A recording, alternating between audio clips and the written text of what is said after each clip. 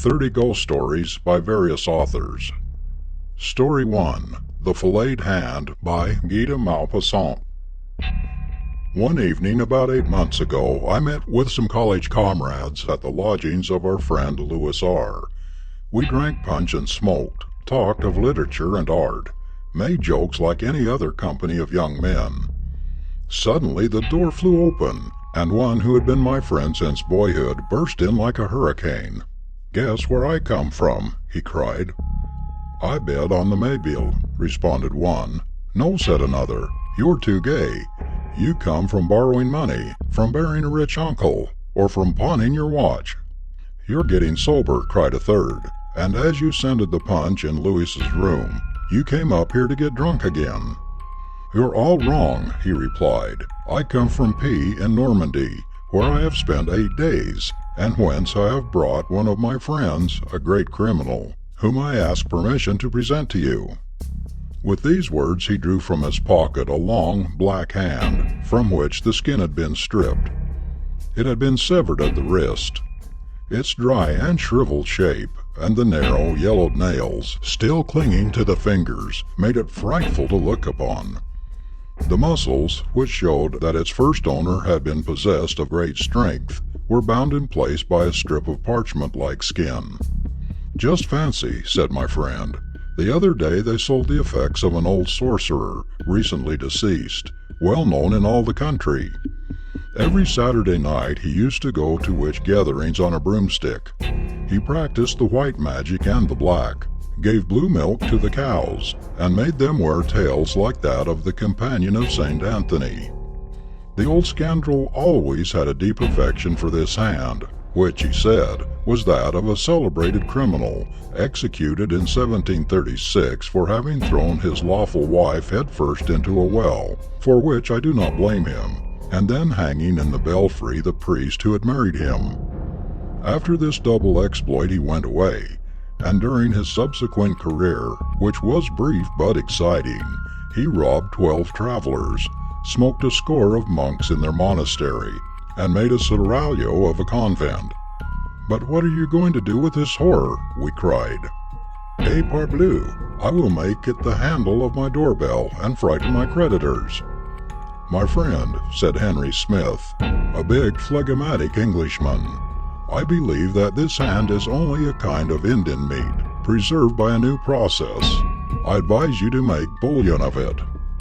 "Rail not, messieurs," said, with the utmost sang-froid, a medical student who was 3/4 drunk, "but if you follow my advice, Pierre, you'll give this piece of human debris Christian burial, for fear lest its owner should come to demand it. Then, too, this hand has acquired some bad habits, for you know the proverb, 'Who has killed will kill.'" "And who has drank will drink," replied the host as he poured out a big glass of punch for the student, who emptied it at a draught and slid dead drunk under the table.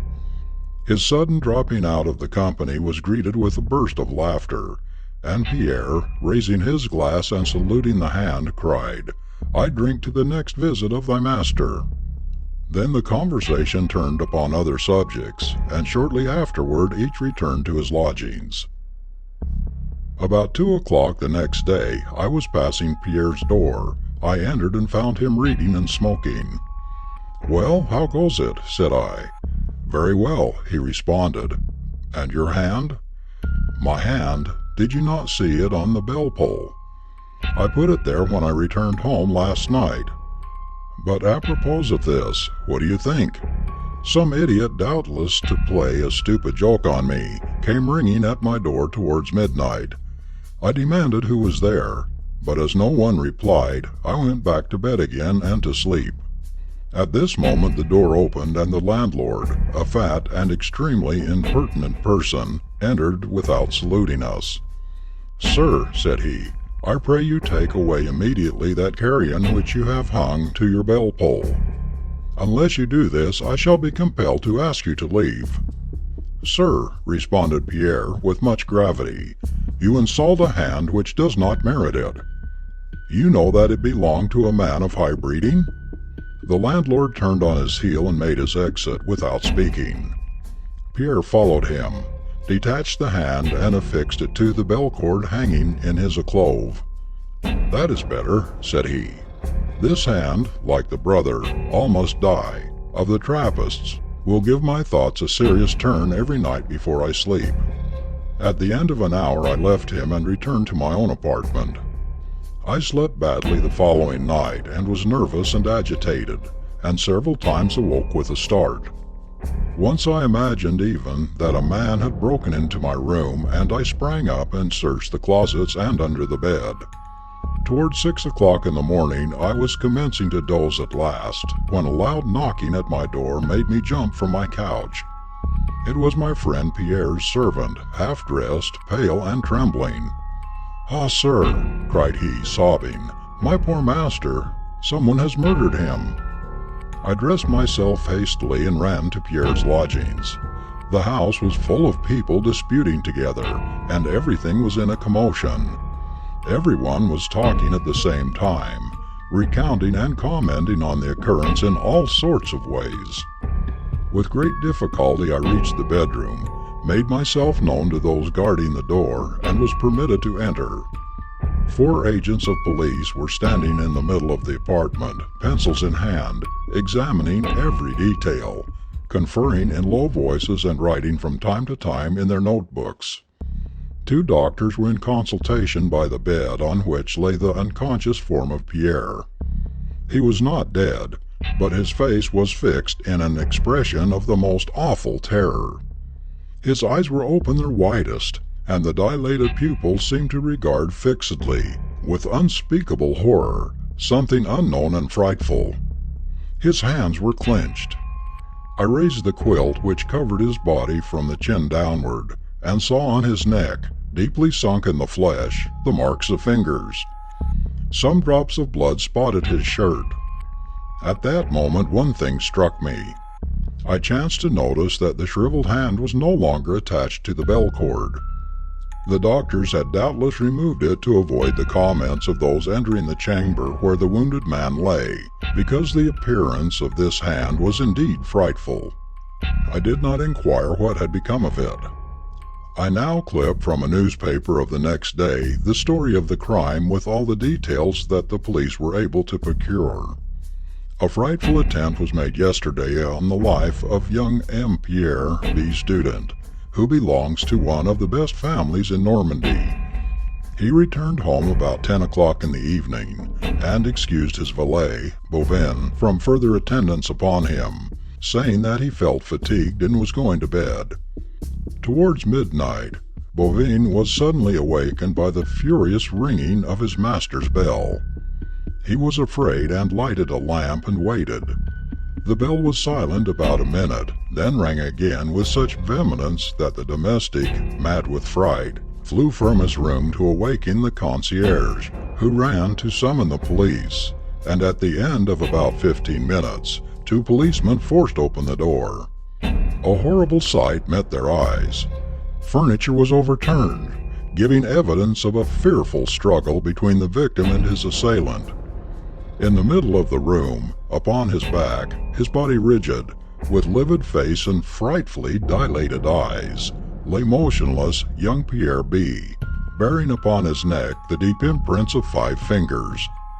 Dr. Bourdian was called immediately, and his report says that the aggressor must have been possessed of prodigious strength, and have had an extraordinarily thin and sinewy hand, because the fingers left in the flesh of the victims 5 holes like those from a pistol ball, and had penetrated until they almost met. There is no clue to the motive of the crime or to its perpetrator. The police are making a thorough investigation. The following appeared in the same newspaper next day. Monsieur Pierre B., the victim of the frightful assault of which we published an account yesterday, has regained consciousness after 2 hours of the most assiduous care by Dr. Bourdian. His life is not in danger, but it is strongly feared that he has lost his reason. No trace has been found of his assailant. My poor friend was indeed insane. For 7 months I visited him daily at the hospital where we had placed him, but he did not recover the light of reason.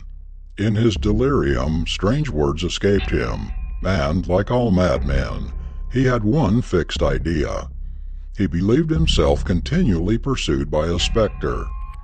One day they came for me in haste, saying he was worse, and when I arrived I found him dying. For 2 hours he remained very calm, then suddenly, rising from his bed in spite of our efforts, he cried, waving his arms as if a prey to the most awful terror, "Take it away! Take it away!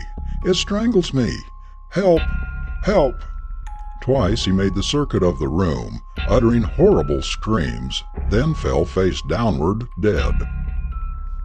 As he was an orphan, I was charged to take the body to the little village of P in Normandy, where his parents were buried. It was the place from which he had arrived the evening he found us drinking punch in Louis Sar's room, when he had presented us the Flayed Hand. His body was enclosed in a lead coffin, and 4 days afterwards I walked sadly beside the old curé, who had given him his first lessons, to the little cemetery where they dug his grave. It was a beautiful day, and sunshine from a cloudless sky flooded the earth. Birds sang from the blackberry bushes where many a time when we were children we had stolen to eat the fruit. Again I saw Pierre and myself creeping along behind the hedge and slipping through the gap that we knew so well, down at the end of the little plot where they buried the poor. Again we would return to the house with cheeks and lips black with the juice of the berries we had eaten. I looked at the bushes. They were covered with fruit. Mechanically I picked some and bore it to my mouth. The curé had opened up his breviary and was muttering his prayers in a low voice. I heard at the end of the walk the spades of the gravediggers who were opening the tomb. Suddenly they called out. The curé closed his book, and we went to see what they wished of us. They had found a coffin.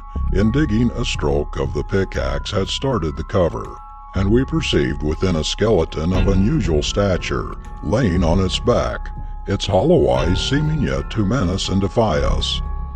I was troubled, I know not why, and almost afraid. "Hold!" cried one of the men. "Look there! One of the rascal's hands has been severed at the wrist. Ah, here it is." And he picked up from beside the body a huge withered hand and held it out to us. "See," cried the other, laughing. "See how he glares at you, as if he would spring at your throat to make you give back his hand." "Go," said the curé. "Leave the dead in peace and close the coffin. We will make poor Pierre's grave elsewhere." The next day all was finished, and I returned to Paris, after having left 50 francs with the old curé for masses to be said for the repose of the soul of him whose sepulchre we had troubled. End of Story 1.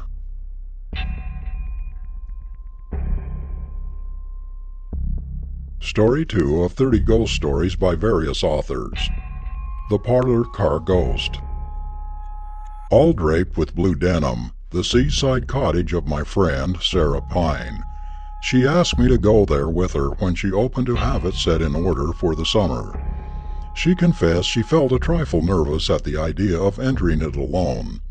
And I'm always ready for an excursion. So much blue denim rather surprised me, because blue is not complimentary to Sarah's complexion. She always wears some shade of red by preference. She perceived my wonder. She is very nearsighted and therefore sees everything by some sort of sixth sense. "You do not like my portieres and curtains and table covers," she said. "Neither do I, but I did it to accommodate. And now he rests well in his grave, I hope." "Whose grave, for pity's sake?" "Mr. J. Billington Price's." "And who is he? He doesn't sound interesting."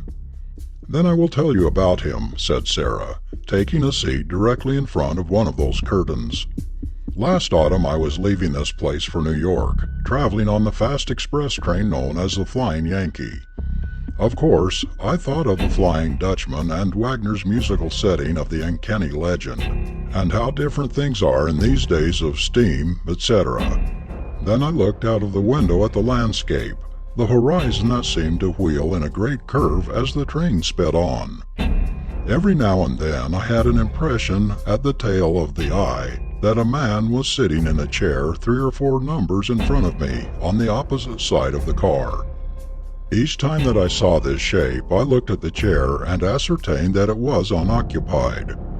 But it was an odd trick of vision. I raised my lorgnette, and the chair showed emptier than before. There was nobody in it, certainly. But the more I knew that it was vacant, the more plainly I saw the man, always with a corner of my eye. It made me nervous. When passengers entered the car, I dreaded lest they might take that seat. What would happen if they should? A bag was put in the chair. That made me uncomfortable. The bag was removed at the next station. Then a baby was placed in the seat. It began to laugh as though someone had gently tickled it. There was something odd about that chair. 13 was its number. When I looked away from it, the impression was strong upon me that some person sitting there was watching me. Really, it would not do to humor such fancies. So I touched the electric button, asked the porter to bring me a table, and taking from my bag a pack of cards, proceeded to divert myself with a game of patience. I was puzzling where to put a 7 of spades. "Where can it go?" I murmured to myself. A voice behind me prompted, "Play the 4 of diamonds on the 5, and you can do it." I started. The only occupants of the car besides me were a bridal couple, a mother with 3 little children, and a typical preacher of one of the straightest sex. Who had spoken? "Play up the 4, madam," repeated this voice. I looked fearfully over my shoulder. At first I saw a bluish cloud, like cigar smoke, but inodorous. Then the vision cleared, and I saw a young man whom I knew by a subtle intuition to be the occupant, seen and not seen, of chair number 13. Evidently he was a traveling salesman and a ghost. Of course, a drummer's ghost sounds ridiculous. They're so extremely alive. Or else you would expect a dead drummer to be particularly dead and not walk. This was a most commonplace-looking ghost, cordial, pushing, businesslike. At the same time, his face had an expression of utter despair and horror, which made him still more preposterous. Of course it is not nice to let a stranger speak to one, even on so impersonal a topic as a 4 of diamonds. But a ghost, there can't be any rule of etiquette about talking with a ghost. My dear, it was dreadful. That forward creature showed me how to play all the cards, and then begged me to lay them out again, in order that he might give me some clever points. I was too much amazed and disturbed to speak. I could only place the cards at his suggestion. This I did so as not to appear to be listening to the empty air, and be supposed to be a crazy woman. Presently the ghost spoke again and told me his story. "Madam," he said, "I have been riding back and forth on this car ever since February 22, 1890. 7 months and 11 days. All this time I have not exchanged a word with anyone. For a drummer, it's pretty hard, you may believe. You know the story of the Flying Dutchman? Well, that is very nearly my case. A curse is upon me and will not be removed until some kind soul. But I'm getting ahead of my text. That day there were 4 of us, traveling for different houses. One of the boys was in wool, one in baking powder, one in boots and shoes, and myself in cotton goods. We met on the road, took seats together, and fell into talking shop. Those fellows told big lies about their sales, Washington's birthday though it was. The baking powder man raised the amount of the bills of goods which he had sold better than a whole can of his stuff could have done. I admitted the straight truth, that I had not yet been able to make a sale. And then I swore, not in a light-minded, chipper style of verbal trimmings, but a great, round, heaven-defying oath, that I would sell a case of blue denim on that trip if it took me forever. We became dry with talk, and when the train stopped at Rivermouth, we went out to have some beer. It is good there, you know. Pardon me. I forgot I was speaking to a lady. Well, we had to run to get aboard.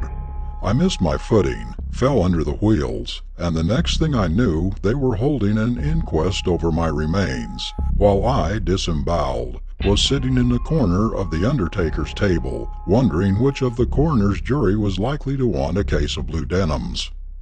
Then I remembered my wicked oath, and understood that I was a soul doomed to wander until I could succeed in selling that bill of goods. I spoke once or twice, offering the denims under value, but nobody noticed me. Verdict: accidental death. Negligence of deceased. Railroad corporation not to blame. Deceased got out for beer at his own risk. The other drummers took charge of the remains and wrote a beautiful letter to my relatives about my social qualities and my impressive conversation. I wish it had been less impressive at that time. I might have lied about my sales, or I might have said that I hoped for better luck. But after that oath, there was nothing for it. Back and forth on this road, in chair number 13, to all eternity. Nobody suspects my presence. They sit on my knees. I'm playing in luck when it is a nice baby as it was this afternoon. They pile wraps, bags, even railway literature on me. They play cards under my nose. And what duffers some of them are. You, madam, are the first person who has perceived me, and therefore I venture to speak to you, meaning no offense. I can see that you are sorry for me. Now, if you recall the story of the Flying Dutchman, he was saved by the charity of a good woman. In fact, Senta married him. Now, I'm not asking anything of that size. I see that you wear a wedding ring, and no doubt you make some man's happiness. I wasn't a marrying man myself, and naturally, I'm not a marrying ghost. And that has nothing to do with the matter anyway. But if you could, I don't suppose you would have any use for them, but if you were disposed to do a good turn, solid Christian charity, I should be everlastingly grateful, and you may have that case of denim at $72.50. And that quality is quoted today at $80. Does it go, madam? The speech of the poor ghost was not very eloquent, but his eyes had an intense, eager glare, which was terrible.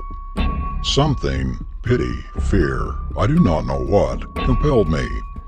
I decided to do without that white and gold evening cloak. Instead, I gave $72.50 to the ghost and took from him a receipt for the sum, signed J. Billington Price. Then he smiled contentedly, thanked me with emotion, and returned to chair number 13. Several times on the journey, although I did not perceive him again, I felt dazed. When the train arrived at New York, and I, with the other passengers, dismounted, it seemed to me that a strong hand passed under my elbow, steadying me down the steps. As I walked the length of the station, my bag, not heavy at any time, appeared to become weightless. I believe that the Parlor-Car Ghost walked beside me, carrying the bag, whose handle still remained in my other hand.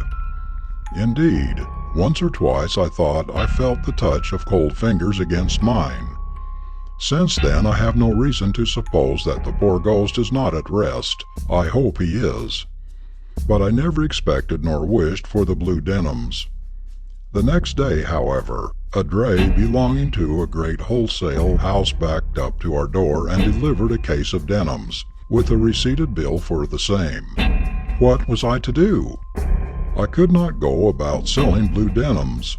I could not give them away without exciting comment. So I furnished the cottage with them, and you know the effect on my complexion.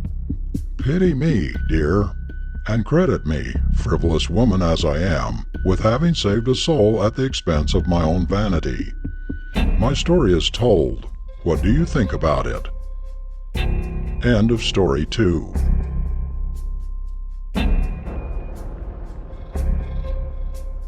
Story 3 of 30 ghost stories by various authors.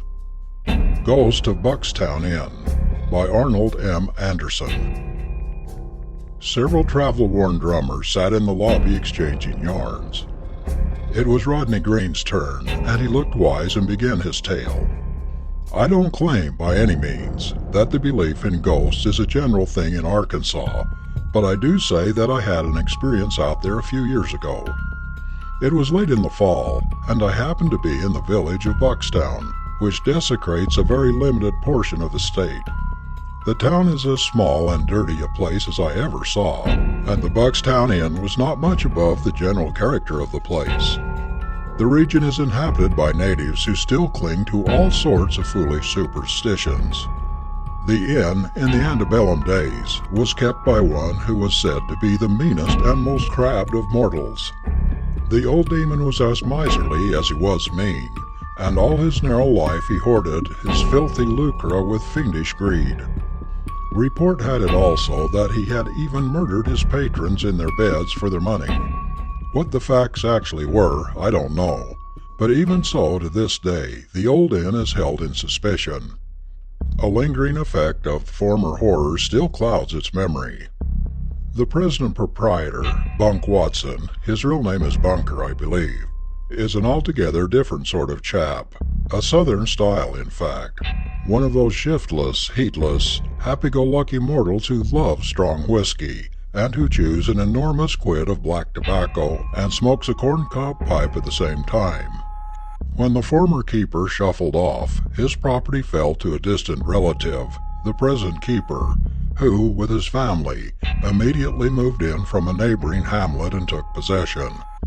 It was well known that the old proprietor had accumulated considerable wealth during his sojourn among the living, but all efforts to discover any treasure upon the premises had failed, and now the idea of ever finding it was practically given up. As far as Bunk was concerned, the matter troubled him little. He had a hard-working wife who ran things the best she could under the circumstances, and saw that his meals were forthcoming at their respective intervals. What more could he wish? Why should he care if there was a treasure buried upon his place? Indeed, it would have been a sore puzzle for him to know what to do with a fortune unless perhaps his wife came to his aid. Among the stories that hovered in the history of the Buckstown Inn was one which involved a ghost.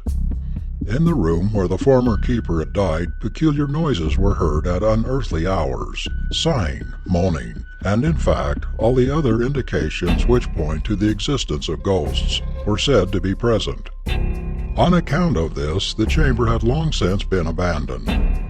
I listened with keen interest to the wonderful tales about the haunted rooms, and then suddenly resolved to investigate, to sleep in that chamber that very night and see for myself all that was to be seen.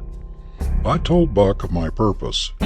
He shook his head, shrugged his shoulders, but instead of warning me and offering a flood of protests, as I expected, he merely took his pipe from his mouth, let fly a quart or so of yellowish juice from between a pair of brown-stained lips, and, opening one corner of his wide mouth, lazily called out, "Jane." His wife appeared, and he intimated that I should settle the matter with the old woman. The prospect of a fee persuaded the wife, and off she went to arrange for my bed in that ill-fated room. At 9 o'clock that evening, I bid the family good night, took my candle, ascended the rickety stairs, and entered the Chamber of Horrors. The atmosphere was heavy and had a peculiar odor that was not at all pleasing. However, I latched the door and was soon in bed. Having propped myself up with pillows, I was prepared to await the coming of the ghost. Overhead, the dusty rafters, which once had experienced the sensation of being whitewashed, but were now a dirty, yellowish color, were hung with a fantastic array of cobwebs. The flickering light of the candle reflected upon the walls and against the ceiling a pyramid of grotesque shapes, and with this effect being continually disturbed by the swaying cobwebs, the whole caused the room to appear rather ghostly after all, and especially so to an imaginative mind. I waited and waited for hours, it seemed, but still no ghost. Perhaps it was afraid of my candlelight, so I blew it out. No sooner had I done this and settled back in bed again than a white hand appeared through the door, then a whole figure. At last the ghost had come, a white and sheeted ghost. It had come right through the door, although it was locked, and now advanced toward the bed. Raising its long, white arm, it pointed a bony finger at me and then commanded, "Come with me." Thereupon it turned from the door, while instantly I jumped out of bed to follow. Some unseen power compelled me to obey. The door flew open, and the ghost led me down the stairs, through long halls into the cellar, through mysterious underground corridors, upstairs again, in and out rooms which I never dreamed were to be found in that old rambling inn. Finally, through a small door in the rear, we left the house. I was in my sleeping garments, but no matter, I had to follow. The white form, with a slow and measured tread and as silent as death, led the way into the orchard. There, under a tree at the farther end, it pointed to the ground, and in the same ghostly tones before used said, "Here you will find a great treasure buried." Then the ghost disappeared, and I saw it no more. I stood dazed and trembling. Upon recovering my wits, I started to dig, but the chill of the night air and the scantiness of my night robes made such labor impracticable. So I decided to leave some mark to identify the place and come round again at daybreak. I reached up and broke off a limb.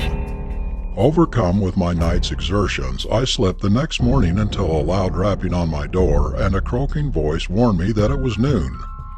I had intended to leave Buckstown Inn that day, but prompted by curiosity and anxious to investigate, I unpacked my gripsack for a comfortable stay. You must understand that this was my first experience with a ghost, and I feared I might never see another. At breakfast, my lady waited on me in silence, though once I detected her eyes following me with a peculiar expression. She wanted to ask me how I enjoyed the night, but I would not gratify her by volunteering a word. My host was more outspoken. "Reckon you didn't get much sleep," said he with a queer smile. "Did you hear anything?" I asked. "Well, I did, yes," he said with a drawl, "but you didn't disturb me any. I knew you'd have trouble when you went into that room to sleep." That afternoon I slipped out to the tree, but to my amazement I found that the twig I had broken from the branches was gone. Finally I found under the lower trunk of an apple tree an open place from which a small branch had evidently been wrested. But on looking further, I discovered that every apple tree in the orchard had been similarly disfigured. "More mysterious than ever," I said, "but tonight shall decide." That night I pleaded weariness, which no one seemed inclined to question, and sought my couch earlier. "Going to try it again?" asked my host. "Yes, and I'll stay all winter, but what I'll get even with that ghost," I said. That night I kept the candle burning until midnight, when I blew it out. Instantly the room was flooded with a soft light, and at the foot of the bed stood my ghost, the identical ghost of last night. Again the bony finger beckoned, and a sepulchral voice whispered, "Follow me."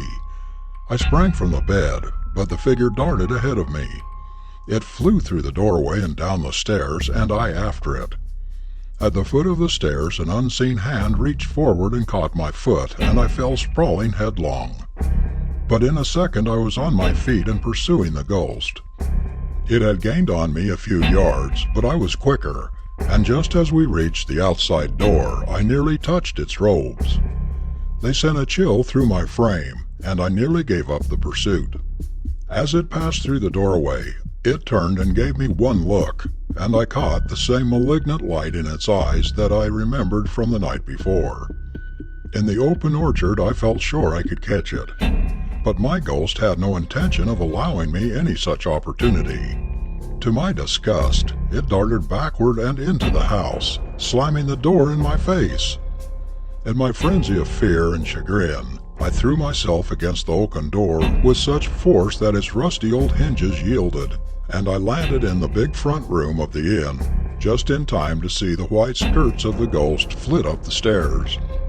Upstairs I flew after it, and into an old chamber.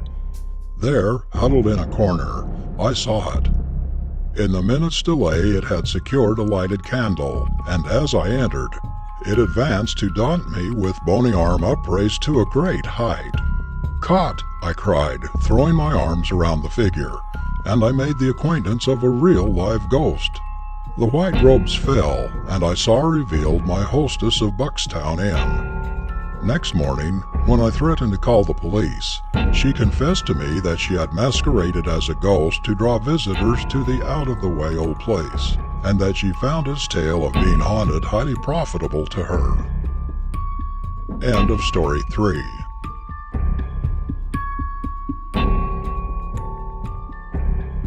Story 4 of 30 Ghost Stories by various authors. The Burglar's Ghost. I'm not an imaginative man, and no one who knows me can say I have ever indulged in sentimental ideas upon any subject. I am rather predisposed, in fact, to look at everything from a purely practical standpoint, and this quality has been further developed in me by the fact that for 20 years I have been an active member of the detective police force at Westford, a large town in one of our most important manufacturing districts. A policeman, as most people will readily believe, has to deal with so much practical life that he has small opportunity for developing other than practical qualities, and is more apt to believe in tangible things than in ideas of somewhat superstitious nature. However, I was once under the firm conviction that I had been largely helped up the ladder of life by the ghost of a once well-known burglar. I have told the story to many, and have heard it commented upon in various fashions. Whether the comments were satirical or practical, it made no difference to me. I had a firm faith at that time in the truth of my tale. 18 years ago, I was a plainclothes officer at Westford. I was then 23 years of age, and very anxious about two matters. First and foremost, I desired promotion. Second, I wished to be married. Of course, I was more eager about the second than the first, because my sweetheart, Alice Moore, was one of the prettiest and cleverest girls in the town. But I put promotion first for the simple reason that with me, promotion must come before marriage. Knowing this, I was always on the lookout for a chance of distinguishing myself, and I paid much attention to my duties that my superiors began to notice me, and foretold a successful career for me in the future. One evening in the last week of September 1873, I was sitting in my lodgings wondering what I could do to earn the promotion which I so earnestly wished for. Things were quiet just then in Westford, and I'm afraid I half wished that something dreadful might occur if I only could have a share in it. I was pursuing this train of thought when suddenly I heard a voice say, "Good evening, officer." I turned sharply around. It was almost dusk and my lamp was not lighted. For all that, I could see clearly enough a man who was sitting by a chest of drawers that stood between the door and the window. His chair stood between the drawers and the door, and I concluded that he had quietly entered my room and seated himself before addressing me. "Good evening," I replied. "I didn't hear you come in." He laughed when I said that, a low chuckling, rather sly laugh. "No," he said, "I dare say not, officer. I'm a very quiet sort of person. You might say, in fact, noiseless. Just so." I looked at him narrowly, feeling considerably surprised and astonished at his presence. He was a thickly built man with a square face and heavy chin. His nose was small but aggressive. His eyes were little and overshadowed by heavy eyebrows. I could see them twinkle when he spoke. As for his dress, it was in keeping with his face. He wore a rough suit of woolen or frieze. A thick, gaily colored belcher neckerchief encircled his bowl-like throat, and in his big hands he continually twirled and twisted a fur cap, made apparently out of the skin of some favorite dog.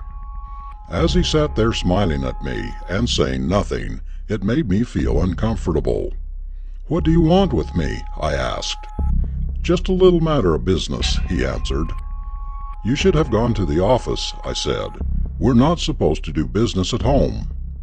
"Right you are, Governor," he replied, "but I wanted to see you. It is you that's got to do my job. If I had seen the superintendent, he might have put somebody else on it. That wouldn't have suited me. You see, officer, you're young and naturally eager for promotion, eh?" "What is it you want?" I inquired again. "Ain't you eager to be promoted?" he reiterated. "Ain't you now, officer?" I saw no reason why I should conceal the fact, even from this strange visitor. I admitted that I was eager for promotion. "Ah," he said, with a satisfied smile, "I'm glad of that. It'll make you all the keener. Now, officer, you listen to me.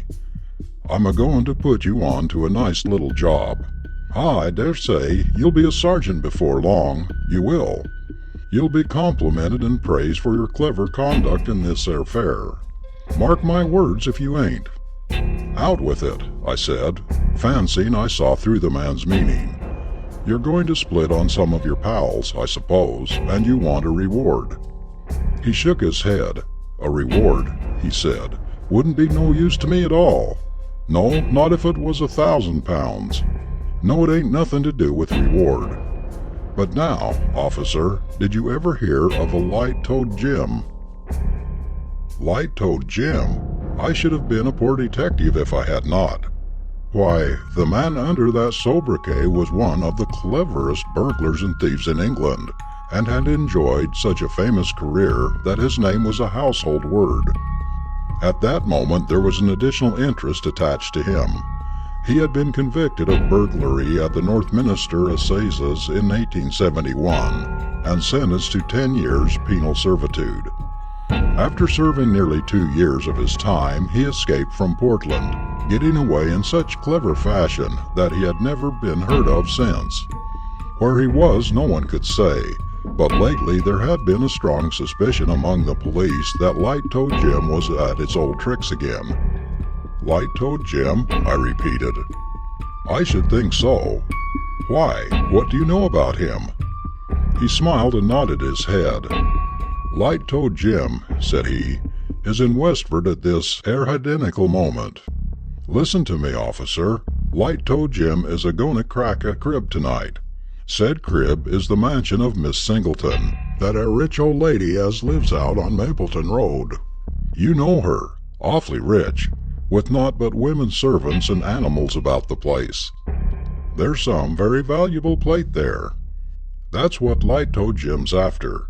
He'll get in through the scullery window about 1 a.m., then he'll pass through the back and front kitchens and into the butler's pantry. Only it's a butleress, 'cause there ain't no men at all, and there he'll set to work on the safe.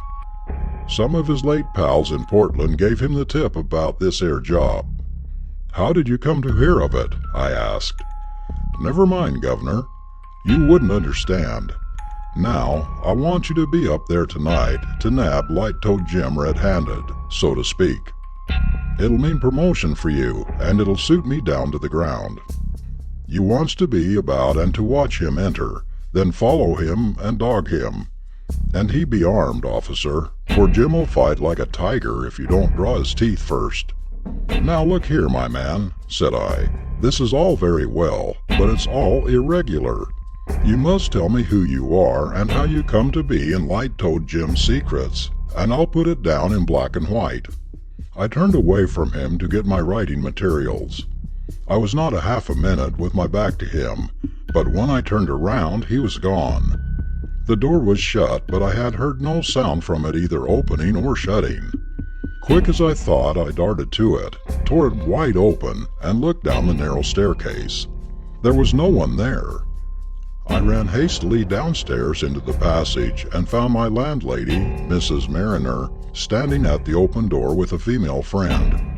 "Mrs. Mariner," I said, breaking in upon their conversation, "which way did that man go who came downstairs just now?" Mrs. Mariner looked at me strangely. "There ain't been no man come downstairs, Mr. Parker," said she. "Leastways, not this good 3/4 of an hour, which me and Mrs. Higgins here as have come out to take an airing. Her having been ironing all this blessed day, has been standing there all the time and ain't never seen a soul." "Nonsense," I said. "A man came down from my room just now, the man you sent up 20 minutes since." Mrs. Mariner looked at me with an expression betokening the most profound astonishment. Mrs. Higgins sighed deeply. "Mr. Parker," said Mrs. Mariner, "I'm sorry to say it, sir, but you're either intoxicated or else you're a sickening for brain fever, sir. There ain't no person entered this door, in or out, for nigh on to an hour, as me and Mrs. Higgins here will take our Bible oaths on." I went upstairs and looked in the rooms on either side of mine. The man was not there. I looked under my bed, and of course he was not there. He must have gone downstairs. But then the women must have seen him. There was only one door to the house. I gave it up in despair and began to smoke my pipe. By the time I had drawn the last whiff, I decided that if anyone was intoxicated, it was probably Mrs. Mariner and Mrs. Higgins, and that my strange visitor had departed by the door. I was not going to believe that he had anything supernatural about him. I had no duty that night, and as the hours wore on, I found myself stern in my resolve to go up to Mrs. Singleton's house and see what I could make out of my informant's story. It was my opinion that my late visitor was a whilom pal of Light-Toed Jim, and that having become aware of the latter's plot, he had, for some reason of his own, decided to split on his old chum. Thieves' disagreement is an honest man's opportunity, and I determined to solve the truth of the story told me. Lest it should come to nothing, I decided not to report the matter to my chief. If I could really capture Light-Toed Jim, my success would be all the more brilliant by being suddenly sprung upon the authorities. I made my plan of action rapidly. I took a revolver with me and went up to Mrs. Singleton's house. Fortunately, I knew the housekeeper there, a middle-aged, strong-minded woman, not easily frightened, which was a good thing. To her I communicated such information as I considered necessary. She consented to conceal me in the room where the safe stood. There was a cupboard close by the safe from which I could command a full view of the burglar's operations and pounce upon him at the right moment. If only my information was to be relied upon, there was every chance of my capturing the famous burglar.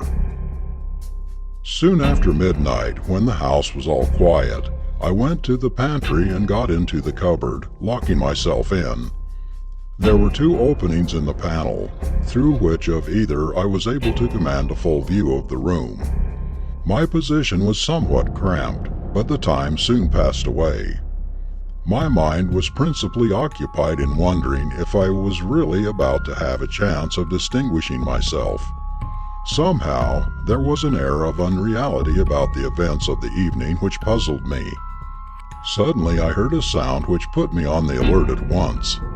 It was nothing more than the creaking of a board or opening of a door would make in a quiet house, but it sounded intensified to my expectant ears. I drew myself up against the door of the cupboard and placed my eye to the opening of the panel. I had oiled the key of the door and kept my fingers upon it in readiness to spring upon the burglar at the proper moment. After what seemed some time, I saw the gleam of light through the keyhole of the door opening into the pantry. Then it opened, and a man carrying a small lantern came gently into the room.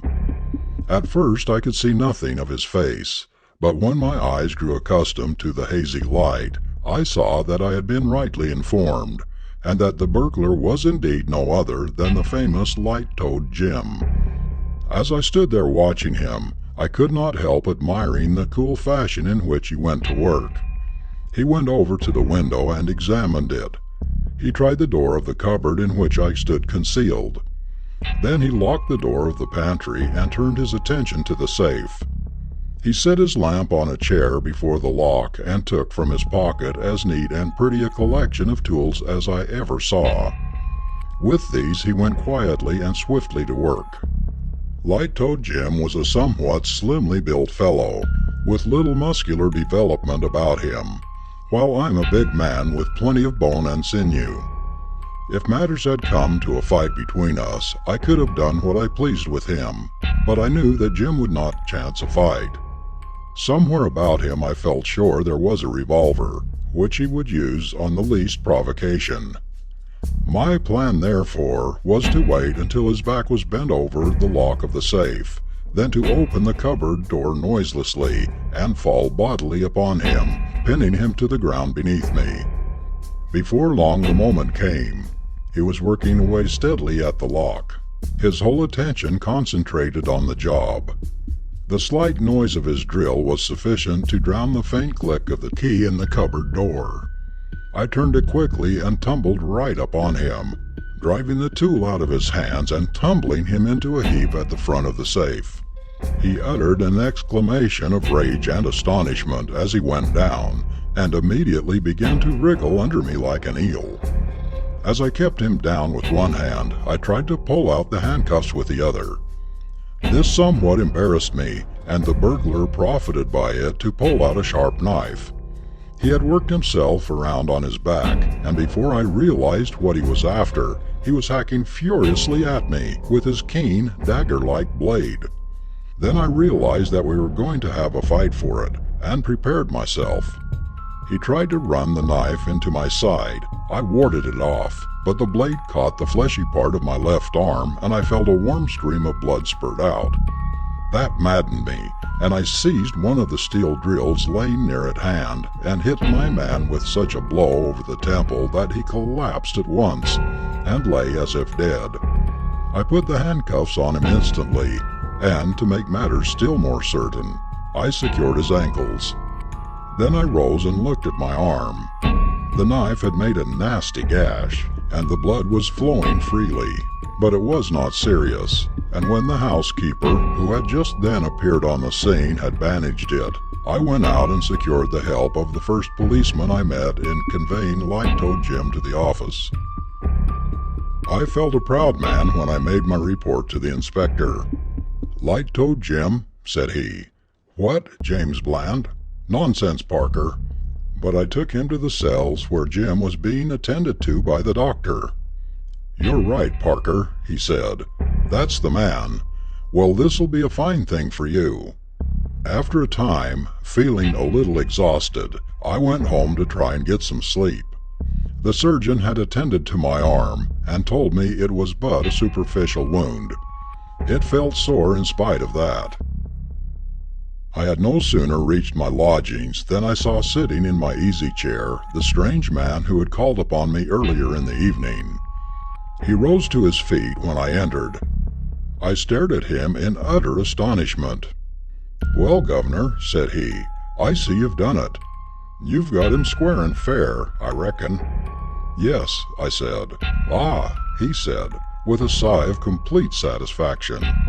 "Then I'm satisfied. Yes, I don't know as how there's aught more I could say. I reckon that's how Light-Toed Jim and me's quits." I was determined to find out who this man was this time. "Sit down," I said. "There's a question or two I must ask you. Just let me get my coat off and I'll talk to you." I took my coat off and went over to the bed to lay it down. "Now then," I began, and looked around at him. I said no more, being literally dumbstruck. The man was gone. I began to feel uncomfortable. I ran hastily downstairs, only to find the outer door locked and bolted, as I had left it a few minutes before. I went back, utterly nonplussed. For an hour I pondered the matter over, but could neither make head nor tail of it. When I went down to the office next morning, I was informed that the burglar wanted to see me. I went to his cell, where he was lying in bed with his head bandaged. I had hit him pretty hard, as it turned out, and it was probable he would have to lie on the sick list for some days. "Well, Governor," said he, "you'd the best of me last night. You hit me rather hard that time." "I was sorry to have to do it, my man," I answered. "You would have stabbed me if you could." "Yes," he said, "I should. But I say, Governor, come a bit closer. I want to ask you a question. How did you know I was on that little job last night? For s'help me, there wasn't a soul knew a breath about it but myself. I hadn't no pals, never talked to nobody about it, never thought aloud about it, as I knows on. How came you to spot it, Governor?" There was no one else in the cell with us, and I thought I might find out something about my mysterious visitor the night before. "It was a pal of yours who gave me the information," I said. Can't be, Governor. No use telling me that. I ain't got no pals. Leastways, not in this job. Did you ever know a man like this? I described my visitor. As I proceeded, Light-Toed Jim's face assumed an expression of real terror. Whatever color was in it faded away. I never saw a man look more thoroughly frightened. Yes, he said eagerly. In course I know who it is. Why, that's Barksy Bill, as I'd pal with at one time. And what did he say, Governor? That he owed me a grudge? That we was quits at last? Right you are, 'cause he did owe me a grudge. I treated Bill very shabby indeed, and he swore solemn he'd have his revenge. On ye, Governor, what you see wasn't Barksy Bill at all, but his ghost, 'cause Barksy Bill's been dead and buried this 3 year.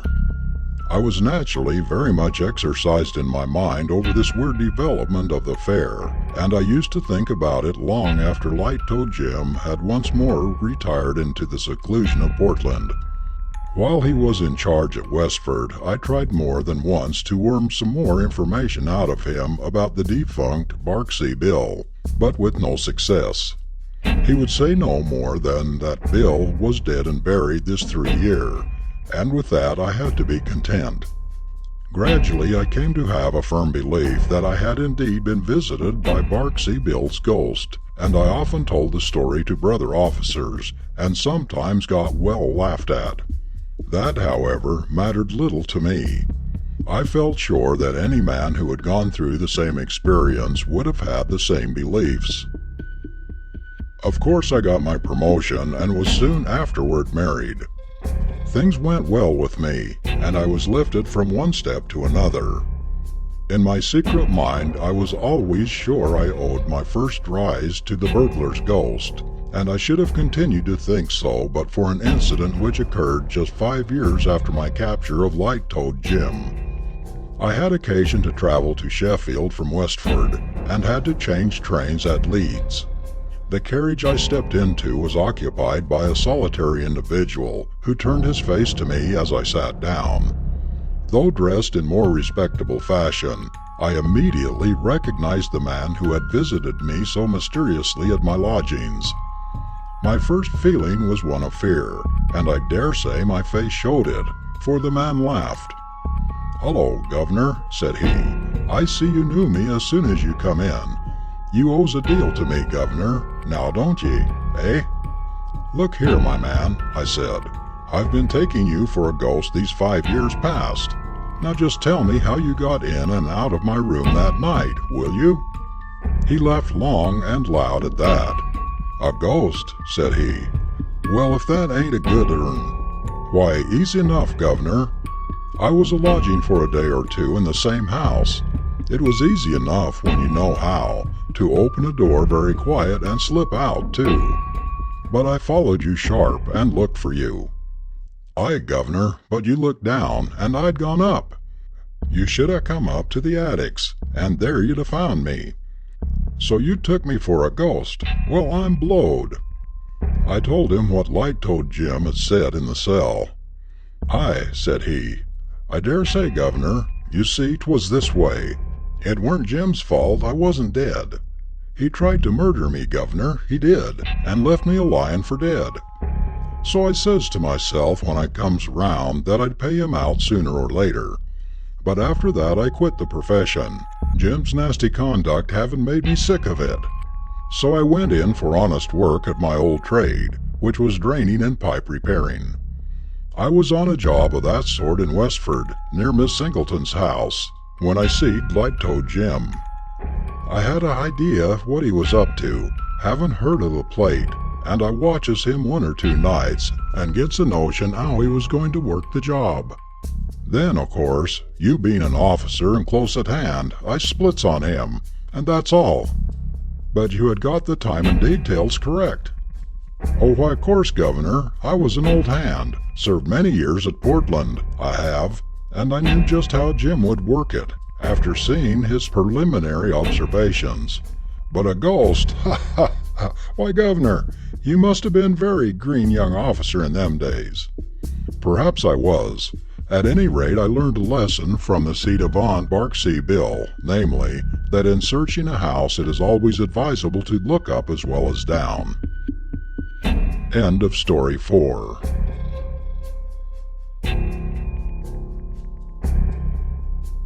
Story 5 of 30 Ghost Stories by various authors. A Phantom Toe.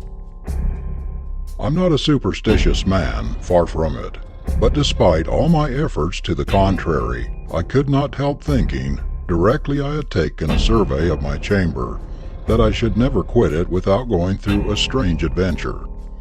There was something in its immense size, heaviness and gloom that seemed to annihilate at one blow all my resolute skepticism as regards supernatural visitations. It appeared to me totally impossible to go into that room and disbelieve in ghosts. The fact is, I had incautiously partaken at supper of that favorite Dutch dish, sauerkraut, and I suppose it had disagreed with me and put strange fancies into my head. But this be as it may, I only know that after parting with my friend for the night, I gradually worked myself up into such a state of fidgetness that at last I wasn't sure whether I had become a ghost myself. Supposing, ruminated I, supposing the landlord himself should be a practical robber, and should have taken the lock and bolt from off this door for the purpose of entering here in the dead of night, abstracting all my property, and perhaps murdering me.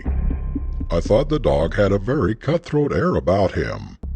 Now, I had never had any such idea until that moment, for my host was a fat, all Dutchmen are fat, stupid-looking fellow, who I don't believe had sense enough to understand what a robbery or murder meant.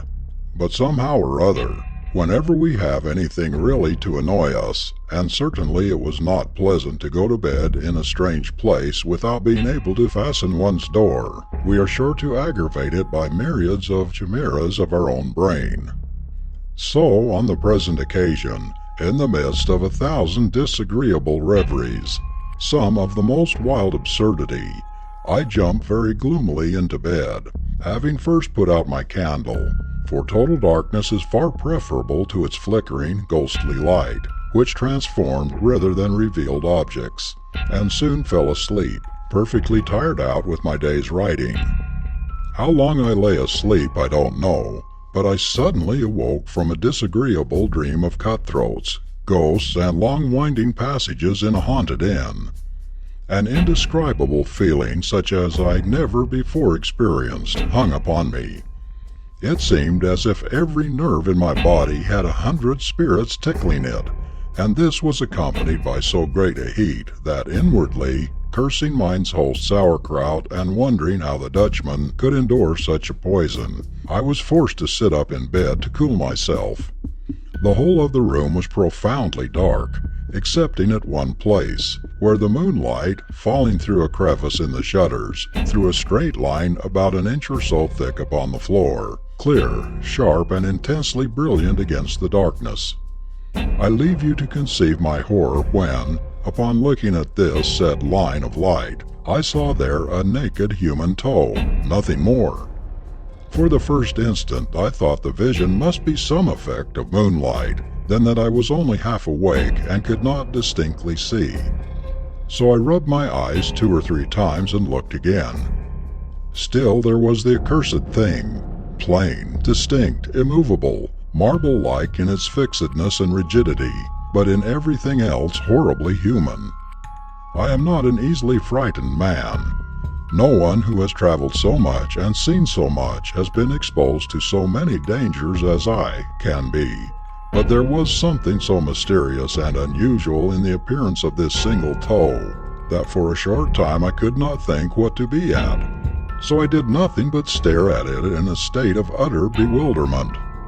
At length, however, as the toe did not vanish under my steady gaze, I thought I might as well change my tactics, and remembering that all midnight invaders, be they thieves, ghosts, or devils, dislike nothing so much as a good noise, I shouted out in a loud voice, "Who's there?" The toe immediately disappeared in the darkness. Almost simultaneously with my words, I leapt out of bed and rushed towards the place where I had beheld the strange appearance. The next instant I ran against something and felt an iron grip round my body. After this I have no distinct recollection of what occurred, excepting that a fearful struggle ensued between me and my unseen opponent, that every now and then we were violently hurled to the floor, from which we always rose again in an instant, locked in a deadly embrace, that we tugged and strained and pulled and pushed, I in the convulsive and frantic energy of a fight for life, he, for by this time I had discovered that the intruder was a human being, actuated by some passion of which I was ignorant, that we whirled round and round, cheek to cheek and arm to arm, in fierce contest, till the room appeared to whiz round us, and that at least a dozen people, my fellow traveler among them, roused, I suppose, by our repeated falls, came pouring into the room with lights, and showed me struggling with a man having nothing on but a shirt, whose long tangled hair and wild, unsettled eyes told me he was insane. And then, for the first time, I became aware that I had received in the conflict several gashes from a knife, which my opponent still held in his hand. To conclude my story in a few words, for I dare say all of you by this time are getting very tired, it turned out that my midnight visitor was a madman who was being conveyed to a lunatic asylum at The Hague, and that he and his keeper had been obliged to stop at Delft on their way. The poor fellow had contrived during the night to escape from his keeper, who had carelessly forgotten to lock the door of his chamber, and with that irresistible desire to shed blood particular to so many insane people had possessed himself of a pocket-knife belonging to the man who had charge of him, entered my room, which was most likely the only one in the house unfastened, and was probably meditating the fatal stroke when I saw his toe in the moonlight, the rest of his body being hidden in the shade. After this terrible freak of his, he was watched with much greater strictness, but I ought to observe, as some excuse for the keeper's negligence, that this was the first act of violence he had ever attempted. End of Story 5.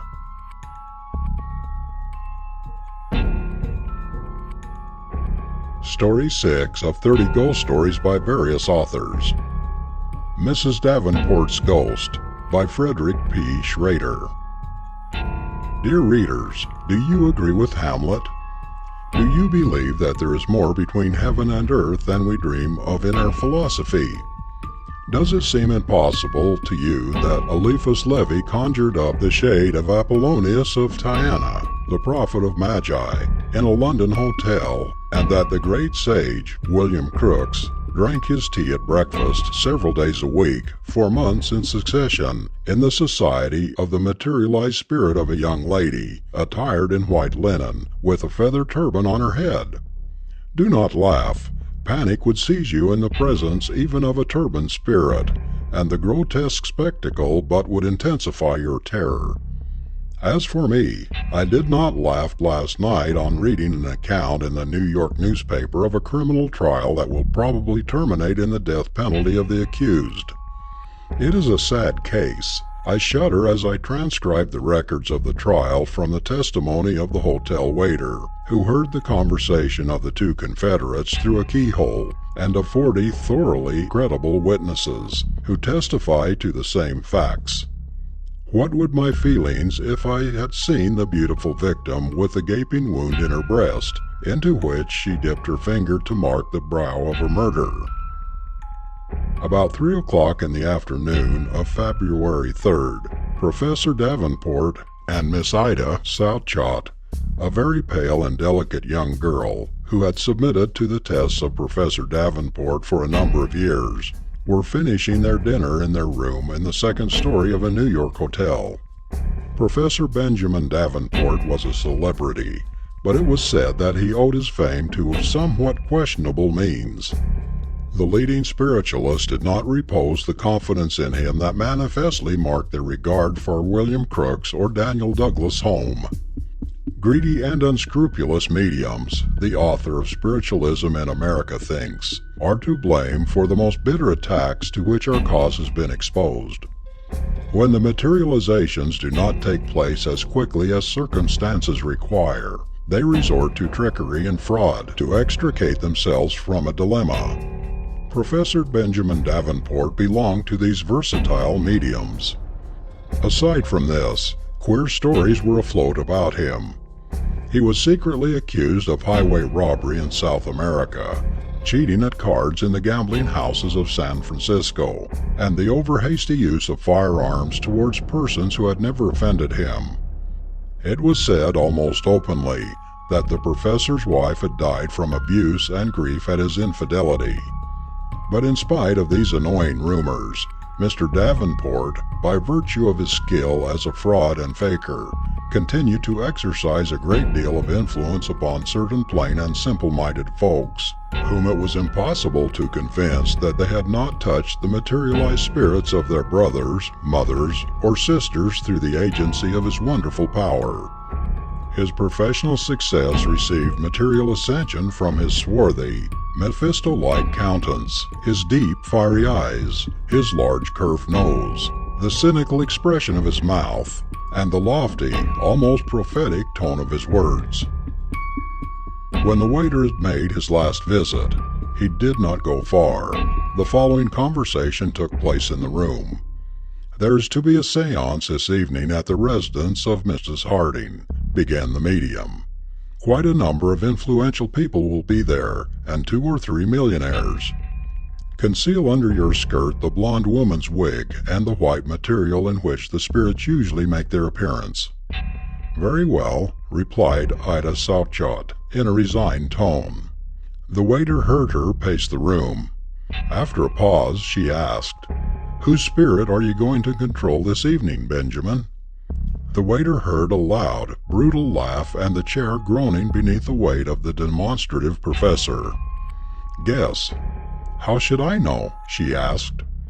"I am going to conjure up the spirit of my dead wife." And another burst of laughter issued from the room, full of sinister levity. A cry of terror burst from Ida's lips. A muffled sound indicated to the eavesdropper at the door that she was dragging herself to the feet of the professor. "Benjamin, Benjamin, don't do it," she sobbed. "Why not? They say I broke Mrs. Davenport's heart. The story is damaging my reputation, but it will be forgotten if her spirit should address me in terms of endearment from the other shore in the presence of numerous witnesses. For you will speak to me tenderly, will you not, Ida?" "No, no, you shall not do it. You shall not think of it. Listen to me, for God's sake. During the 4 years that I have been with you, I have obeyed you faithfully and suffered patiently. I have lied and deceived like you. I learned to imitate the sleep and symptoms of clairvoyance. Tell me, did I ever refuse to serve you, or utter a word of complaint, even when my shoulders bent with the weight of my burden, when you pierced the flesh of my arms with knitting needles? Worse than all this, I imitated distant voices behind curtains, and made mothers and wives believe that their sons and husbands had come from a better world to communicate with them. How often have I performed the most dangerous feats in parlors with the lamps turned low? Clothed in a shroud or white muslin, I essayed to represent supernatural forms, whom tear-dimmed eyes recognized as those of departed dear ones. You do not know what I suffered at this unhallowed work. You scoff at the mysteries of eternity. I suffer the torments of an impending retribution. My God, if sometime the dead whom I counterfeit should rise up before me with uplifted arms and dreadful imprecations. This constant terror has injured my heart. It will kill me. I am consumed by fever. Look how emaciated, how worn out and downcast I am, but I am under your control. Do as you like with me. I am in your power, and I want it to be so. Have I ever complained? But do not force me to do this thing, Benjamin. Have pity on me for what I have done for you in the past, for what I am suffering. Do not attempt this mummery. Do not compel me to play the role of your dead wife, who was so tender and beautiful. "Oh, what put that into your mind? Spare me, Benjamin, I implore you." The professor did not laugh again. Amid the confusion of upturned articles of furniture, the eavesdropper distinguished the sound of a skull striking the floor. He concluded that Professor Davenport had knocked Miss Ida down with a blow of his fist, or kicked her as she approached him. But the waiter did not enter the room, as no one rang for him. That evening 40 persons were assembled in Miss Joanne Harding's parlor, staring at a curtain where the spirit form was in process of materializing. One dark lantern in a corner of the room contributed the light that emphasized the darkness rather than relieved it. The room was pervaded by profound silence, save the quickened, suppressed breathing of the spectators. The fire in the grate cast mysterious rays of light, resembling fugitive spirits, upon the objects around, almost indistinguishable in the semi-gloom. Professor Davenport was at his best this evening. The spirit world obeyed him without hesitation, like their lawful master. He was the mighty prince of souls. Hands that had no arms were seen picking flowers from the vases. The touch of an invisible spirit conjured sweet melodies from the keys of the piano. The furniture responded by intelligent rappings to the most unanticipated questions. The professor himself elevated his form in symbolical distortions from the floor to an altitude of 3 feet, indicated by Mrs. Harding, and remained suspended in the air for a quarter of an hour, holding live coals in his hands. But the most interesting, as well as the most conclusive test, was to be the materialization of the spirit of Mrs. Arabella Davenport, which the professor had promised at the beginning of the seance. "The hour has come," exclaimed the medium. And while the hearts of all throbbed with anxious suspense, and their eyes distended with painful expectancy of the promised materialization, Benjamin Davenport stood before the curtain. In the twilight, the tall man with disheveled hair and demon look was really terrible and handsome. "Appear, Arabella," he exclaimed in a commanding voice, with gestures of the Nazarene at the sepulchre of Lazarus.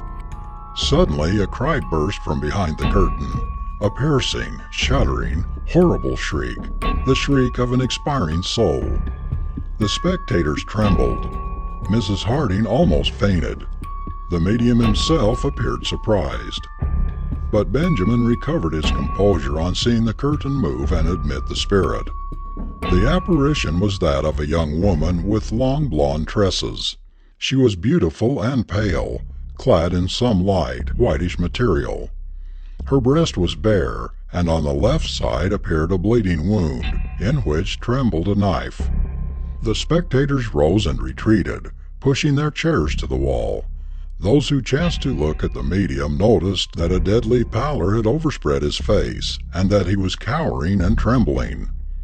But the young woman, Mrs. Arabella, the real one, whom he so well remembered, she had come in response to his summons, and advanced in a direct line toward Benjamin, who in terror covered his eyes to shut out the ghastly sight, and with a cry fled behind the furniture.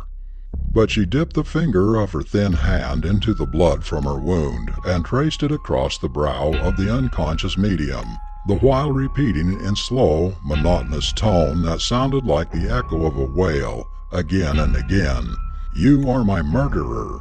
You are my murderer!" And while he was rolling and tossing in deadly terror on the floor, they turned up the lights. The spirit had vanished, but in the communicating room behind the curtain, they found the body of poor Miss Ida Southchott with horribly distorted features. A physician who was present pronounced it a heart stroke. And that is the reason that Professor Benjamin Davenport appeared alone in a New York courtroom to answer to the charge of having murdered his wife 4 years ago in San Francisco. End of Story 6.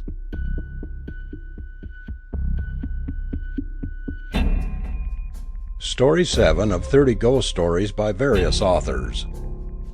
The Phantom Woman. He took an all-possessing, burning fancy to her from the first. She was neither young nor pretty, so far as he could see, but she was wrapped round with mystery. That was the key of it all. She was noticeable in spite of herself. Her face at the window, sunset after sunset, her eyes gazing out mournfully through the dusty panes, hypnotized the lawyer.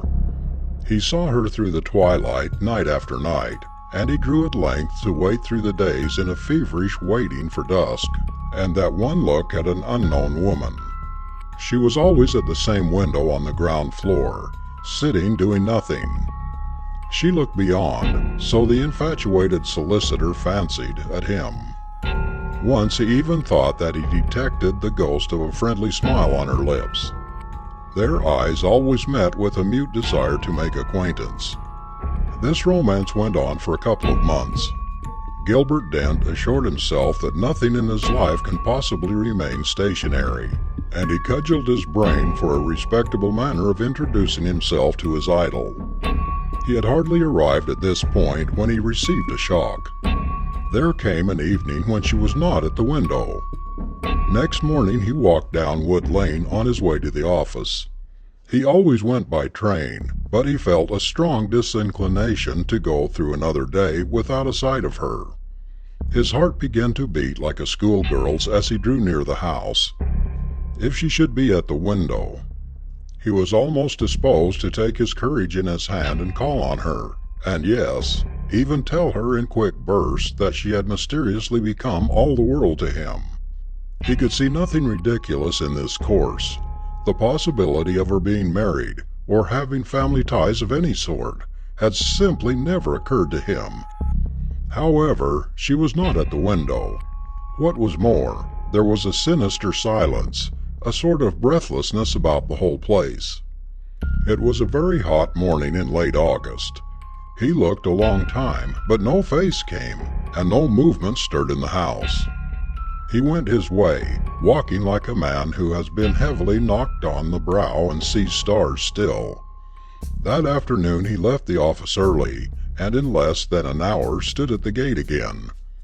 The window was blank. He pushed the gate back, it hung on one hinge, and walked up the drive to the door. There were 5 steps leading up to it. At the foot he wheeled aside sharply to the window. He had a sick dread of looking through the small panes. Why, he could not have told. When at last he found courage to look, he saw there was a small round table set just under the window, a work table to all appearance. One of those things with lots of little compartments all round and a lid in the middle which shut over a well-like cavity for holding pieces of needlework. He remembered that his mother had one 30 years before. Round the edge of the table was gripped a small, delicate hand. Gilbert Dent's eyes ran from this bloodless hand and slim wrist to a shoulder under a coarse stuff bodice, to a rather wasted throat, which was bare and flung back. So this was the end, before the beginning. He saw her. She was dead, twisted on the floor with a ghastly face turned up toward the ceiling, and stiff fingers caught in desperation round the work table. He stumbled away along the path and into the lane. For a long time he could not realize the horror of this thing. The influence of the decayed house hung over him. Nothing seemed real. It was quite dark when he moved away from the gate and went in the direction of the nearest police station.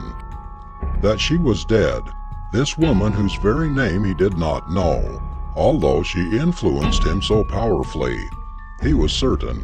One look at the face would have told anyone that. That she was murdered he more than suspected. He had seen no blood about, there had been no mark on the long, bare throat, and yet the word rushed in his ears, murder. Later on he went back with the police officer. They broke into the house and entered the room. It was in utter darkness, of course, by now. Dent, his fingers trembling, struck a match. It flared round the walls and lighted them for a moment before he let it fall on the dusty floor. The policeman began to light his lantern and turned it stolidly on the window. He had no reason for delay. He was eager to get to the bottom of the business. His professional zeal was whetted. This promised to be a mystery with a spice in it. He turned the light full on the window. He gave a strange, choked cry, half of rage, half of apprehension. Then he went up to Gilbert Dent, who stood in the middle of the room with his hands before his eyes, and took his shoulder and shook it none too gently. "There ain't anybody," he said. Dent looked wildly at the window. The recess was empty except for the work table. The woman was gone. They searched the house. They minutely inspected the garden. Everything was normal. Everything told the same mournful tale of desertion, of death, of long empty years. But they found no woman nor trace of one. "This house," said the policeman, looking suspiciously into the lawyer's face, "has been empty for longer than I can remember. Nobody'll live in it. They do say something about foul play a good many years ago. I don't know about that. All I do know is that the landlord can't get it off his hands."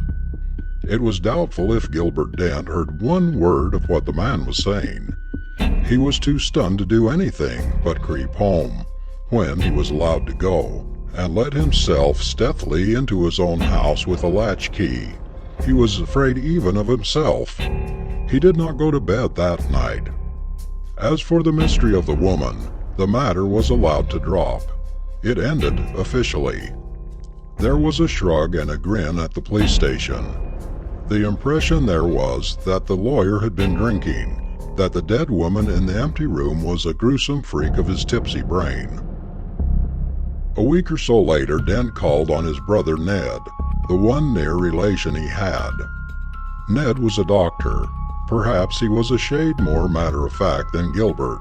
At all events, when the latter told his story of the house and the woman, he attributed the affair solely to liver.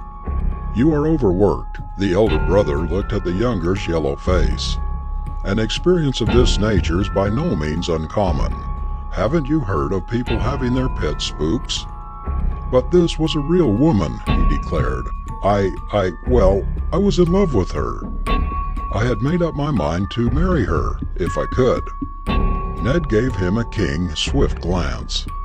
"We'll go to Brighton tomorrow," he said, with quiet decision. "As for your work, everything must be put aside. You've run completely down. You ought to have been taken in hand before." They went to Brighton, and it really seemed as if Ned was right, and that the woman at the window had been merely a nervous creation. It seemed so, that is, for nearly 3 weeks, and then the climax came. It was in the twilight. She had always been a part of it, that Gilbert Dent saw her again, the woman that he had found lying dead. They were walking, the two brothers, along the cliffs. The wind was blowing in their faces. The sea was booming beneath the cliff. Ned had just said it was about time they turned back to the hotel and had some dinner, when Gilbert, with a cry, leaped forward to the very edge of the flat grass path on which they were strolling. The movement was so sudden that his brother barely caught him in time. They struggled and swayed on the very edge of the cliff for a second. Gilbert, possessed by some sudden frenzy, seemed resolved to go over, but the other at last dragged him backward, and they rolled together on the close, thick turf. At this point, Gilbert opened his eyes and tried to get on his feet. "Better?" asked his brother cheerfully, holding out a helping hand. "Strange. The sea has that effect on some people. Didn't think you were one of them." "What effect?" "Vertigo, my dear fellow." "Ned," said the other solemnly, "I saw her. It's not worth your while to try to account for anything. I have been inclined to think that you were right, that she, the woman at the window, was a fancy, that I had fallen in love with a creation of my own brain. But I saw her again tonight. You must have seen her yourself. She was within a couple of feet of you. Why did you not try and save her? It was nothing short of murder to let her go over like that. I did my best." "You certainly did, to kill us both," said Ned grimly. Gilbert gave him a wild look. After luncheon, Ned persuaded him to rest, watched him fall asleep, and then went out. In the porch of the hotel, he was met by a waiter on his return, who told him that Gilbert had left about a quarter of an hour after he had himself gone out. Directly he heard this, he feared the worst, having, as is usual in such cases, a very hazy idea of what the worst might be. Of course, he must follow without a moment's delay, but a reference to the timetable told him that there was not another train for an hour, and that was slow. It was already getting dusk when he arrived there. He felt certain that Gilbert would go there. He got to the end of the lane and walked up it slowly, examining every house. There would be no difficulty in recognizing the one he wanted. Gilbert had described it in detail more than once. He stood outside the loosely hanging gate at last, and stared through the darkness at the shabby stucco front and rank garden. He went down a flight of steps to the back door, and finding it unfastened, stepped into a stone passage. It was one of the problems of the place that he should have avoided the main entrance door with a half-admitted dread, and that, only half-admitting still, he was afraid to mount the long flight of stone stairs leading from the servants' quarters. However, he pulled himself together and went up to the room. It was quite dark inside. He heard something scuttle across the floor. He felt the grit and dust of years under his feet. He struck a match, just as Gilbert had done, and looked at first at the recess in which the window was built. The match flared round the room for a moment and gave him a flash picture of his surroundings. He saw the stripes of gaudy paper moving almost imperceptibly, like tentacles of some sea monster, from the wall. He saw a creature, it looked like a rat, scurry across the floor from the window to the great mantelpiece of hard white marble. If he had seen nothing more than this, he saw in detail all that first match had flashed at him. He saw his brother lying on the floor, a ghastly coincidence. His hand was caught round the edge of the work table as hers had been. The other hand was clenched across his breast. There was a look of great agony on his face. A dead face, of course. This was the end of the affair. He was lying dead by the window where the woman had sat every night at dusk and smiled at him. A second match went out. The brother of the dead man struck a third. He looked again closely. Then he staggered to his feet and gave a cry. It rang through the empty rooms and echoed without wearying down the long stone passages in the basement. Gilbert's head was thrown back, his chin peeking to the ceiling. On his throat were vivid marks. The doctor saw them distinctly. He saw the grip of small fingers, the distinct impression of a woman's little hand. The curious thing about the whole story, the most curious thing perhaps, is that no other eye ever saw those murderous marks.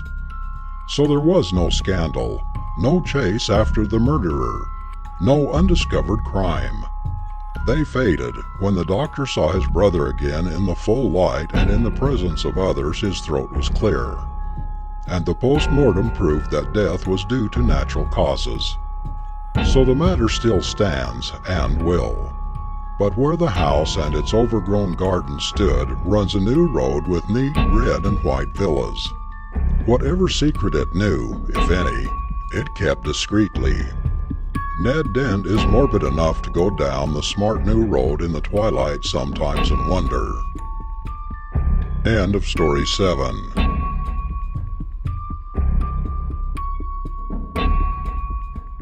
Story 8 of 30 Ghost Stories by various authors. Sandy's Ghost. Accommodations for the night, stranger? Well, yes, I reckon we can fix a place for you. Have a chair and set you down. Thank you. Don't you find this rather a lonely place? No neighbors, no nothing that I can see. How came you to settle here, so far removed from other habitations? Well, perhaps it's best not to ask too many questions to once. Beg your pardon? No offense was intended, I assure you, simply idle curiosity. Don't say another word, stranger, but come on in, we'll have a snack for supper. Polly, bring on some victuals.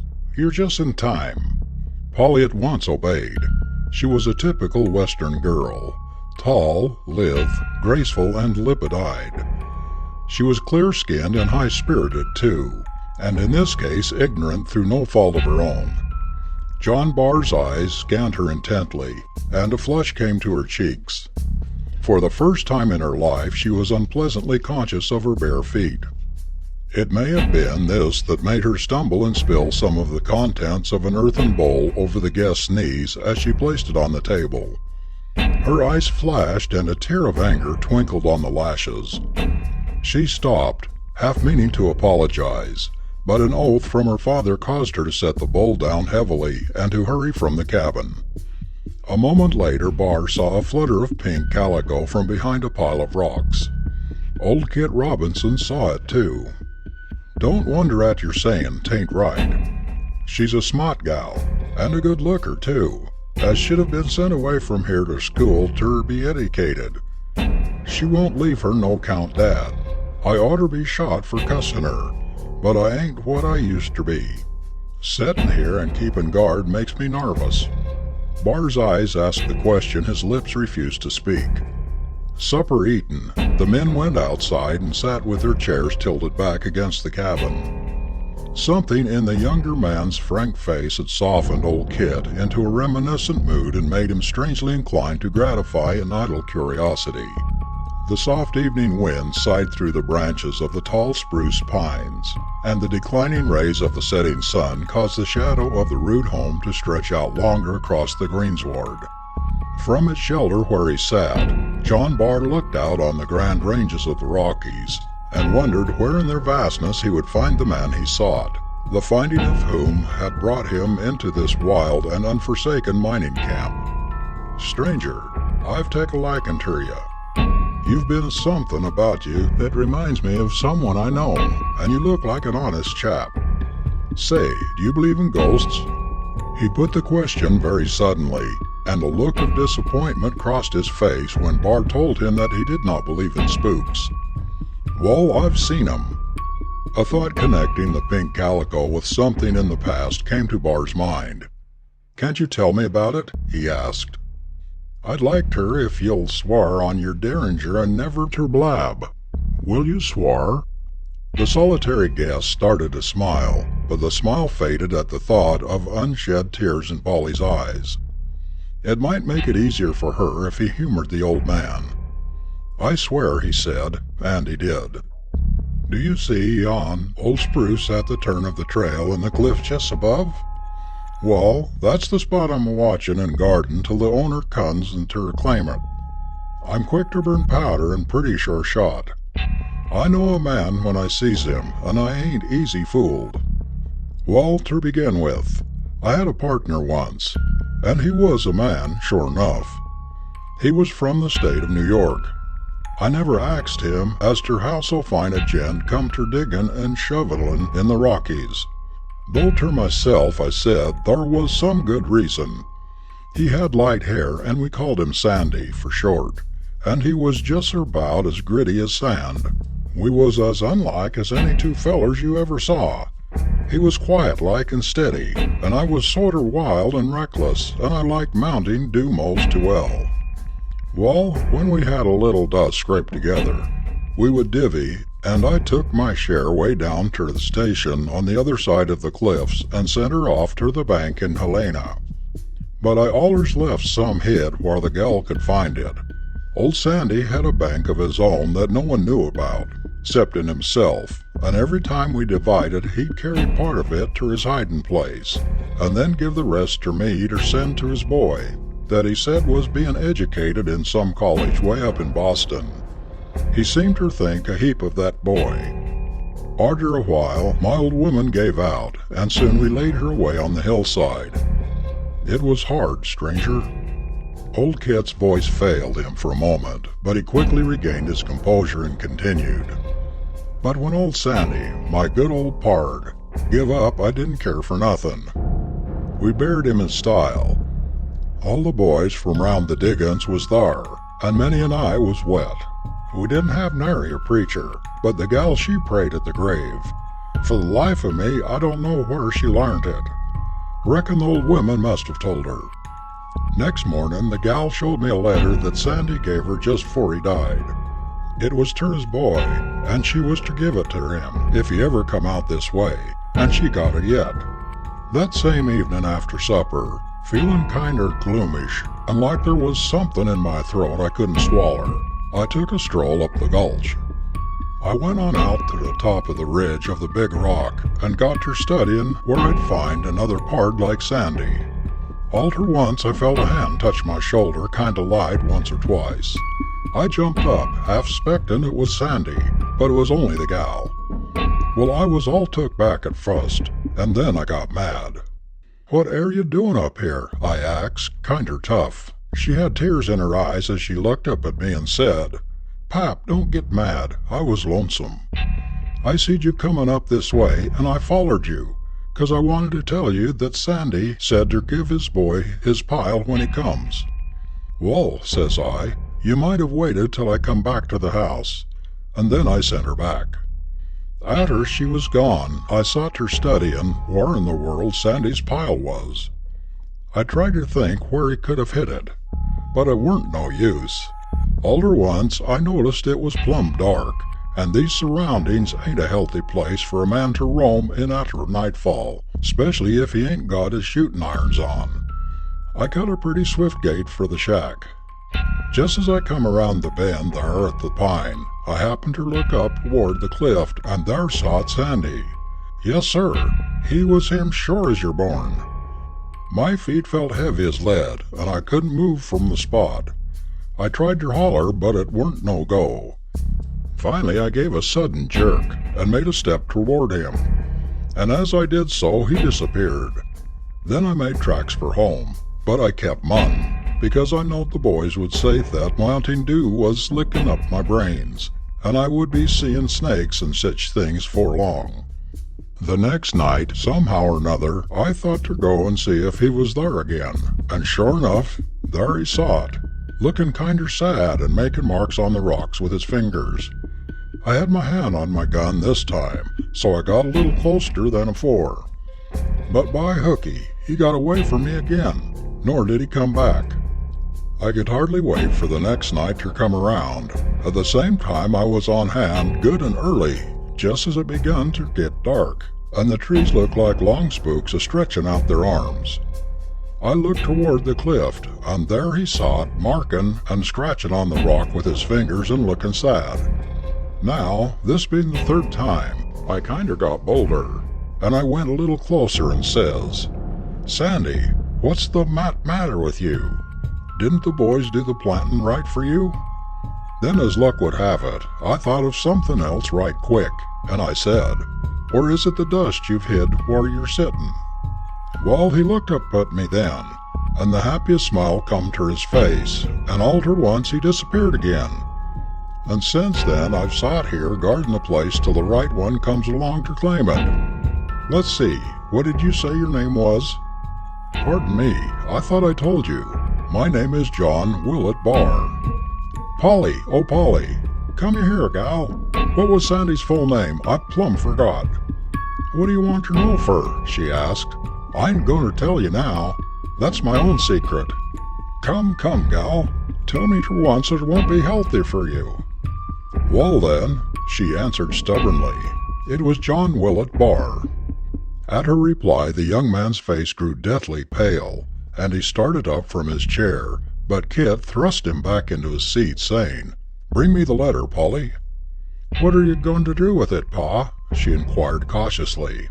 "I promised old Sandy on my oath to keep it till the right one comes along to claim it, and I mean to keep my word.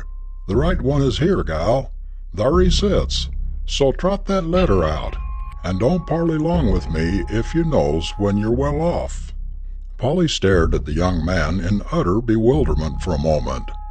Then, turning slowly, she stepped quietly into the cabin after the precious document. An unusual gleam of joy lighted up her face, and a suppressed excitement shone in her eyes. Under her breath she said, "Somehow or other, I felt he was the right one." Too truly, John Barr realized in that painful moment that whom he sought was now dead to him. that the father from whom he had been parted so many years was sleeping that long, dreamless sleep in the clay mound on the hillside, which marked his last resting place. As he turned to look at the face of old honest Kit, who had been his father's friend during those long years of forced exile, a happy smile lit up the old miner's rugged features as he pointed with his finger to the rock cliff near the old spruce vine, and said in an exultant, trembling voice, "Thar he be, stranger, just as I have seen him many a night, your dad, my pard, poor old Sandy."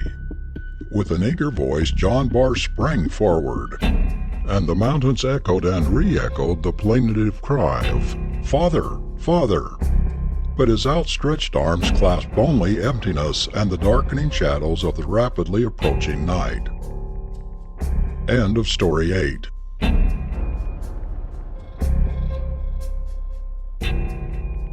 Story 9 of 30 Ghost Stories by various authors. The Ghosts of Red Creek by S.T.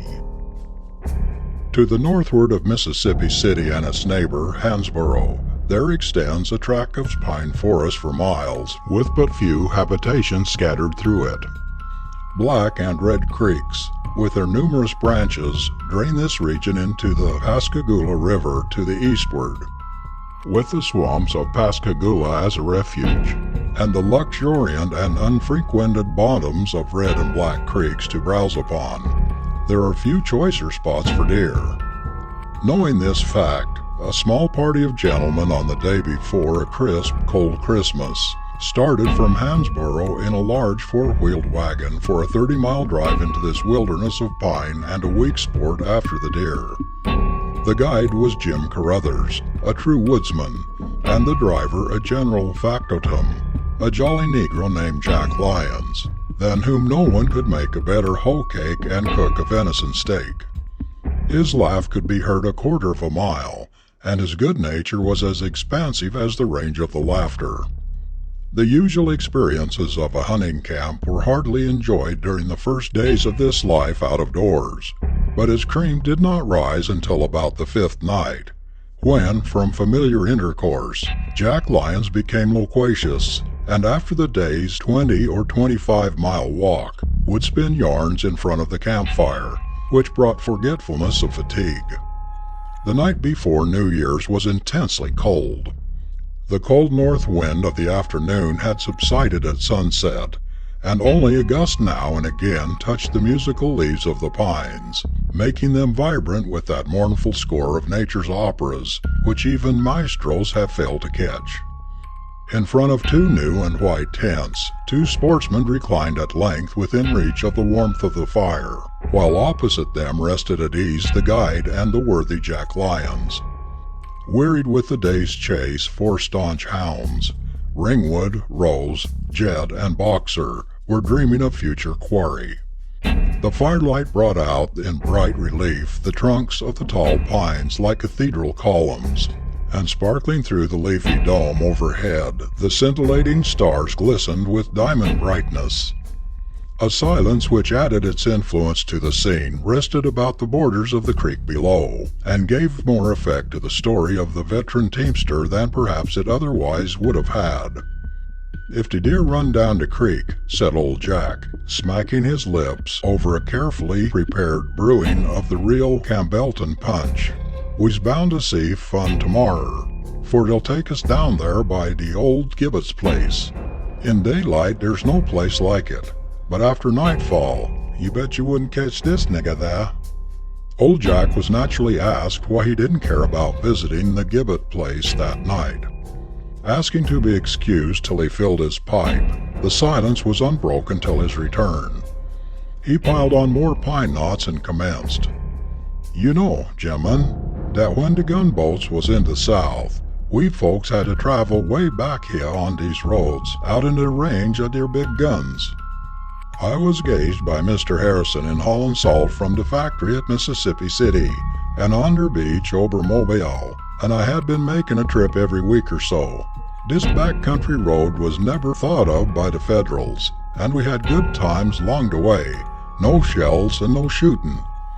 The night, gentlemen, I speaking of was a Friday, that yo's all know it's unlucky.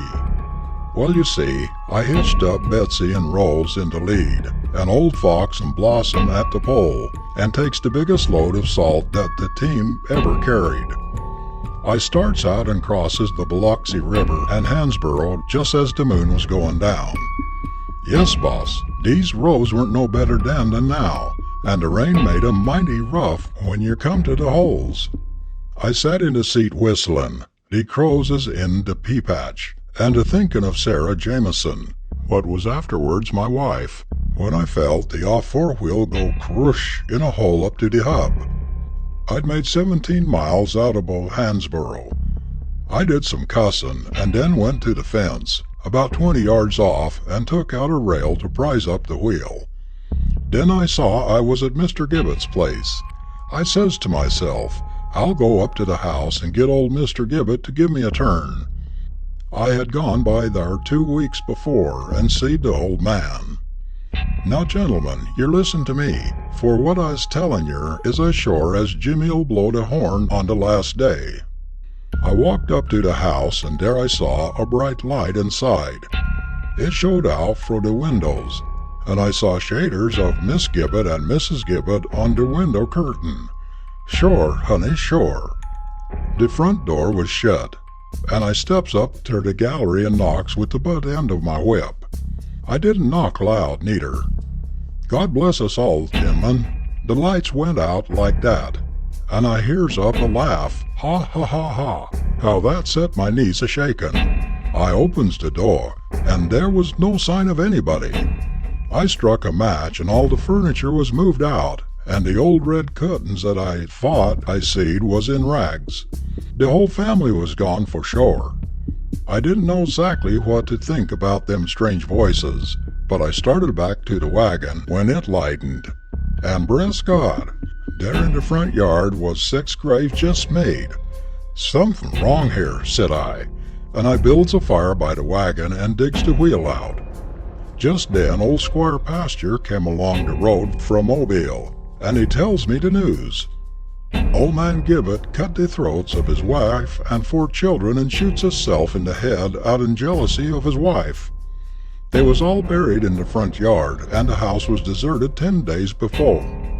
Gentlemen, when I hear that, them miles make the quickest time to Mobile ever seed, and yous can tell me there's no ghosts, but you don't catch me round that log house of Gibbet's, 'ceptin' sun's an hour high. Jack looked suspiciously over his shoulder into the darkness and crawled into his blanket, muttering, "It scares this nigger even now to tell about that night." Sleep soon fell upon the camp, but the impression of old Jack's story survived the night, and the next day he still asserted its truth. End of Story 9.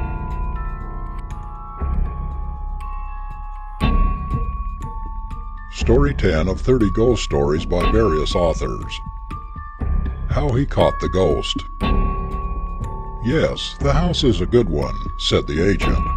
It is in a good neighborhood, and you're getting it at almost nothing, but I think it right to tell you all about it.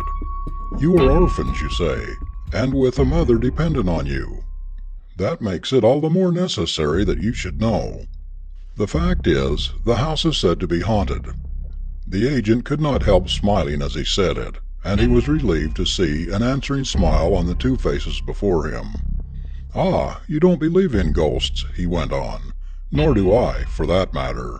But somehow the reputation of the house keeps me from having a tenant long at a time. The place ought to rent for twice as much as it does." "If we succeed in driving out the ghost, you will not raise the rent?" asked the boy, with a merry twinkle in his eye. "Well, no, not this year, at any rate," laughed the agent. And so the house was rented, and the slip of a girl and the tall lad, her brother, went their way. Within a week the family had moved into the house, and were delighted with it. It was large and cool, with wide halls and fine stairways, and with more room than they needed. But that did not matter in the least, for they had always been cramped in small houses, suffering many discomforts, and they never could have afforded such a place as this if it had not been haunted. "Blessings on the ghost," cried Margaret gaily, as she ran about as merry as a child. Who would be without a ghost in the house when it brings one like this? And it is so near your school, said the mother, and I used to worry so over the long walk, and David can come home to lunch now, and you don't know what a pleasure that will be. It seems to me, David gravely explained, that if I should meet the ghost, I would treat him with the greatest politeness and encourage him to stay.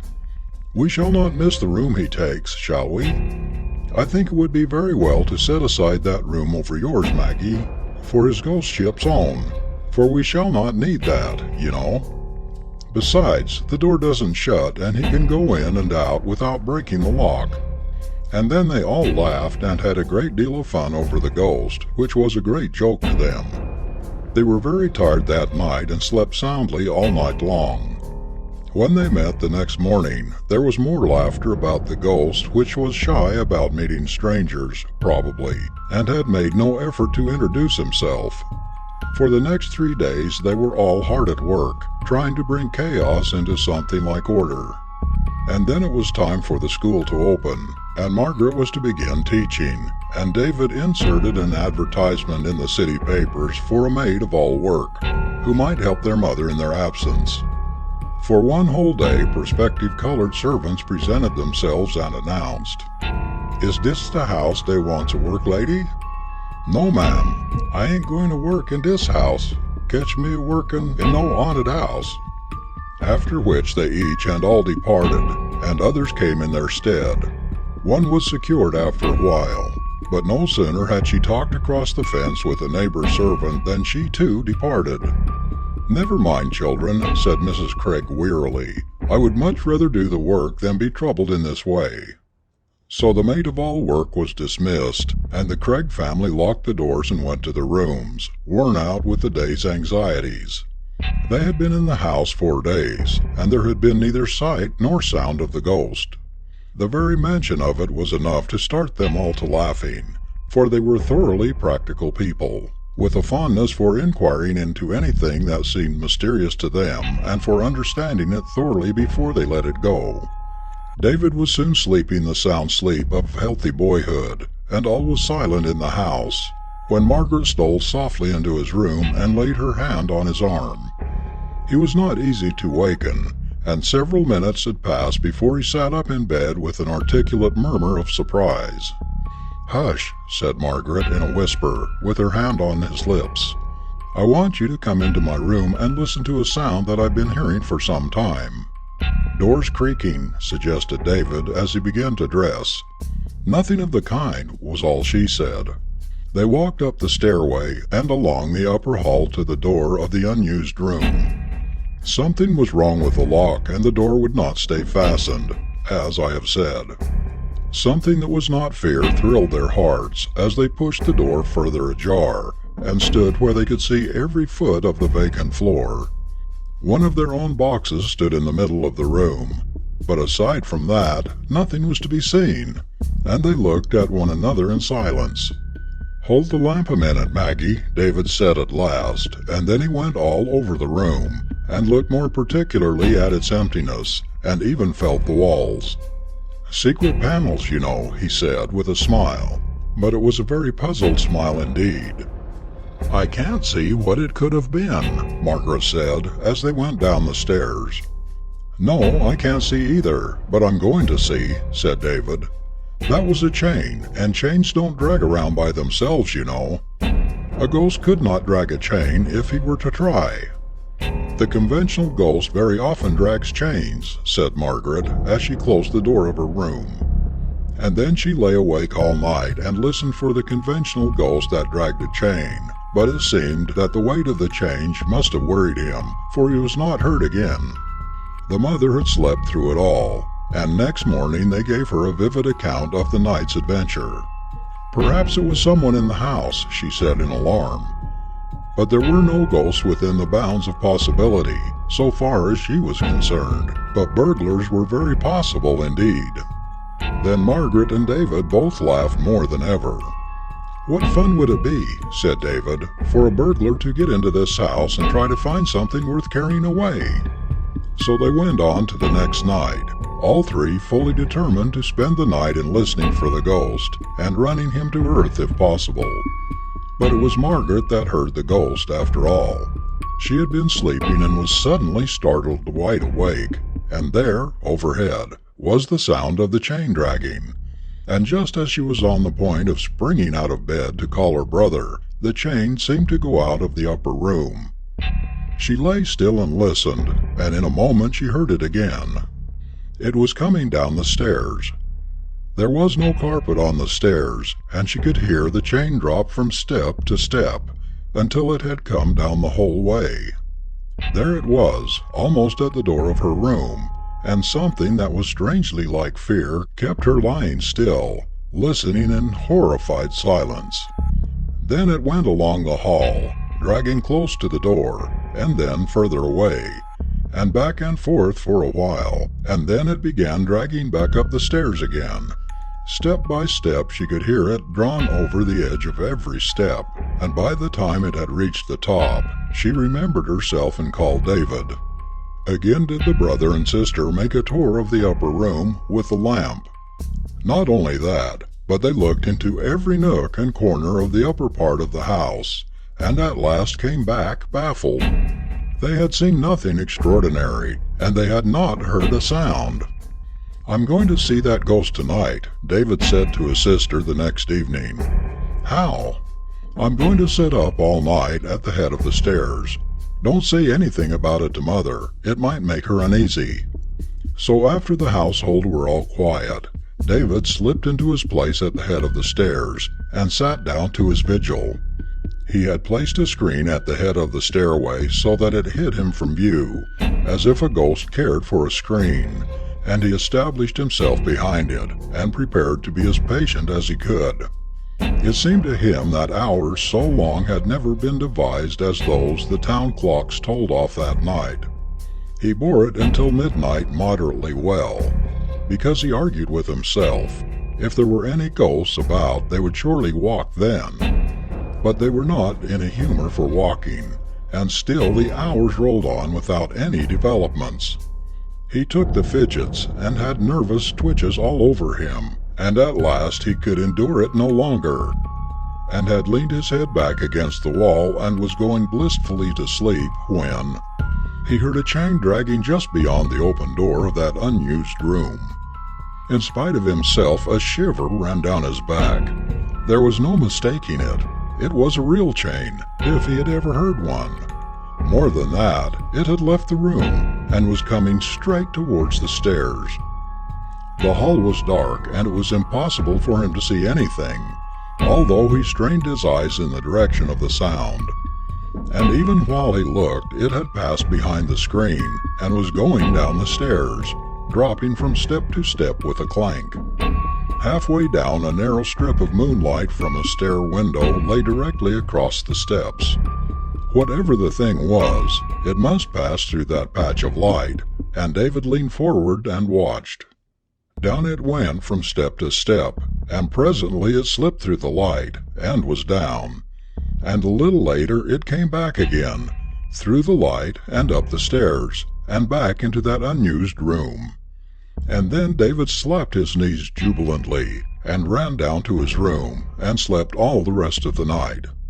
Next morning he was very mysterious about his discoveries of the night before. "Oh yes, I saw the ghost," he said to Maggie. "There, don't ask so many questions. I'll tell you more about it tomorrow, maybe." And that was all the information she could get from him. It was very provoking. That day David made a purchase downtown and brought home a bulky bundle, which he hid in his own room and would not let his sister even peep at it. "I'm going to try to catch the ghost tonight," he said, "and you know how it is. If I brag too much beforehand, I shall be sure to fail." He was working with something in the hall after the others had retired, but he did not sit up this time. He went to bed, and Margaret listened at his door and found that he was soon asleep. But away in the night they were all awakened by a squealing that brought them all into the hall in a great hurry, and there, at the head of the stairs, they found a huge rat trap that David had set a few hours before, and in the midst of the toils was a rat. "Why, David," exclaimed the mother, "I didn't know that there was a rat in the house."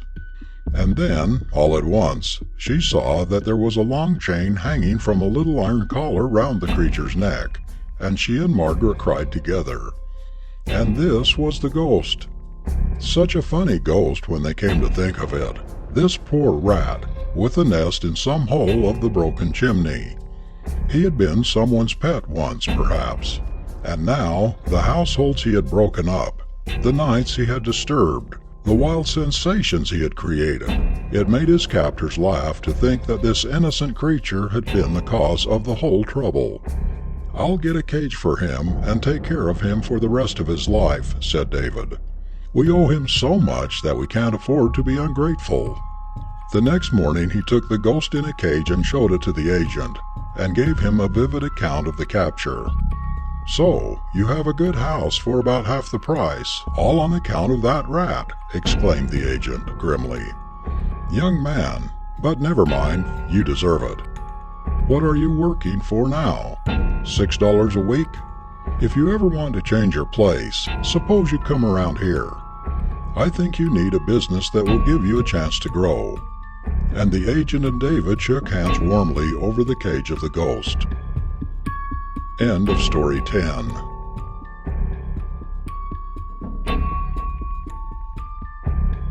Story 11 of 30 Ghost Stories by various authors. Grand Dame's Ghost Story by C.D. I don't know whether you ever tell your children ghost stories or not.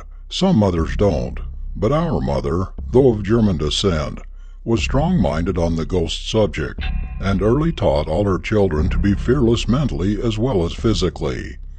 And, though dearly fond of hearing ghost stories, especially if they were real true ghosts, we were sadly skeptical as to there being anything of the kind that could harm. We were quite learned in ghostly lore, knew all about doppelgangers, will-o'-the-wisp, blue lights, etc., and we could not have a greater treat for good behavior than for our mother to draw on her store of supernatural tales for our entertainment. The story I am about to relate she told us one stormy night, when gathered round her chair in her cozy sanctum before a cheerful fire, we ate nuts and apples, and listened while she recited an or-true tale told her by her grandmother, who herself witnessed the vision. It was a fearful night. The wind sobbed and wailed round the house like lost spirits mourning their doom. The rain beat upon the casements, and the trees, writhing in torture of the fierce blast, groaned and swayed till their tops almost swept the earth.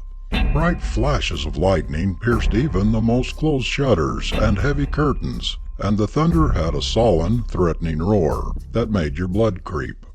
It was a night to make one seek to shut out all sound, draw the curtains close, stir the fire, and nestle deep in the armchair before it, with feet upon the fender, and have something cheerful to think or talk about. But I was all alone, none in the house with me but servants, and the servants' wing was detached from the main part of the building, for I do not care to have menials near me, and I had no loved ones near. It was just such a night that Nancy Black died. What a fearful night for the soul to leave its earthly home and go out into the vast, unknown future. I spoke aloud, as rousing from a train of thought. I drew my heavy mantle closer round me, wheeled my armchair nearer the fire, and cuddled down in it, burying my feet in the foot cushion to warm them, for I felt strangely cold. I was in the library. It was my usual sitting room, for I seldom used the parlors. What was the use? My books were my friends, and I loved best to be with them. My children dead or married and away, the cold, grand parlors always seemed gloomy and sad. The ghosts of the departed pleasures haunted them, and I cared not to enter them. It was a long, wide room across the hall from the parlors, running the whole length of the house, and was lined with shelves from floor to ceiling. My husband's father had been a bibliomaniac, and my husband had had a leaning that way also, and the shelves held so many an old rare work that was worth its weight in gold. The fire, though burning brightly, did not illume half the room of which, sitting in the chimney corner, I commanded a full view, and had been looking at the shadows playing on the furniture and shelves as the flame shot up, and after flickering a moment would die out, leaving a gloom which would break away into fantastic shadows as the firelight would shoot up again.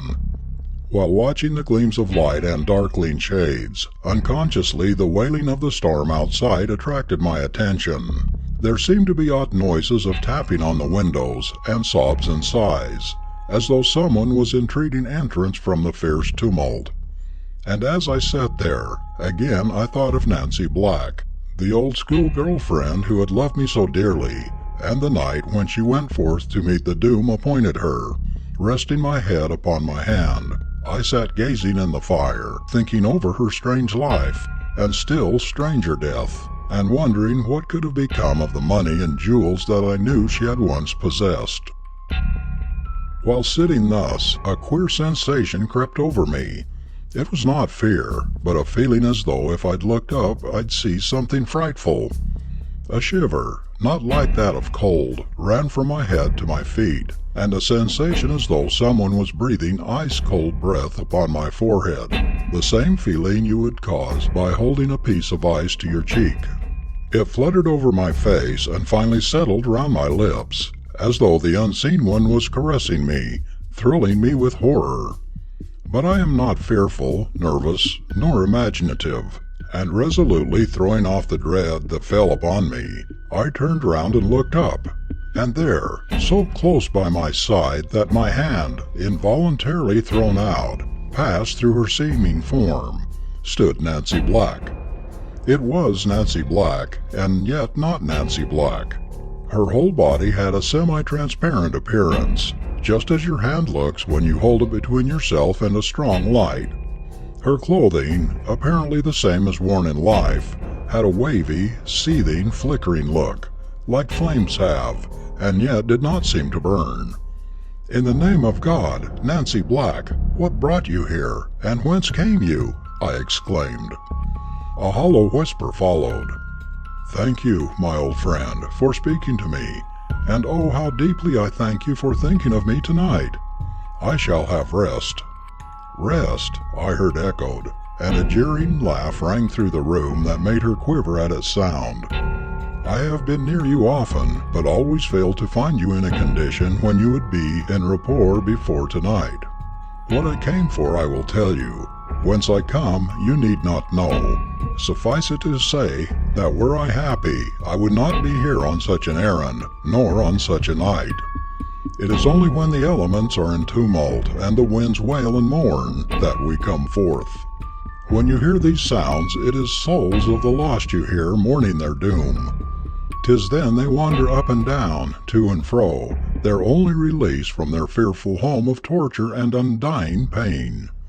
I have come to tell you that you must go over to the old house, and in the back room I always kept locked, have the carpet taken up from toward the fireplace.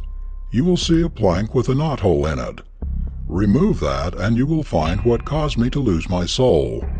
Have prayer said for me, for 'tis well to pray for the dead. The money and jewels give in charity.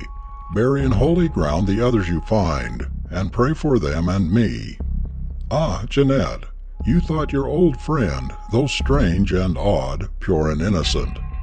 It is a bitter part of my punishment that I must change your thought of me. Farewell, do not fail me, and I shall trouble you no more.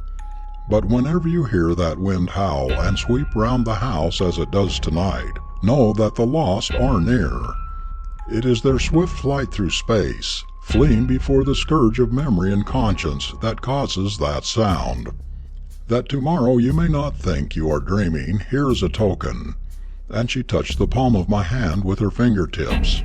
"And as you see, my child, to this day, there are 3 crimson spots on the palm of my hand that nothing will eradicate. Do not fail me, and pray for us. Jeanette, pray." And with a longing, wistful gaze, and a deep sobbing sigh, Nancy Black faded from my sight. "Am I dreaming?" I exclaimed, as I rose from my chair and rang the bell. When the servant entered, I bade him attend to the fire and light the lamps, and I went through the room to see if any unusual arrangement of furniture could have caused the appearance, but nothing was apparent, and I bade him send my maid to attend me in my chamber, for I could not help feeling unwilling to remain in the library any longer that evening. While making my toilet for the night, my maid said, "Have you burned your hand, madam?" Glancing hastily down, I saw 3 dark crimson spots upon the palm of my left hand. They had an odd look, seared as though touched by a red-hot iron. Yet the flesh was soft, not burned and not painful. Making some excuse for it, I did not allude to it again, and dismissed her speedily, that I might reflect undisturbed over the singular occurrence. There were marks upon my hand. I could not remove them, and they did not fade. In fact, their deep red made the rest of the palm lose its pinkish hue and look pale from the strong contrast. Could I have been asleep and dreamed it all, and by any means have done this to myself? I thought, but finally concluded that on the morrow I'd go over to Nancy Black's old residence and settle the question, and with that conclusion had to content myself until the morrow came. Nancy Black was an old friend from my girlhood, who had owned a large property in the town, and lived all alone in a spacious stone house directly opposite my home, and who, when dying, had left me the sole legatee of her property. When morning came, I took the keys, and with my maid went over to Nancy's house. It had never been disturbed since her death, which was sudden and somewhat singular, and the furniture remained just as she left it when taken to her last resting place. We went into the room Nancy had directed. I bade Sarah take up the carpet, and sure enough, there was a plank with a knothole in it. So I sent her from the room, and lifted the plank myself, and there, between the 2 joints, rested a long box, the lid not fastened. Opening it, I was horrified to see 2 skeletons, those of an infant and of a woman, small in stature and delicate frame. In a moment it flashed before me that I saw all that remained of Nancy Black's younger sister, a girl of 17, who had left home somewhat mysteriously years ago, and had died while absent.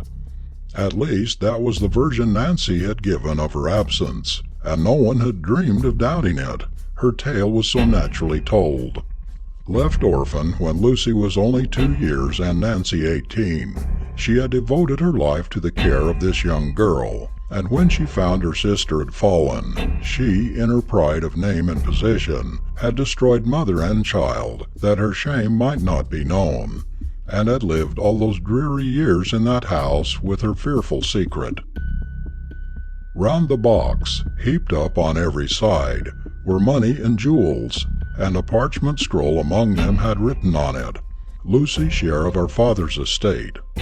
I carried out Nancy's wishes to the letter, for now I firmly believed that she had come to me herself that night. To avoid scandal resting on the dead, I took our clergyman into my confidence, and with his assistance had the remains buried quietly in consecrated ground. The money and jewels were given to the poor, and the old building I turned into a home for destitute females. And morning and night, as I kneel in prayer, I pray forgiveness to rest upon Nancy Black and peace to her troubled soul. End of Story 11.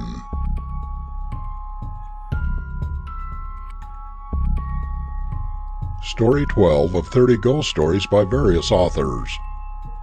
A Fight with a Ghost by Q.E.D.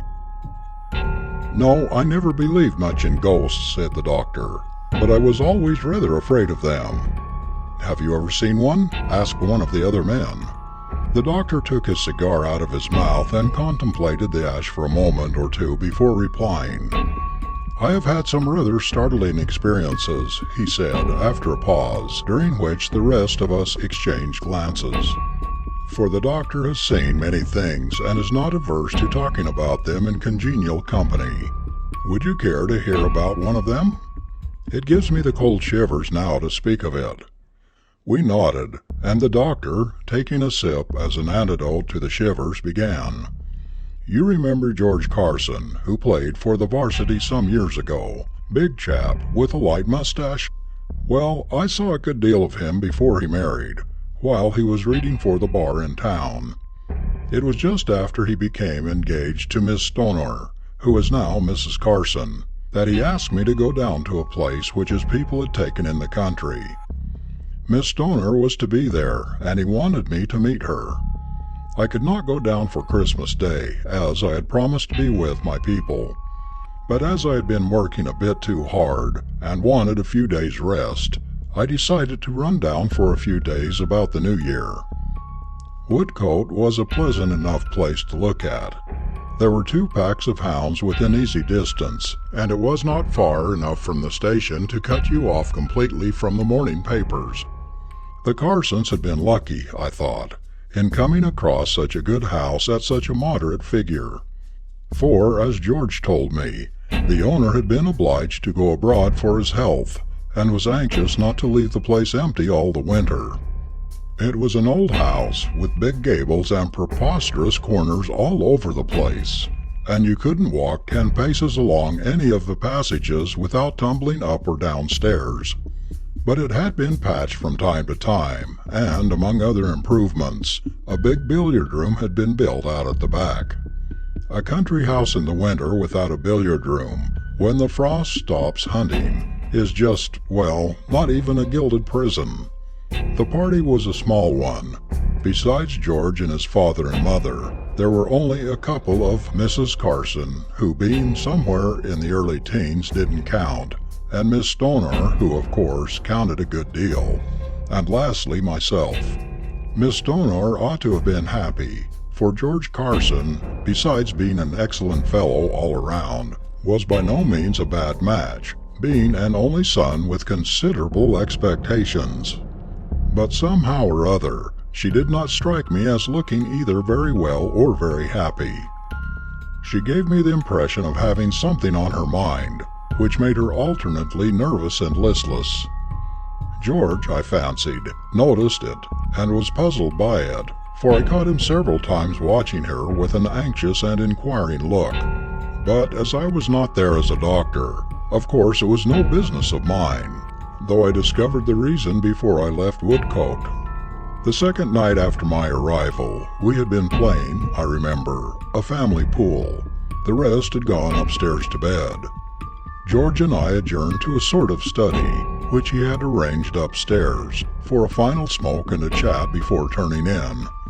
The study was next to his bedroom, and parted off from it by a curtain. As we were settling down, I missed my pipe, and remembered that I had laid it down in the billiard room. On principle, I never smoke another man's pipe, so I lit a candle, the house being in darkness, and started away in search of my own. The house looked awfully weird by the flickering light of a solitary candle, and the stairs creaked in a particularly gruesome way behind me, just for all the world as though someone were following at my heels. I found my pipe where I had expected in the billiard room, and came back in perhaps a little more hurry than was absolutely necessary, which perhaps explains why I stumbled in the uncertain light over a couple of unforeseen stairs and dropped my candle. Of course it went out, but after a little groping I found it. Having no matches with me, I was obliged to feel my way along the banisters, for it was so dark that I could not see my hand in front of me. And as I slowly advanced, sliding my hand along the broad balustrade at my side, it suddenly slid over something cold and clammy, which was not a balustrade at all. For stopping dead and closing my fingers round it for an instant, I felt that I was holding another hand, a skinny, bony hand, which writhed itself slowly from my grasp. And though I could hear nothing and see nothing, I was yet conscious that something was brushing past me and going up the stairs. "Hi, what's that? Who are you?" I called. There was no answer. I admit that I was in a regular funk. I must have shown it in my face. "What's the matter?" asked George as I blundered into his study. "Oh, nothing," I answered. "Dropped my candle and lost the way." "But who were you talking to?" "I was only swearing at the candle," I replied. "Oh, I thought perhaps you had seen somebody," replied George. Somehow, I did not like to tell him the truth, for fear he would laugh at my nervousness. But I determined to keep an eye on my liver and take a couple of weeks' complete rest. That night I woke up several times with the feeling of that confounded hand under my own, a clammy hand which writhed as my fingers closed upon it. The next morning after breakfast I was in the billiard room practicing strokes while Carson was over at the stables.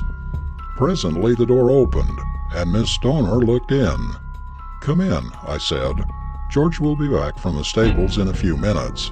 Meanwhile we can 50 up." "I wanted to speak to you," she said. She was looking very tired and ill, and I began to think I should not have an uninterrupted holiday after all. "Do you believe in ghosts?" she asked, having closed the door and come up to the table, where she stood leaning with both her hands upon it. "No," I replied, missing an easy caroom as I remembered my experience of last night, "but I believe in fancy."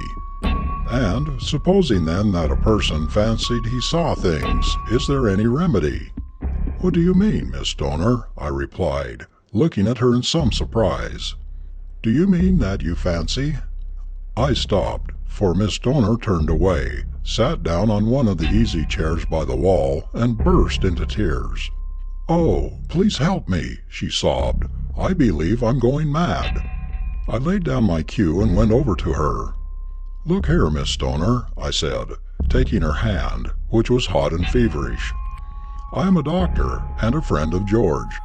Now tell me all about it, and I'll do my best to set it right." She was in a more or less hysterical condition, and her words were freely punctuated by sobs. But gradually I managed to elicit from her that nearly every night since she came to Woodcote she had been awakened in some mysterious way, and had seen a horrible face looking at her from over the top of a screen which stood by the door of her bedroom. As soon as she moved, the face disappeared, which convinced her that the apparition existed only in her imagination. That seemed to distress her even more than if she had believed it to be a genuine ghost, for she thought her brain was giving way. I told her that she was only suffering from a very common symptom of nervous disorder, as indeed it was, and promised to send a groom into the village to get a prescription made up for her. And, having made me promise to breathe no word to anyone on the subject, more especially to George, she went away relieved. Nevertheless, I was not quite certain that I had made a correct diagnosis of the case. You see, I had been rather upset myself not many hours before. George was longer than I expected at the stable, and I was just going to find him when at the door I met Mrs. Carson. "Can you spare me a moment?" she said, as I held open the door for her. "I wanted to find you alone." "Certainly, Mrs. Carson, with pleasure. An hour, if you wish," I replied. "It is so convenient, you know, to have a doctor in the house," she said, with a nervous laugh. "Now I want you to prescribe me a sleeping draught.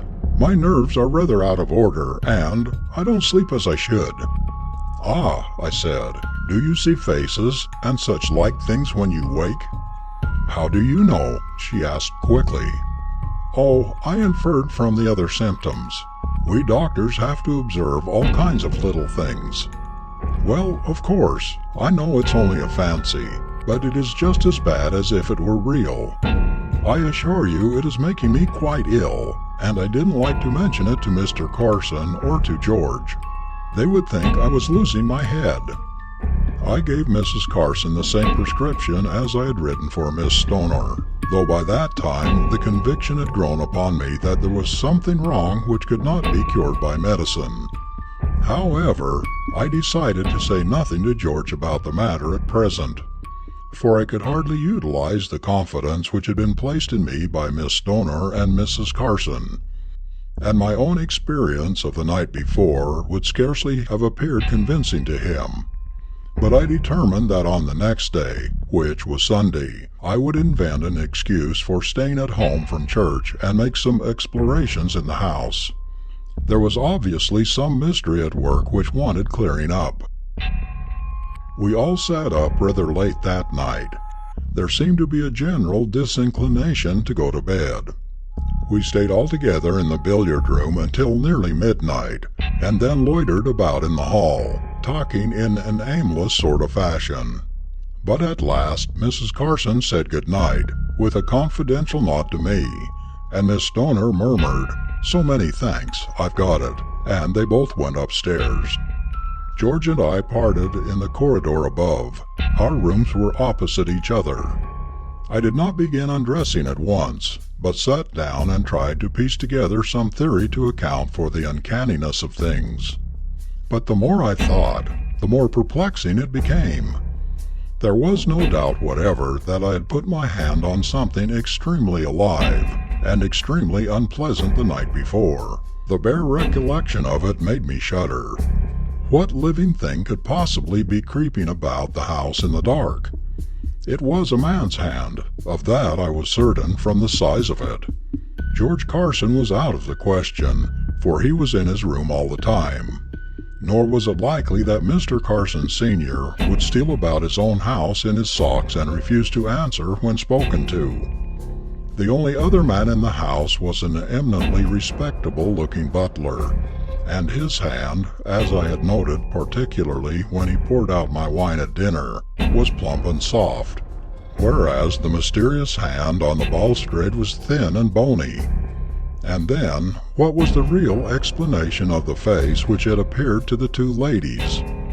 Indigestion might have explained either singly. Extraordinary coincidences do sometimes occur, but it seemed too extraordinary that a couple of ladies, one old and one young, should suffer from the same indigestion in the same house, at the same time, and with the same symptoms. On the whole, I did not feel at all comfortable, and looked carefully in all the cupboards and recesses, as well as under the bed, before starting to undress. Then I went to the door, intending to lock it. Just as my hand was upon the key, I heard a soft step in the corridor outside, accompanied by a sound which was something between a sigh and a groan. Very faint, but quite unmistakable, and under the circumstances, discomposing. It might, of course, be George. Anyhow, I decided to look and see. I turned the handle gently and opened the door. There was nothing to be seen in the corridor, but on the opposite side I could see a door open and George's head peeping round the corner. "Hello," he said. "Hello," I replied. "Was that you walking up the passage?" he asked. "No," I answered. "I thought it might be you." "Then who the devil was it?" he said. "I'll swear I heard someone." There was silence for a few moments. I was wondering whether I'd still better tell him of the fright I had already had, when he spoke again. "I say, just come in here for a bit, old fellow. I want to speak to you." I stepped across the passage, and we went together into the little study which adjoined his bedroom. "Look here," he said, poking up the fire, which was burning low. "Doesn't it strike you that there's something very odd about this house?" "You mean—" "Well, I wouldn't say anything about it to the master or Miss Stoner for fear of frightening them. All the same, scarcely a night passes but I hear curious footsteps on the stairs. You've heard them yourself, haven't you?" "Now you mention it," I said, "I confess I have. And what is more," he continued, "I was sitting here 2 nights ago half asleep, and it seems ridiculous, I know, but it's a fact. I suddenly saw a horrible face glaring at me from between those curtains behind you. It was gone in a moment, but I saw it as plainly as I see you." I moved my seat uneasily. "Did you look in your bedroom or in the passage?" I asked. "Yes, at once," he replied. "There was nothing to be seen. But twice again that night I heard footsteps passing. Good God!" He started up in his chair, staring straight over my shoulder. I turned quickly and saw the curtains which parted off the bedroom swing together. "What is it?" I asked breathlessly. "I saw it again, the same face, between the curtains." I tore the curtains aside and rushed into the next room. It was empty. The lamp was burning upon a side table, and the door was open, just as George had left it. In the passage outside, all was quiet. I came back into the study and found George running his fingers through his hair in perplexity. "There is clearly one person too many in the house," I said. "I think we ought to draw the place and find out who it is." "All right," he said, picking up the poker from the fireplace. "If it's anything made of flesh and blood, this will be useful, and if not—" He stopped short, for at that instant the most awful shriek of horror rang through the house, a shriek of wild, uncontrollable terror, such as I had never heard before, and I never hope to hear again. One moment we stood staring at each other, dumbfounded. The next, George Carson had dashed out of the room and down the corridor to the stairs. I followed close behind him, for we both knew that none but a woman in mortal fear would shriek like that, and that woman was Miss Stoner. Down the stairs we tumbled pell-mell in the darkness, but before I reached the landing below, where Miss Stoner's room was, I felt, as I had felt that evening before, something brush swiftly past me. As I ran, I turned and caught at it in the dark, but my hand gripped only empty air. I was just about to turn back and follow it, when a cry from George arrested me, and, looking down, I saw him standing over the prostrate form of Miss Stoner. The door of her room was open, and by the moonlight which streamed into the room, I could see her lying in her white nightdress across the threshold. What followed in the next few minutes I can scarcely recall with accuracy. The whole house was aroused by the poor girl's awful shriek.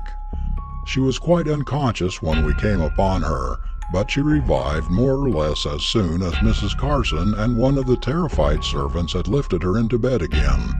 Nothing intelligible could be gathered from her, however, as to the cause of her fright.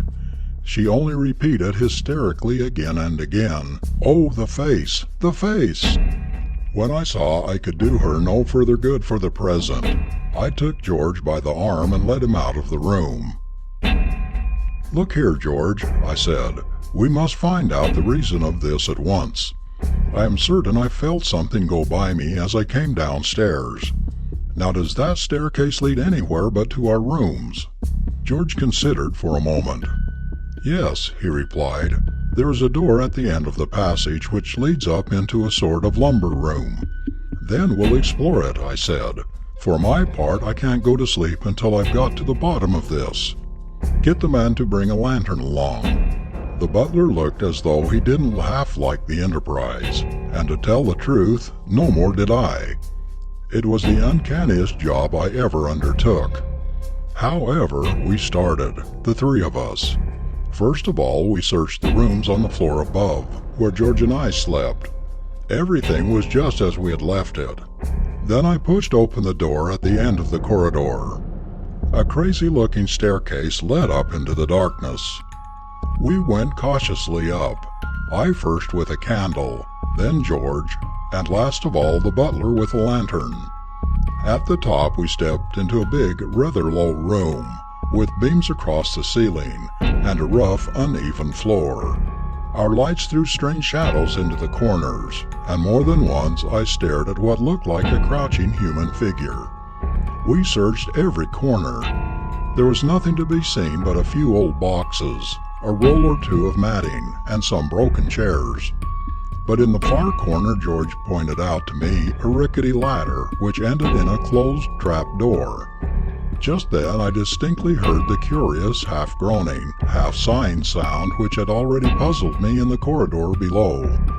We stood still and looked at one another. We all heard the sound. "Whatever it is, it's up there," I said. "The question is, who's going up?" George put his candle down upon the floor and stepped upon the ladder. It cracked beneath his weight. He stopped. "Come down. It won't bear you," I said. "I shall have to go." I don't know that I was ever in such a queer funk as I was while I slowly mounted that ladder and pushed open the trap door. I had formed no clear idea of what I expected to find there. Certainly I was not prepared for what happened, for no sooner was the trap door fully open Then there literally fell, upon me from the darkness above, a thing in human shape, which kicked and spat and tore at me as I stood clinging to the ladder. It lasted but a moment or so, but in that moment I lived a lifetime of terror. The ladder swayed and cracked beneath me, and I fell to the floor with the thing gripping my throat like a vice. The next instant George had stunned it with a blow from the poker and dragged it off me. It lay upon its back on the floor, a ragged, hideous, loathsome shape. And the mystery was solved. "But you haven't told us what it really was," said one of the listeners. The doctor smiled. "It was the owner of the house," he replied. "He had not gone abroad. He had gone to a private lunatic asylum with homicidal mania upon him. About a fortnight before this he had managed to escape, and having made his way to his former home, had concealed himself with a cunning often shown by lunatics in the loft. I suppose he had found enough to eat in his nightly rambles about the house. The only wonder is he didn't kill someone before he was caught." End of story 12.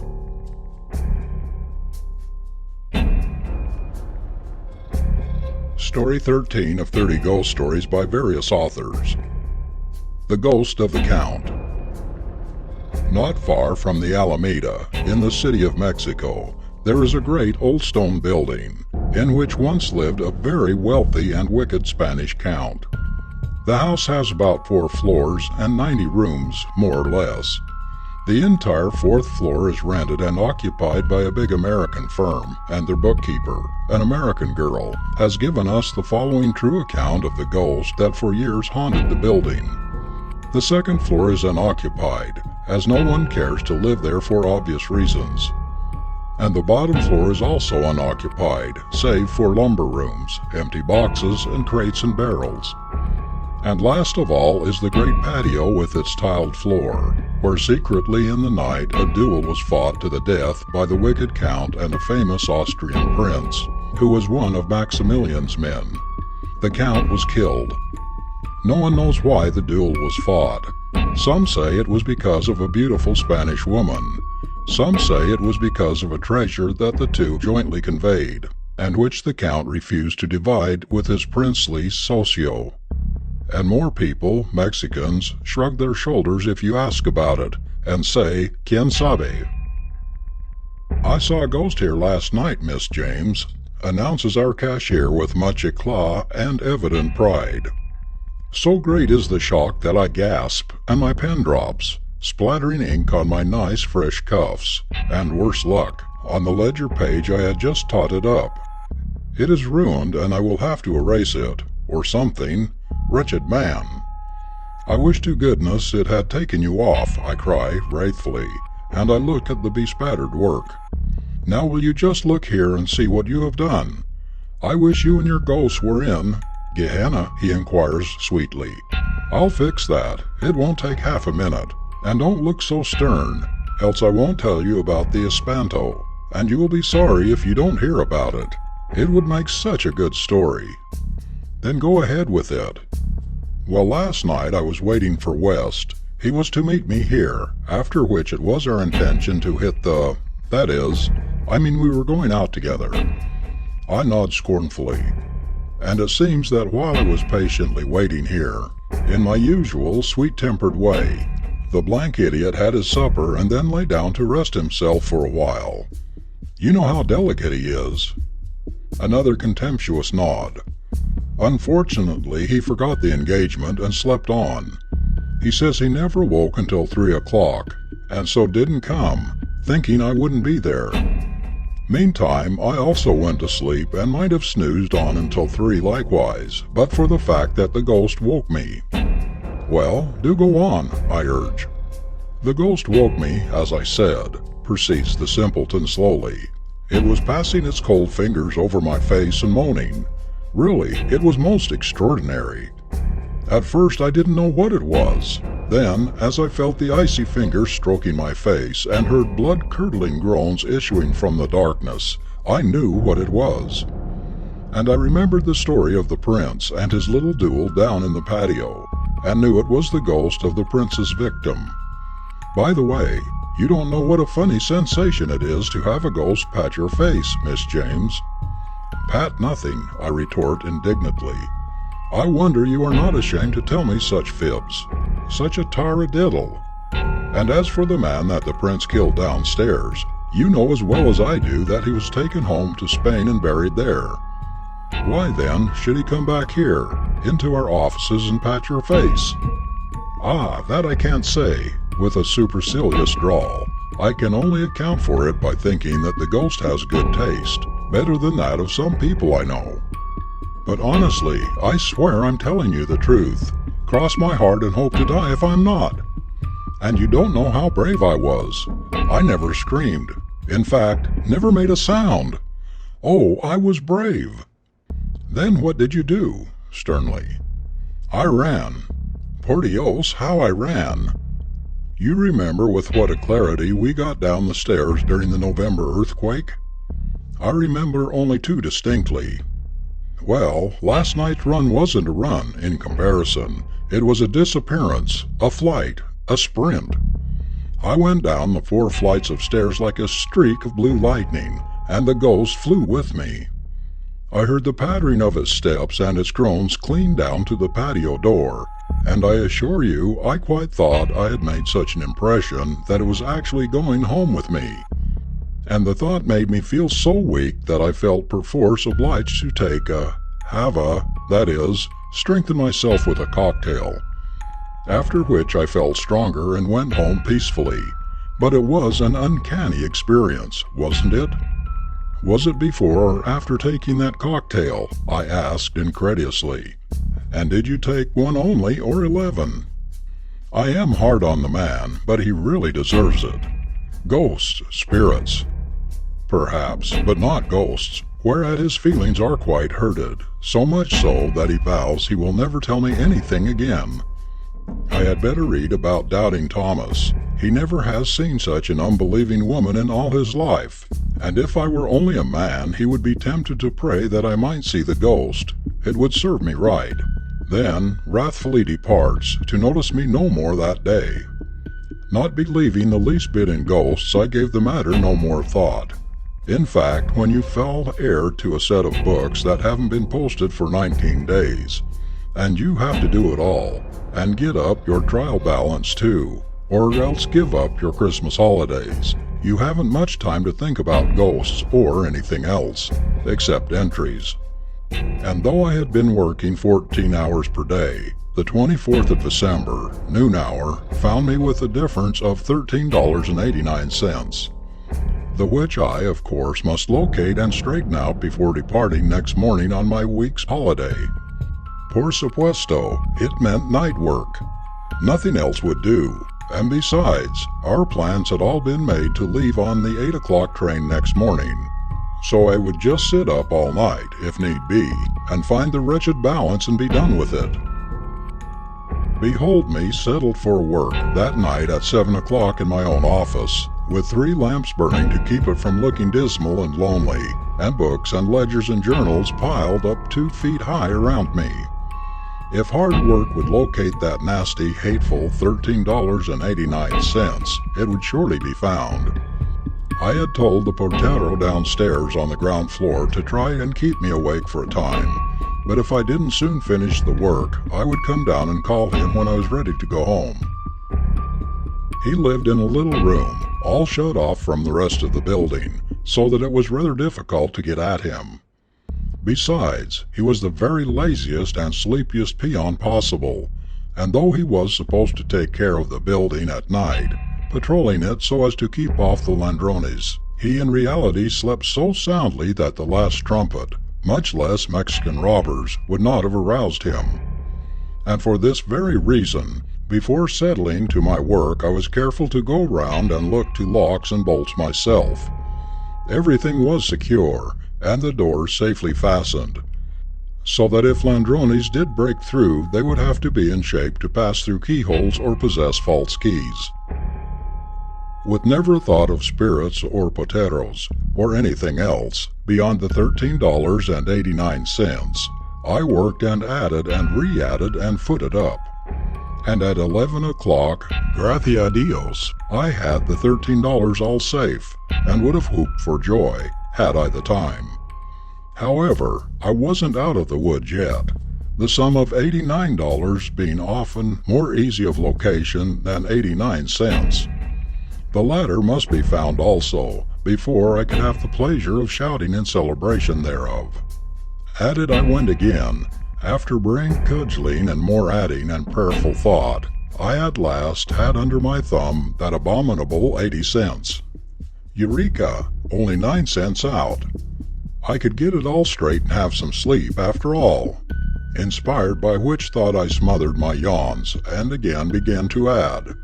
I looked at my watch, 10 minutes to 12. Perhaps I could get it fixed before 1. I suppose I had worked at the 9 cents for about 20 minutes. One of the cash entries looked to me to be an error. I compared it with the voucher. Yes, that was just where the trouble lay. 11 cents, 10, 9. St! Out went the lights in the twinkling of an eye. As I sat, gaping in my astonishment, out from the pitchy darkness of the room came the most dreary, horrible, blood-curdling groan imaginable. As I sat paralyzed, not daring to breathe, doubting my senses for a moment, and then thinking indignantly that it was some trick of that wretched cashier, I felt long, thin, icy fingers passing gently over my face. Malgame Dios, what a sensation! At first I was afraid to move. Then I nervously tried to brush the icy, bony things away. As fast as I brushed, with my heart beating like a steam hammer, and gasping with deadly fear, the fingers would come back again. A cold wind was blowing over me. Again came that dreadful groan, and too frightened to move or scream, I tumbled in a heap on the floor, among the books and ledgers. Then I suppose I fainted. When I regained my senses, I was still in a heap with the ledgers. It was still dark, and I still felt the cold fingers caressing my face. At which I became thoroughly desperate. No ghost should own me. I had laughed at the poor cashier and hinted darkly at cocktails. Pray, what better was I? I scrambled to my feet, the fingers still stroking my face. I must address them. What language did they understand? English or Spanish, I wondered. Spanish would doubtless be most suitable, if indeed it was the ghost of the murdered count. Will you do me the favor, Señor Ghost? I started out bravely, in my best Spanish, but with a very trembling voice, to inform me what it is you desire. Is there anything I can do for you? Because if not, I would like very much to be allowed to finish my work, which I cannot do, if you will pardon my abruptness, if I am not alone. Being the ghost of a gentleman and a diplomat, surely he would take the hint and vanish. Oh, hala! Perhaps the ghost did not understand my Spanish. At any rate, there was no articulate reply. There was another groan. Again the fingers touched me, and then there was such a mournful sigh that I felt sorry for the poor thing. What could be the matter with it? With my pity, all fear was lost for a moment, and I said to the darkness all about me, "What is it that you wish, pobre señor? Can I not aid you? I am not afraid. Let me help you."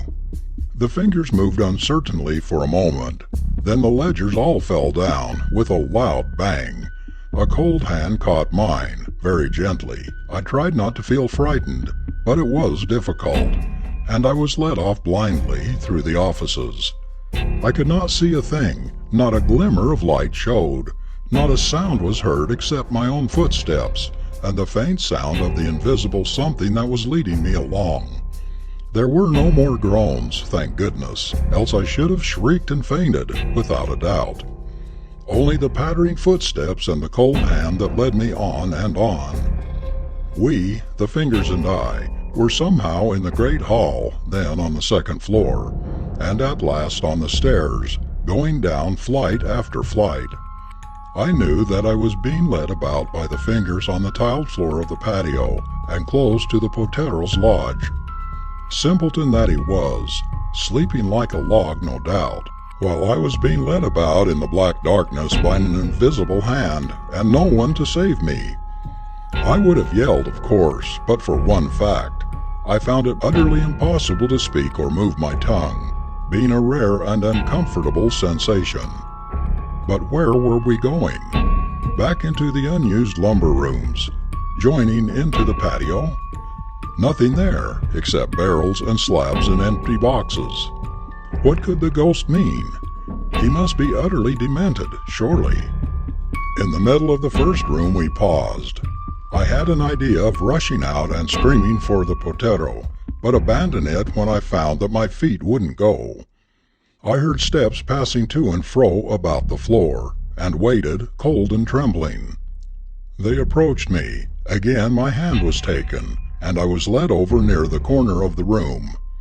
Obedient to the unseen will, I bent down and groped about the floor, guided by the cold fingers holding mine, until I felt something like a tiny ring, set firmly in the floor. I pulled at it faintly, but it did not move, at which the ghost gave a faint sigh. For a second the cold fingers pressed mine, quite affectionately, then released me, and I heard steps passing slowly into the patio, then dying away. Where was it going, and what on earth did it all mean? But I was so tired and wrought up, I tried to find the door, but couldn't. The cashier would have been revenged could he have seen me stupidly fumbling at a barrel thinking it was the door.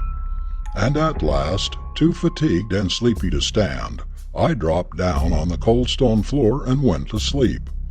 I must have slept for some hours, for when I awoke the light of dawn was coming in at the window, and I sat up and wondered if I had taken leave of my senses during the night. What on earth could I be doing here in the lumber room? Then, like a flash, I remembered, and half unconsciously crept about on the floor seeking the small ring. There it was. I caught it and jerked at it hard. Hey, presto change! For it seemed to me that the entire floor was giving way. There was a sliding, crashing sound, and I found myself hanging on for dear life to a barrel that, fortunately, retained its equilibrium, and with my feet dangling into space. Down below me was a small, stone-floored room, with big boxes and small ones ranged about the walls. Treasure! Like a flash the thought struck me, and with one leap I was down in the secret room gazing about at the boxes. But alas, upon investigation, the biggest chests proved empty. The bad, wicked Count. No wonder he couldn't rest in his Spanish grave, but must come back to the scene of his wickedness and deceit to make reparation. But the smaller chests were literally crammed with all sorts of things. Big heavy Spanish coins, in gold and silver dinner services, with the crest of the unfortunate emperor, magnificent pieces of jeweled armor and weapons, beautiful jewelry and loose precious stones. I deliberately selected handfuls of the latter, giving my preference to the diamonds and pearls. I had always had a taste for them, which I had never been before able to gratify, and packed them in a wooden box that I found in the lumber room. The gold and dinner services and armor, etc., I left as they were, being rather cumbersome, and carried off, rejoicing, my big box of diamonds and pearls and other jewelry. Needless to say, we didn't go away for the holidays on the 8 o'clock train. But I did come down to the office and proceed to locate my missing 9 cents. After which I unfolded the tale of the ghost and treasure, only keeping quiet the matter of my private loot, of which I was heartily glad afterwards. For when the government learned of the find, what do you suppose they offered me for going about with the ghost and discovering that secret room and treasure? $10,000. When I refused, stating that I would take merely as my reward one of the gold dinner services, the greedy things objected at first, but I finally had my way. And to this very day they have no idea that even I, have all the beautiful jewels. Wouldn't they be furious if they knew it? But they aren't apt to, unless they learn English and read this story, which isn't likely. End of story 13.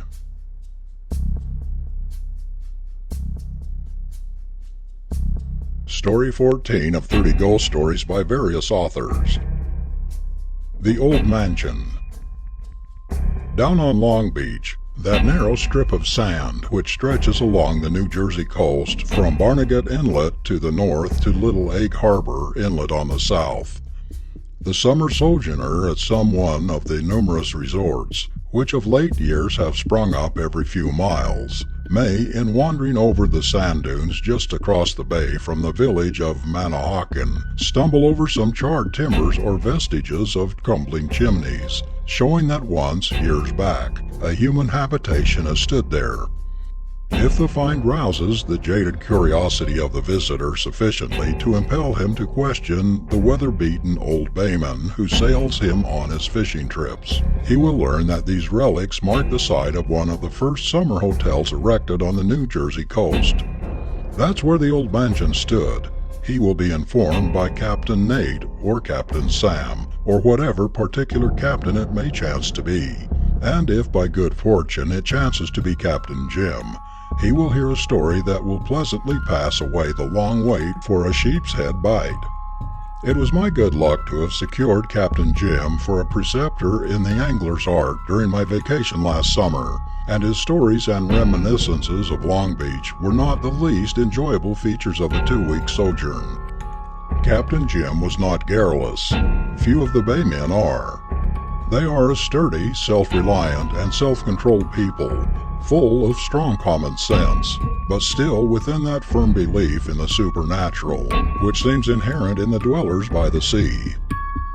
The Old Mansion, said Captain Jim, or the Mansion of Health, for that was its full name, was built way back in 1822, so I've heard my father say.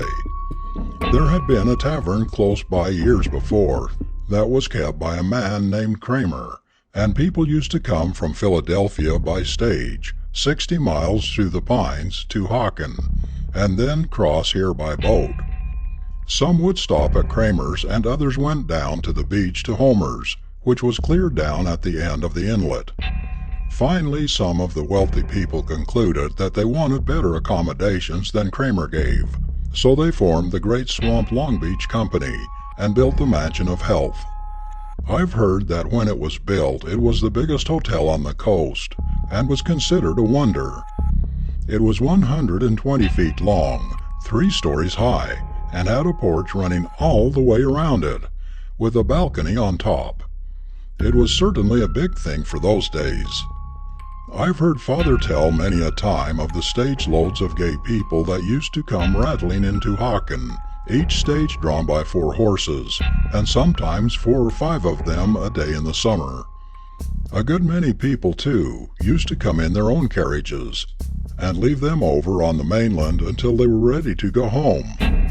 There were gay times at the old mansion then, and it made good times for the people along the shore, too. How long did the old mansion flourish, Captain? I asked. Well, for 25 or 30 years people came there summer after summer. Then they built a railroad to Cape May, and that, with the ghosts, settled the Mansion of Health. What do you mean by the ghosts? I demanded. Well, you see, said Captain Jim, cutting off a mouthful of navy plug. The story got around that the old house was haunted. Some people said there were queer things seen there, and strange noises were heard that nobody could account for. And pretty soon the place got a bad name, and visitors were so few that it didn't pay to keep it open anymore. But how did it get the name of being haunted, Captain Jim? I persisted. Why, it was this way, continued the mariner. Maybe you've heard of the time early in the 50s, when the Powhatan was wrecked on the beach here, and every soul on board was lost. She was an immigrant ship, and there were over 400 people aboard, passengers and crew. She came ashore here during the equinoctial storm in September. There wasn't any life-saving stations in them days, and everyone was drowned. You can see the long graves now over in the Hawken churchyard, where the bodies were buried after they came ashore. They put them in 3 long trenches that were dug from one end of the burying ground to the other. The only people on the beach that night was the man who took care of the old mansion. He lived there with his family, and his son-in-law lived with him. He was the wreckmaster for this part of the coast, too. It wasn't till the second day that people from Hawken could get over to the beach, and by that time the bodies all had come ashore, and the wreckmaster had them all piled up on the sand. I was a youngster then, and came over with my father, and I tell you, it was the awfulest sight I ever saw. Them long rows of drowned people, all lying there with their white, still faces turned up to the sky. Some were women with their dead babies clasped tight in their arms, and some were husbands and wives, whose bodies came ashore locked together in a death embrace. I'll never forget that sight as long as I live. Well, when the coroner came and took charge, he began to inquire whether any money or valuables had been found, but the wreckmaster declared that not a solitary coin had been washed ashore. People thought this was rather singular, as the immigrants were, most of them, well-to-do Germans, and were known to have brought a good deal of money with them, but it was concluded that it had gone down with the ship.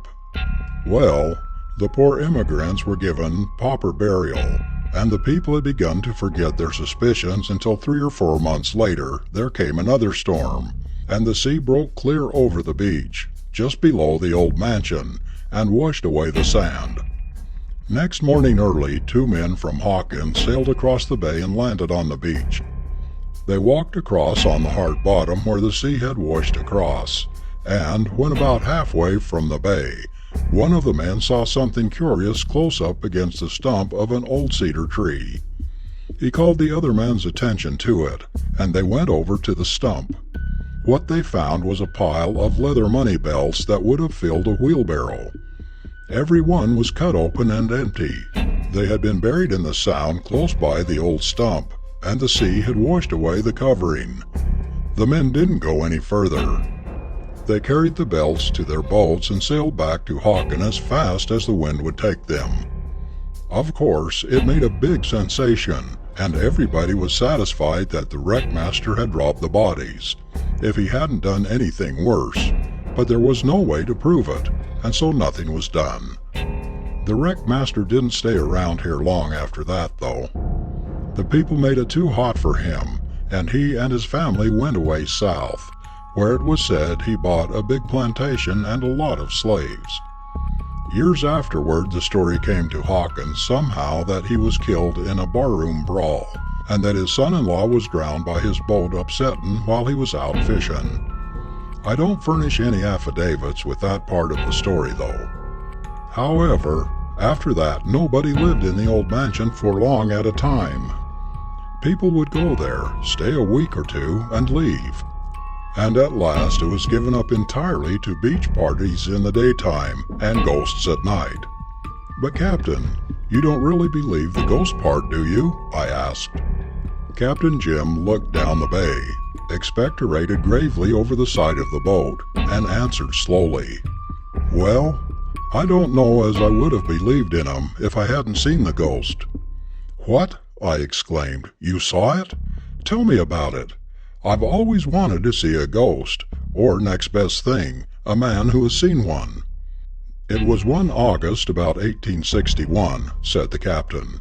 "I was a young feller then, and with a half-dozen more was over on the beach cutting salt hay. We didn't go home at nights, but did our own cooking in the old mansion kitchen, and at night slept on the piles of hay upstairs. We were a reckless lot of scamps, and reckoned that no ghosts could scare us. There was a big full moon that night, and it was as light as day. The mosquitoes was pretty bad too, and it was easier to stay awake than go to sleep. Along toward midnight, me and 2 other fellers went out on the old balcony, and began to race around the house. We hollered and yelled, and chased each other for half an hour or so, and then we concluded we'd better go to sleep. So we started for the window of the room where the rest were. This window was near one end on the ocean side, and as I came around the corner, I stopped as if I'd been shot, and my hair raised straight up on the top of my head. Right there in front of that window stood a woman looking out over the sea, and in her arms she held a little child. I saw her as plain as I see you now. It seemed to me like an hour she stood there, but I don't suppose it was a second. Then she was gone. When I could move, I looked around for the other boys, and they were standing there paralyzed. They had seen the woman, too. They didn't say much, and we didn't sleep much that night, and the next night we bunked out on the beach. The rest of the crowd made all manner of fun of us, but we had had all the ghosts we wanted, and I never set foot inside that old house after that. "When did it burn down, Captain?" I asked as Jim relapsed into silence. "Somewhere about 25 years ago. A beach party had been roasting clams in the old oven, and in some way the fire got to the woodwork. It was as dry as tinder, and I hope the ghosts were all burned up with it." End of story 14.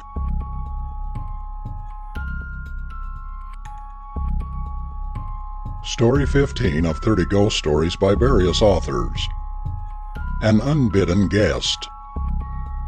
My cousins, Kate and Tom Howard, married at Trinity at Easter time, concluded to commence housekeeping by taking one of those delightfully expensively furnished, unfurnished cottages, with which the fashionable watering place of W abounds, from whose rear windows one night almost take a plunge into the surf, the beach beginning at the back door. They went down quite early in May, being in a great hurry to try their domestic experiment, and as the evenings were still cold, they spent them about the open fire, spooning. It was upon one of those nights, about 11 o'clock, that they were startled by a noise, as of some small object falling, soon followed by the sound of heavy footsteps, and then quiet again reigned supreme. At once, Tom, poker in hand, boldly started in search of the burglar, followed by Kate, wildly clutching at his coat tail, and in a state of tremor. They looked upstairs, under the various beds, Kate suggesting that in novels they were always to be found there. The dining room was next explored, where all seemed well, and lastly the kitchen, where they found what was evidently a solution of the mystery. The burglar had entered by the back door, which was found to be unlocked and slightly ajar. The first excitement subsiding, they returned again to the dining room, where Tom, upon closer inspection, then discovered that one of a pair of quaint little pepper pots, wedding gifts, was missing, and other small articles on the sideboard had been slightly disturbed. The next morning, when Kate mildly remonstrated with the queen of the kitchen for her carelessness, she received a shock by being told that it was her usual custom to leave the door open, so that it would be aisy, convenient like for the milkmaid. They parted with her, and a new maid was engaged, whose chief qualification for the place that she was most faithful in the discharge of her duties, especially in locking up. While they mourned the loss of the pepper pot, still it seemed so trifling when they thought of that lovely repoussé salad bowl sent by Aunt Julia, which stood nearby, that nothing was said of the loss outside of the family, and the little household settled into its normal state once more of billing and cooing. About a fortnight later, Tom started out one night with an old fisherman, one of the natives and a local character, to indulge in that delightful pastime so dear to the heart of man, known as eeling. And as the night was dark, the eels were particularly sporty, so that it was well on towards the wee sma' hours when Tom at last returned to the cottage. He found all excitement within. Kate was in hysterics, and the new maid, also weeping, was industriously applying the camphor bottle to her mistress's nose. The burglar or ghost, as they had now decided, the windows and doors being found to be securely locked this time, had been abroad again, but had succeeded in purloining nothing. His royal ghost ship had amused himself apparently by simply walking about. "Oh, Tom, he had on such heavy boots and was so dreadfully bold about it," said Kate tearfully. From that time Kate became nervous and refused to be left alone. Tom started whenever a door creaked, and the treasure departed hurriedly, saying, "Faith, the house is haunted, sure." After that, Kate spent her days in girl hunting and her nights in answering shadowy advertisements that never materialized. They tried Irish, English, Dutch, and a heathen Chinese, with a sprinkling of colored ladies to vary the monotony. They seemed about to become famous throughout the length and breadth of the land as the family that changes help once a week when they landed treasure number 2. Shortly after her advent, we were all asked down to W to help celebrate their happiness and, incidentally, to christen the new dinner set. We were not a little surprised at finding Kate so pale and Tom rather distrait. However, after a delightful dinner that should have filled with pleasure the most exacting bride, we adjourned to the piazza, leaving the men to the contemplation of their cigars.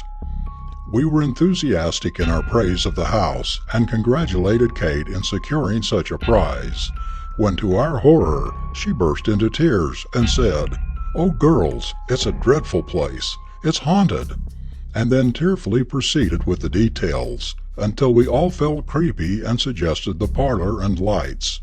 It was not long afterwards that Kate discovered that Tom had also related the ghost story to the men that evening, to which Ned Harris had said, laconically, "Rats," and Bob Shaw laughingly remarked, "Tom, old chap, you really shouldn't take your nightcap so strong."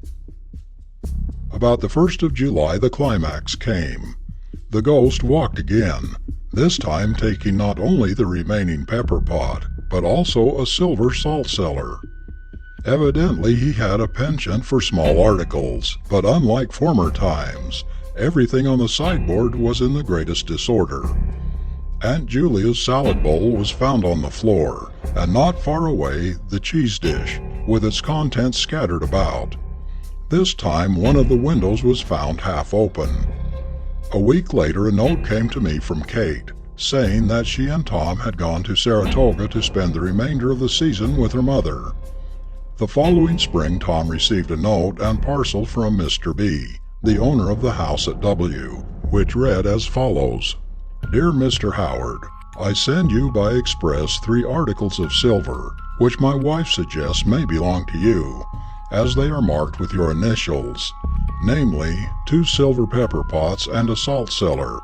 They were found the other day, during the process of spring house cleaning, in a rat hole behind the sideboard. I forgot to have the hole stopped up last spring, or to caution you against the water rats. The great fellows will get in, you know. Kind regards to Mrs. Howard. Very truly, John B." The next season the Ghost Club was organized, the badge being a small silver rat, bearing proudly aloft a tiny pepper pot. We thoughtfully offered Tom the presidency, but he declined, with offended dignity, from the effects of which I think he will never fully recover. End of story 15.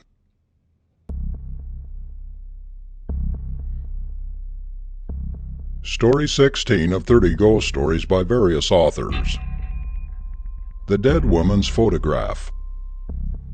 Virgil Hoyt is a photographer's assistant up at St. Paul, and a man of a good deal of taste.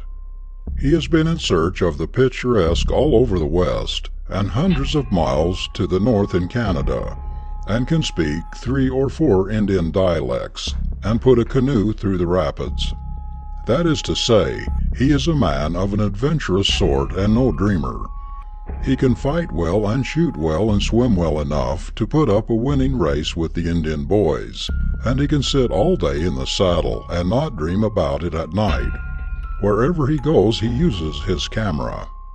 The world, Hoyt is in the habit of saying to those who sit with him when he smokes his pipe, was created in 6 days to be photographed. Man, and especially woman, was made for the same purpose. Clouds are not made to give moisture, nor trees to cast shade. They were created for the photographer. In short, Virgil Hoyt's view of the world is whimsical, and he doesn't like to be bothered with anything disagreeable. That is the reason he loathes and detests going to a house of mourning to photograph a corpse. The horribly bad taste of it offends him partly, and partly he is annoyed at having to shoulder, even for a few moments, a part of someone's burden of sorrow. He doesn't like sorrow, and would willingly canoe 500 miles up the cold Canadian rivers to get rid of it. Nevertheless, as assistant photographer, it is often his duty to do this very kind of thing. Not long ago he was sent for by a rich Jewish family at St. Paul to photograph the mother, who had just died. He was very much put out, but he went. He was taken to the front parlor where the dead woman lay in her coffin. It was evident that there was some excitement in the household and that a discussion was going on, but Hoyt wasn't concerned, and so he paid no attention to the matter. The daughter wanted the coffin turned on end, in order that the corpse might face the camera properly, but Hoyt said he could overcome the recumbent attitude and make it appear that the face was taken in the position it would naturally hold in life, and so they went out and left him alone with the dead. The face was a strong and positive one, such as may often be seen among Jewish matrons. Hoyt regarded it with some admiration, thinking to himself that she was a woman who had been used to having her own way. There was a strand of hair out of place. He pushed it back from her brow. A bud lifted its head too high from among the roses on her breast and spoiled the contour of the chin, so he broke it off. He remembered these things later very distinctly, and that his hand touched her bare face 2 or 3 times. Then he took the photographs and left the house. He was very busy at the time, and several days elapsed before he was able to develop the plates. He took them from the bath, in which they had lain with a number of others, and went to work upon them. There were 3 plates. He hadn't taken that number merely as a precaution against any accident. They came up well, but as they developed he became aware of the existence of something in the photograph which had not been apparent to his eye. The mysterious always came under the head of the disagreeable with him, and was therefore to be banished, so he made only a few prints and put the things away out of sight. He hoped that something would intervene to save him from attempting an explanation. But it is a part of the general perplexity of life that things do not intervene as they ought when they ought. So one day his employer asked him what had become of those photographs. He tried to evade him, but it was futile, and he got out the finished photographs and showed them to him. The older man sat staring at them a long time. "Hoyt," said he at length, "you're a young man, and I suppose you've never seen anything like this before. But I have. Not exactly the same thing, but similar phenomena have come my way a number of times since I went into the business, and I want to tell you there are things in heaven and earth not dreamt of." "Oh, I know all that tommy rot," cried Hoyt angrily, "but when anything happens, I want to know the reason why and how it is done." "All right," said his employer, "then you might explain why and how the sun rises." But he humored the younger man sufficiently to examine with him the bath in which the plates were submerged, and the plates themselves. All was as it should be, but the mystery was there and could not be done away with. Hoyt hoped against hope that the friends of the dead woman would somehow forget about the photographs, but of course the wish was unreasonable, and one day the daughter appeared and asked to see the photographs of her mother. "Well, to tell the truth," stammered Hoyt, "those didn't come out as well as we could wish." "But let me see them," persisted the lady. "I'd like to look at them anyway." "Well now," said Hoyt, trying to be soothing, as he believed it was always best to be with women.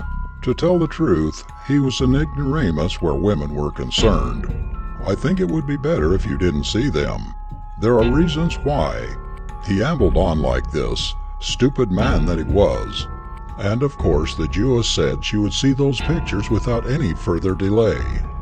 So poor Hoyt brought them out and placed them in her hand, and then ran for the water pitcher, and had to be at the bother of bathing her forehead to keep her from fainting. For what the lady saw was this.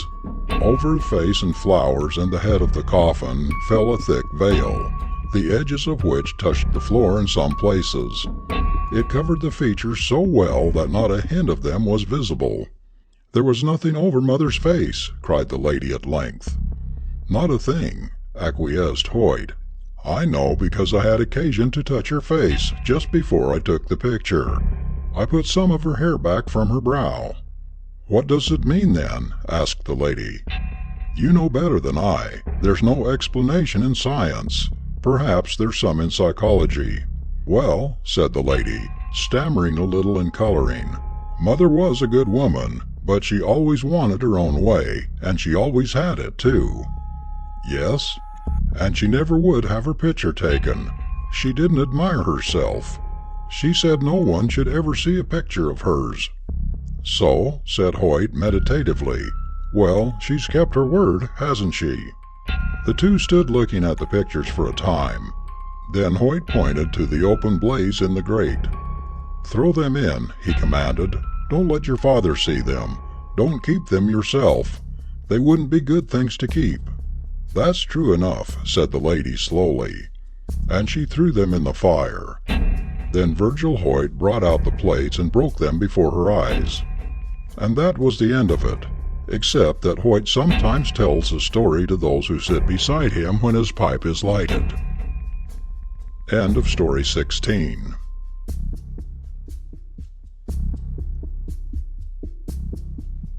Story 17 of 30 Ghost Stories by various authors. The Ghost of a Live Man. We were in the South Atlantic Ocean, in the latitude of the island of Fernando Noronha, about 40 degrees 12 minutes south, on board the bark H.G. Johnson, homeward bound from Australia. I was the only passenger, and we had safely rounded Cape Horn, with the barometer at 28 degrees 18 minutes, and yet had somehow miraculously escaped any extremely heavy gale, had light northerly and easterly winds till we reached 20 degrees, and thence the southeast trades were sending us fast on our way to the equator. I sat on deck smoking my pipe, with a glorious full moon shedding its bright pathway across the blue waters, and chatting with the first mate, a man of some 58 years of age, who had followed the sea since he was a boy. For 20 years or more he had been a mate or captain, and many and varied were the experiences he could relate. A thorough sailor and a skillful navigator, he was as honest as the day is long, had a heart as big as an ox, and was an all-around good fellow and genial companion. Some of his yarns might be taken cum grano salis, yet he always positively assured me that he was telling me the truth.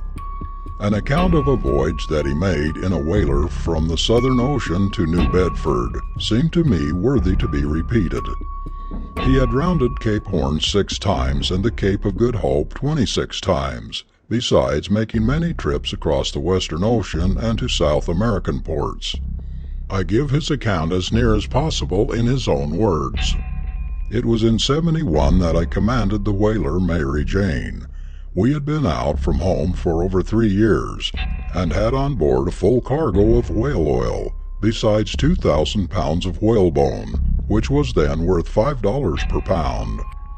I had also been fortunate enough to find in a dead whale which we came across a large quantity of ambergris, and our hearts were all very light as we began our homeward voyage, and our thoughts all tended to the hearty welcome which we should receive from wives and sweethearts when we reached our journey's end.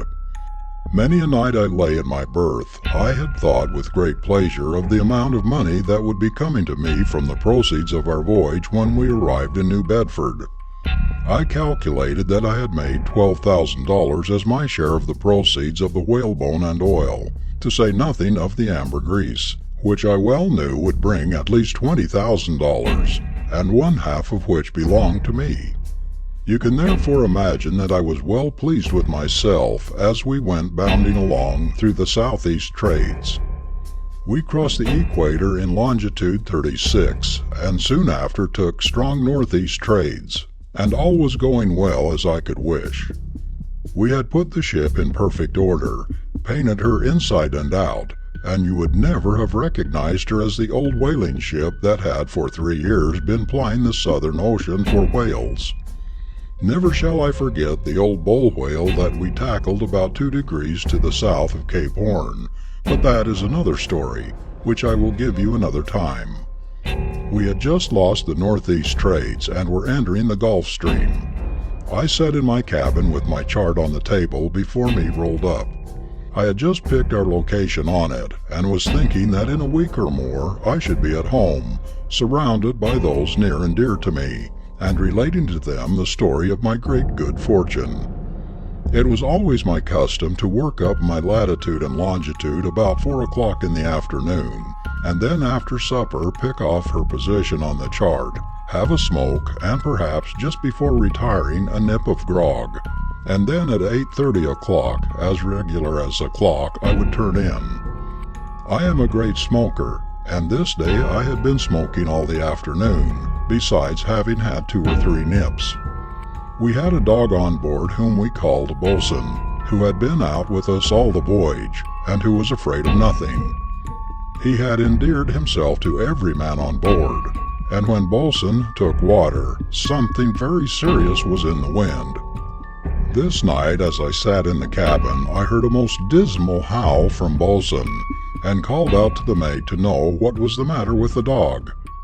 He replied that he reckoned some of the men had been teasing him, and the occurrence soon passed from my mind.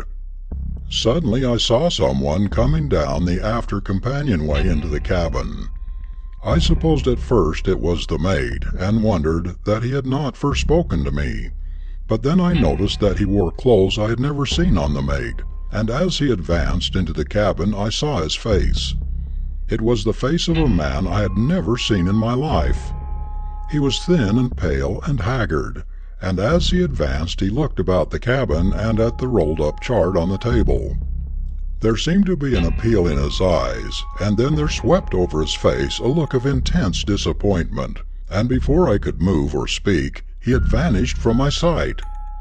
Now I am a very practical man, and I at once straightened myself in my chair and said to myself, "Well, old man, you've smoked one too many pipes today, or else you've had one drink too much, for you have been asleep in your chair and seen a ghost."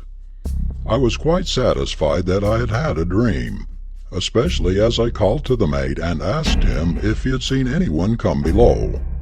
He said no, that he had not left the deck for the last hour, and the man at the wheel, directly in front of the door, was sure no one had entered the cabin. So I convinced myself that I had had a very vivid dream, though I could not help thinking of the matter all through the next day. At 8 o'clock the next evening, I sat in the same place with my work just finished, and the chart rolled up on the table before me, when suddenly the dog's dismal howl rang through the ship, and looking up I saw those same legs coming down the after companion. My hair fairly stood on end, and yet today surely I was wide awake.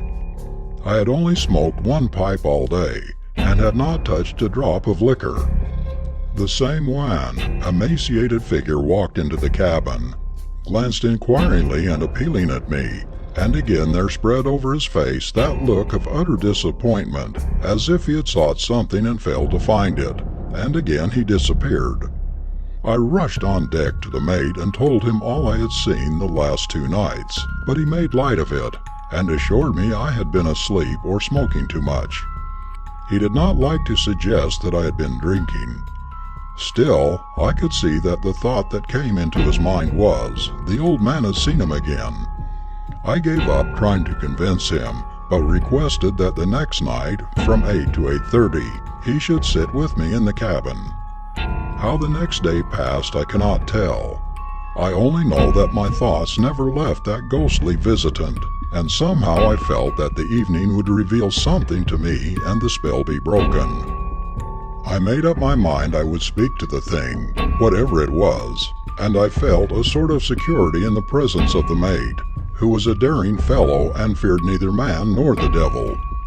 Neither rum nor tobacco passed my lips during the next day, and 8 o'clock found the mate and I sitting in the cabin, and this time the chart lay open on the table beside us. Just as 8 bells struck, the dog's premonitory wail sounded, and looking up we both saw the figure descending the cabin stairs. We both seemed frozen to our seats, and the strange weirdness of the whole proceeding cast the same spell over the mate and me alike, and we were both unable to move or speak.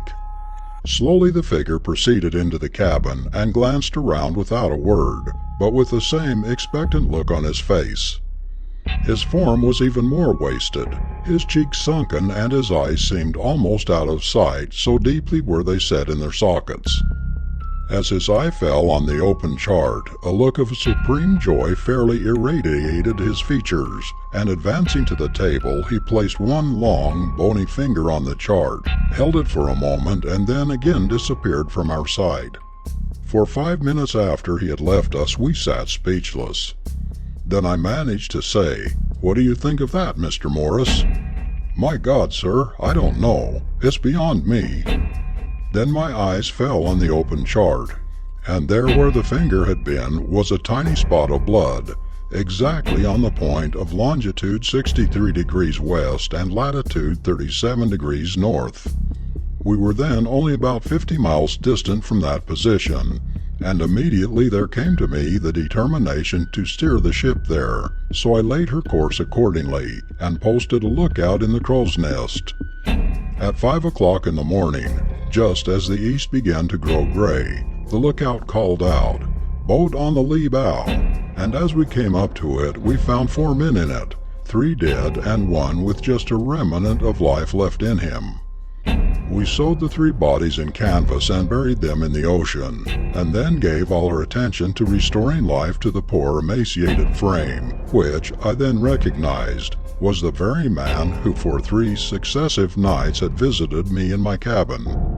By judicious and careful nursing, life gradually came back to him, and in 4 days' time he was able to sit up and talk with me in the cabin. It seems he commanded the ship Promise, and she had taken fire and been destroyed, and all hands had to take to the boats. 10 were in the boats at first, but their food had given out, and one by one he had seen them die, and one by one he had cast the bodies overboard. Finally he lost consciousness and knew not whether his 3 remaining companions were dead or alive. Then he said he seemed in a dream to see a ship and tried to go to her for help, but just as he would be going on board of her, something would seem to keep him back. 3 times in his dreams he tried to visit this ship, and the last time there seemed to come to him a certain satisfaction, and he felt that he had succeeded in his object. Turning to my table, he said, "Let me take your chart. I'll show you just where we were." "Stop," said I. "Don't take that chart. It is an old one and all marked over. Mark your position on this new one." He took my pencil and knife and carefully sharpened his pencil. Then, taking my dividers, he measured his latitude and longitude and placed a pencil dot at a point on the clean chart. As he lifted his hand, he said, "Oh, excuse me, Captain. I cut my finger in sharpening the pencil and left a drop of blood on the chart." "Never mind," said I. "Leave it there." And then I produced the old chart, and there, in an exactly corresponding place, was the drop of blood left by my ghostly visitor. Then, looking steadily into my face, the mate solemnly added, "I can't explain this, sir. Perhaps you can. But I can tell you on my honor it's God's own truth that I have told you." End of story 17.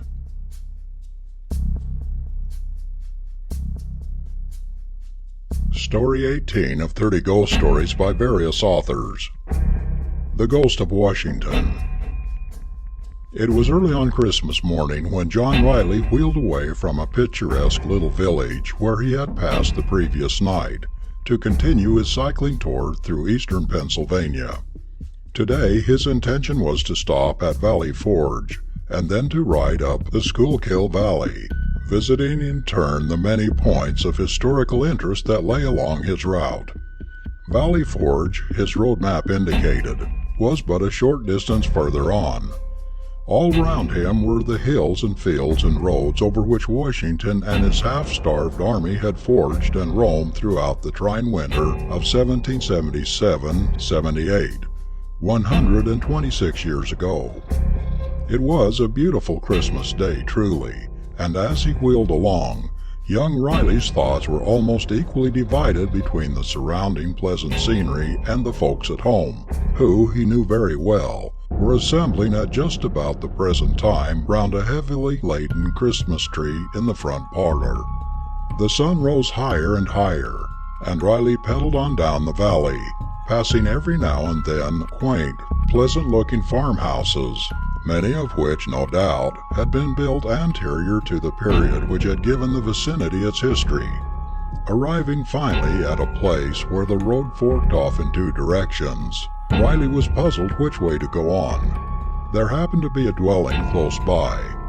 Accordingly, he dismounted, left his wheel leaning against a gatepost at the side of the road, and walked up a wretchedly flagged walk leading to the house, with the idea of getting instructions from its inmates.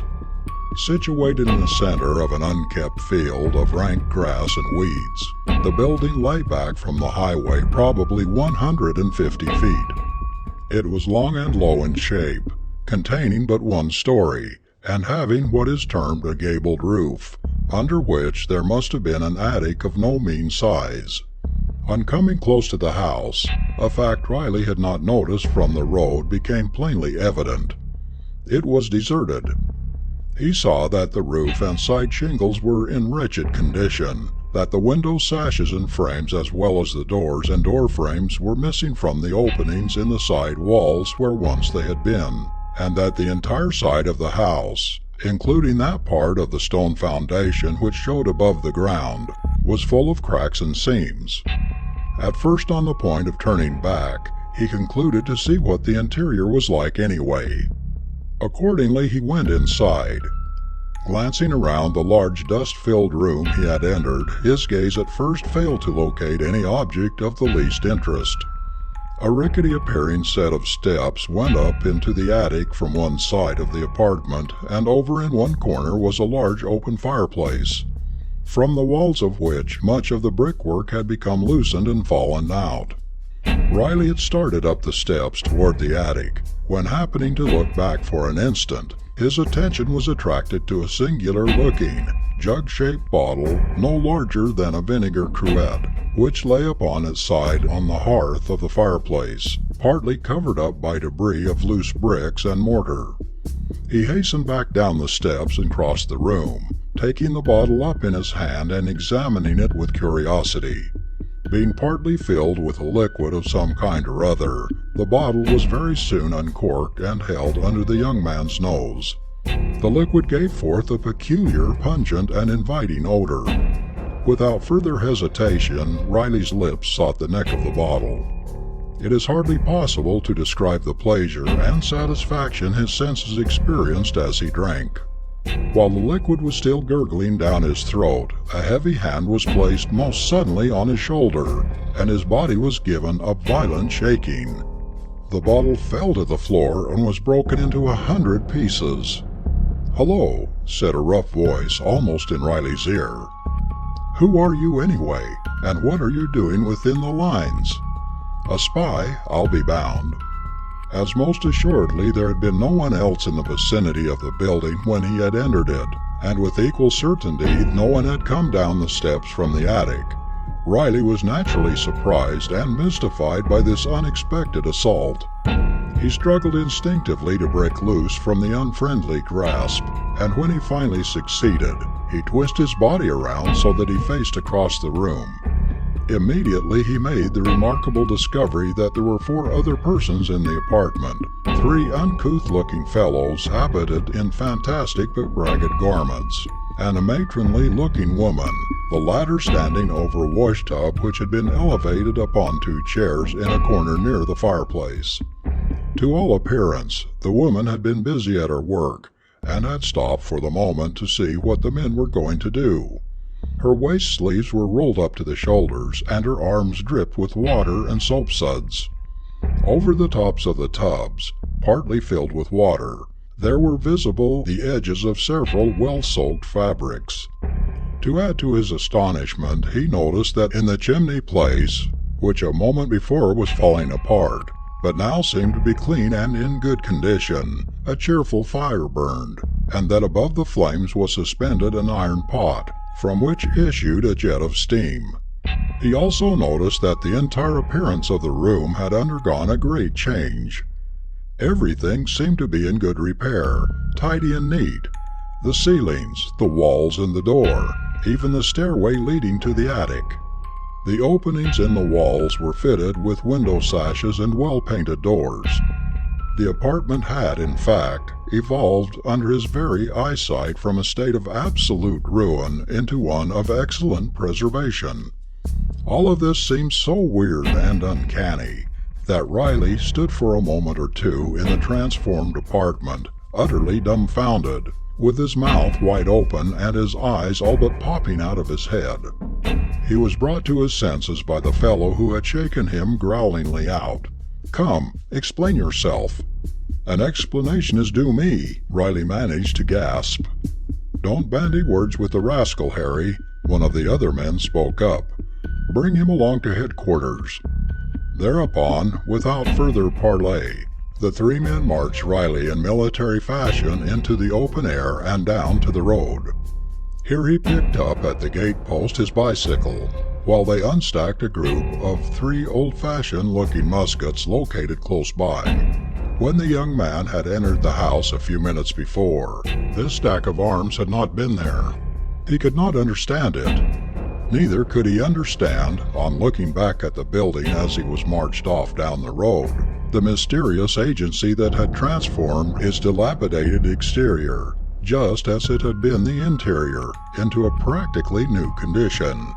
While they trudged along, the strangers exhibited a singular interest in the wheel Riley pushed at his side, running their coarse hands over the frame and handlebar, and acting on the whole as though they never before had seen a bicycle.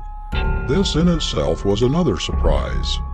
He had hardly supposed there were 3 men in the country so totally unacquainted with what is a most familiar piece of mechanism everywhere. At the same time that they were paying so much attention to the wheel, Riley in turn was studying with great curiosity his singular-looking captors. Rough, unprepossessing appearing fellows they were, large of frame and unshaven, and it must be added, dirty of face. What remained of their very ragged clothing, he had already noticed, was of a most remarkable cut and design, resembling closely the garments worn by the Continental militiamen in the War of Independence.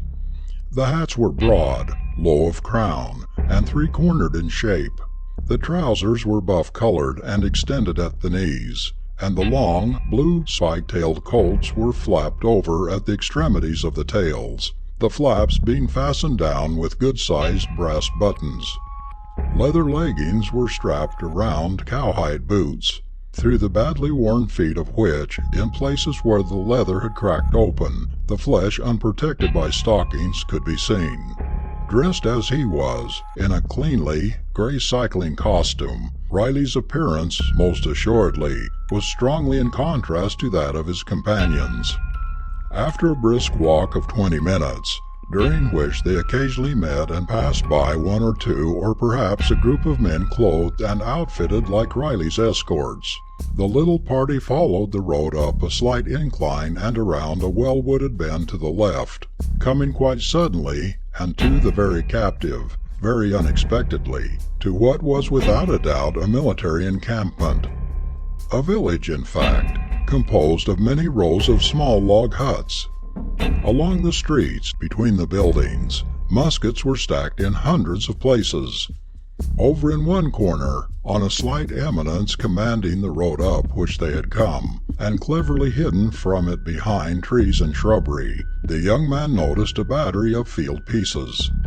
Wherever the eye was turned on this singular scene were countless numbers of soldiers all garmented in 3-cornered hats, spike-tailed coats, and knee breeches, walking lazily hither and thither, grouped around crackling fires, or parading up and down the streets in platoons under the guidance of ragged but stern-looking officers. Harry stopped the little procession of 4 in front of one of the larger of the log houses. Then, while they stood there, the long blast from a bugle was heard, followed by the roll of drums. A minute or 2 afterward, Several companies of militia marched up and grounded their arms, forming three sides of a hollow square around them, the fourth and open side being toward the log house. Directly succeeding this maneuver, there came through the doorway of the house and stepped up the center of the square, stopping directly in front of Riley, a dignified-looking person, tall and straight and splendidly proportioned of figure, and having a face of great nobility and character. The cold chills chased one another down Riley's back. His limbs swayed and tottered beneath his weight. He had never experienced another such sensation of mingled astonishment and fright. He was in the presence of General Washington. Not a phantom Washington either, but Washington in the flesh and blood, as material and earthly as a being as ever crossed a person's line of vision. Riley, in his time, had seen so many portraits, marble busts and statues of the great commander, that he could not be mistaken. Recovering the use of his faculties, which for the moment he seemed to have lost, Riley did the very commonplace thing that others before him have done when placed unexpectedly in remarkable situations. He pinched himself to make sure that he was in reality wide awake and in the natural possession of his senses. He felt like pinching the figure in front of him also, but he could not muster up the courage to do that. He stood there trying to think it all out, and as his thoughts became less stagnant, his fright dissolved under the process of reasoning his mind pursued. To reason a thing out, even though an explanation can only be obtained by leaving much of the subject unaccounted for, tends to make one bolder and less shaky in the knees. The series of strange incidents which he was experiencing had been inaugurated in the old-fashioned dwelling he had visited after information concerning the roads, and everything had been going along in a perfectly normal way up to the very moment when he had taken a drink from the bottle found in the fireplace. But from that precise time everything had gone wrongly. Hence the inference that the drinking of the peculiar liquid was accountable in some way or other for his troubles. There was a supernatural agency in the whole thing. That much must be admitted. And whatever that agency was, and however it might be accounted for, it had taken Riley back into a period of time more than 100 years ago, and landed him, body and soul, within the lines of the patriotic forces wintering at Valley Forge. He might have stood there, turning over and over in his mind, pinching himself and muttering, all the morning, had not the newcomer ceased a silent but curious inspection of his person, and asked, "Who are you, sir?" "John Riley, at your pleasure," the young man replied, adding a question on his own account, "And who are you, sir?" Immediately he received a heavy thump on his back from Harry's hard fist. "It is not for you to question the general," the ragged administrator of the blow exclaimed. "And it is not for you to be so gay," Riley returned angrily, giving the blow back with added force.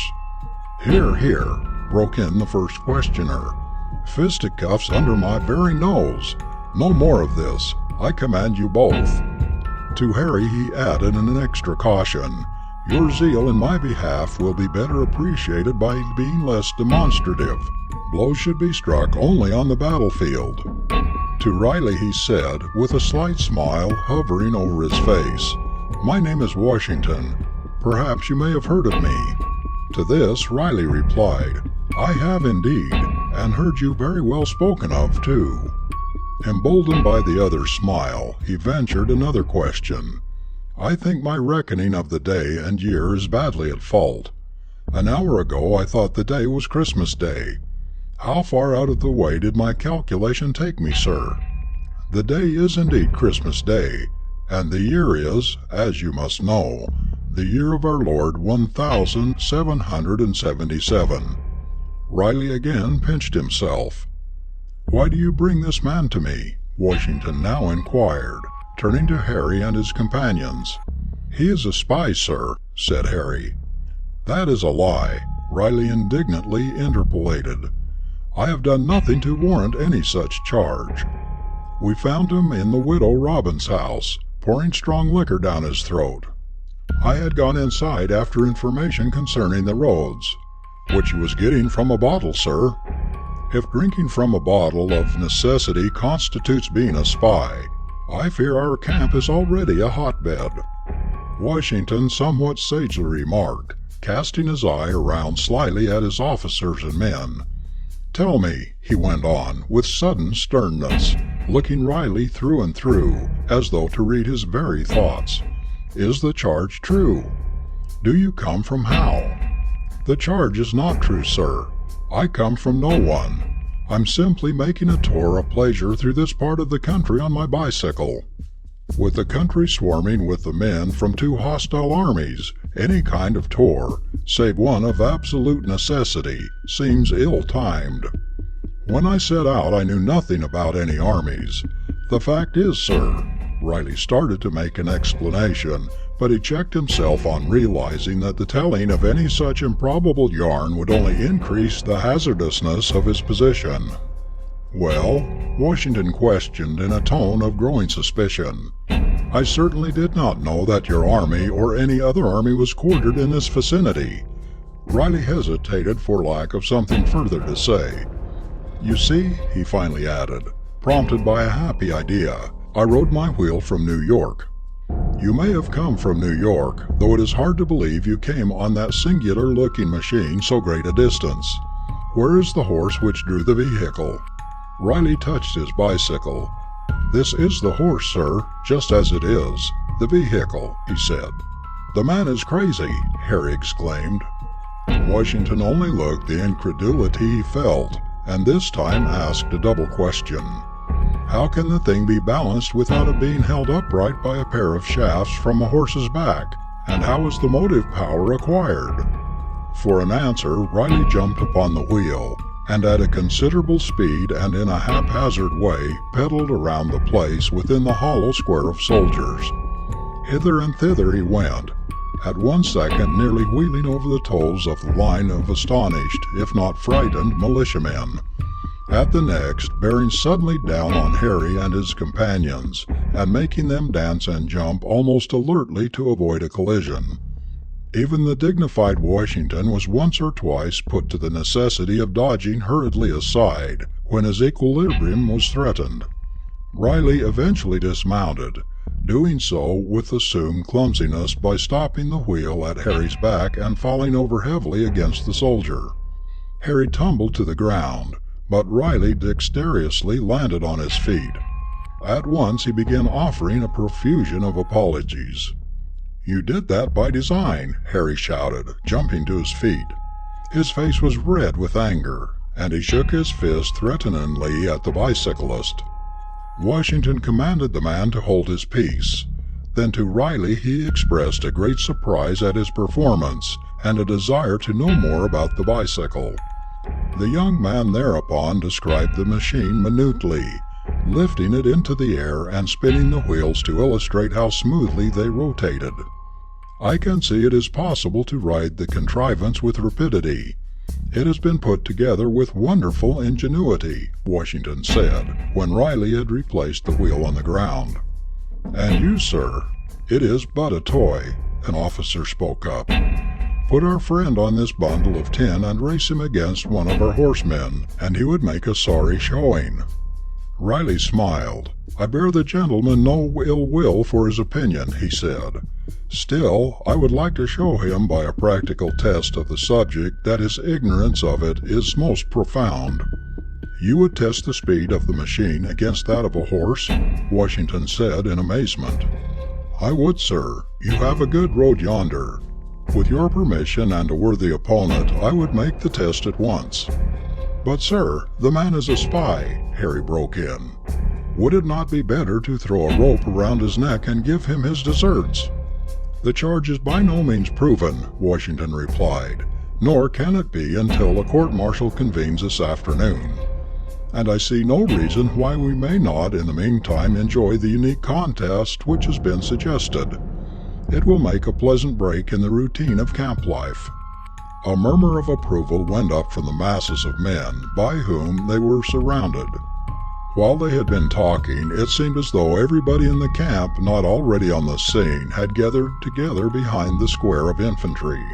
"Then, sir," Harry said with some eagerness, "I would like to be the man to ride the horse. There is no better animal than mine anywhere, and I understand his tricks and humors quite well enough to put him to his best pace." "I confess I have heard you well spoken of as a horseman," Washington said. "Be away with you. Saddle and bridle your horse at once." It was the chain of singular circumstances narrated above which brought John Riley into the most remarkable contest of his life. He had entered many bicycle races at one time or another, always with credit to himself and to the club whose colors he wore, and he had every expectation of making a good showing today. Yet a reflection of the weird conditions which had brought about the present contest took away some of his self-possession when a few minutes later he was marched over to the turnpike and left to his own thoughts, while the officers were pacing out a 1-mile straightaway course down the road. After the measurement had been taken, 2 unbroken lines of soldiers were formed along the entire mile, a most evident precaution against Riley leaving the racecourse at any point to escape across the fields. Washington came up to him again, when the preparations were completed, to shake his hand and whisper a word or two of encouragement in his ear. Having performed these kindly acts, he left to take up a position near the point of finish. The beginning of the course was located close to the battery of half-concealed field pieces. Riley was now conducted to this place. Shortly afterward, Harry appeared on his horse.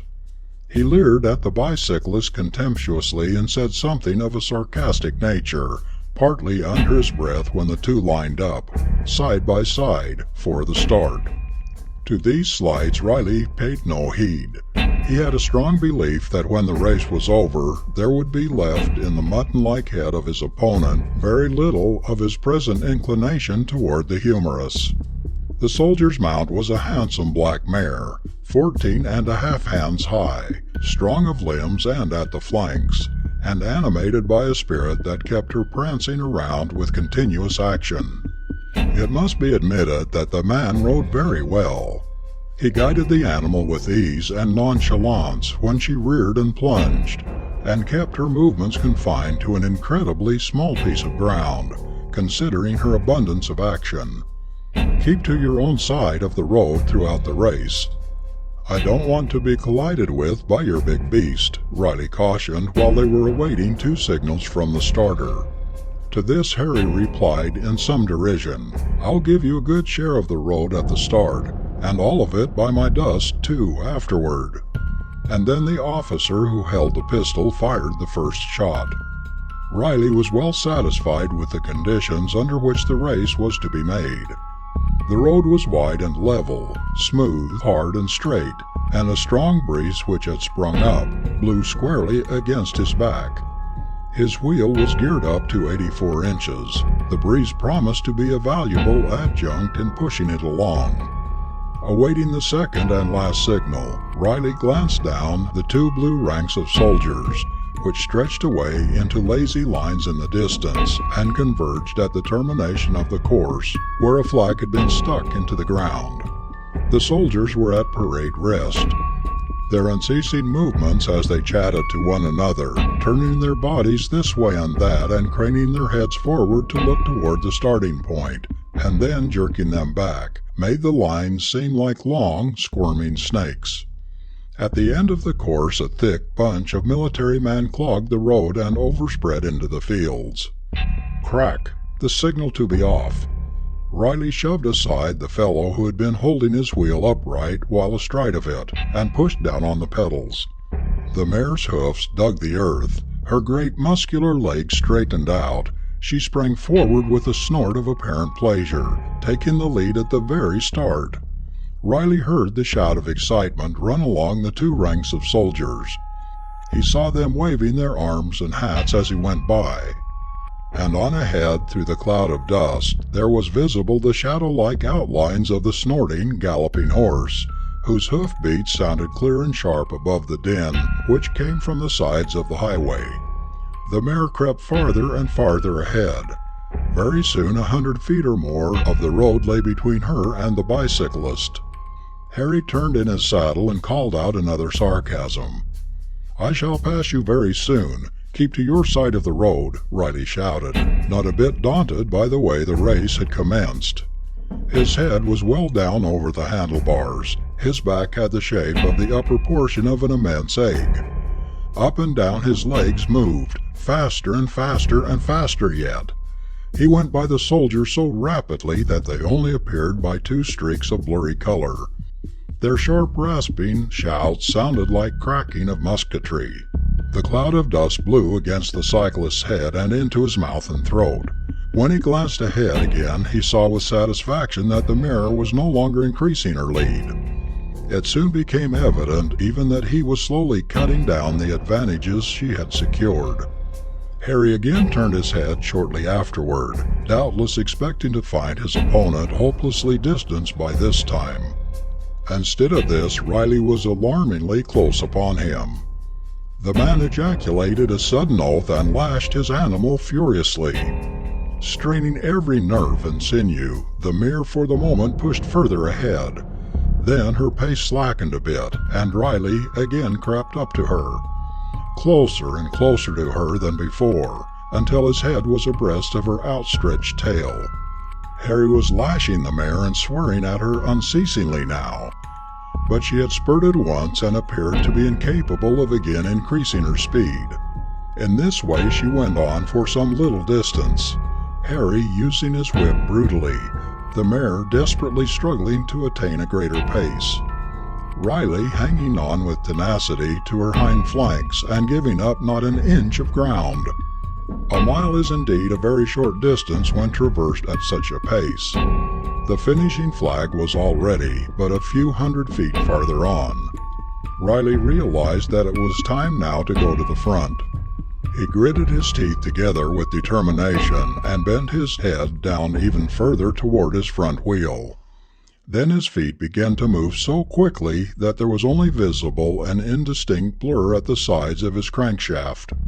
At this very second, with a face marked with rage and hatred, Harry brought his horse suddenly across the road to that part of it which he had been warned to avoid. It is hard to tell what kept Riley from being run into and trampled underfoot.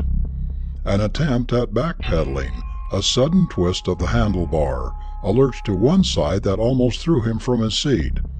Then, in the fraction of a second, he was over on the other side of the road, pushing ahead of the mare, almost as though she were standing still. The outburst of alarm from the throats of the soldiers changed when they saw that Riley had not been injured.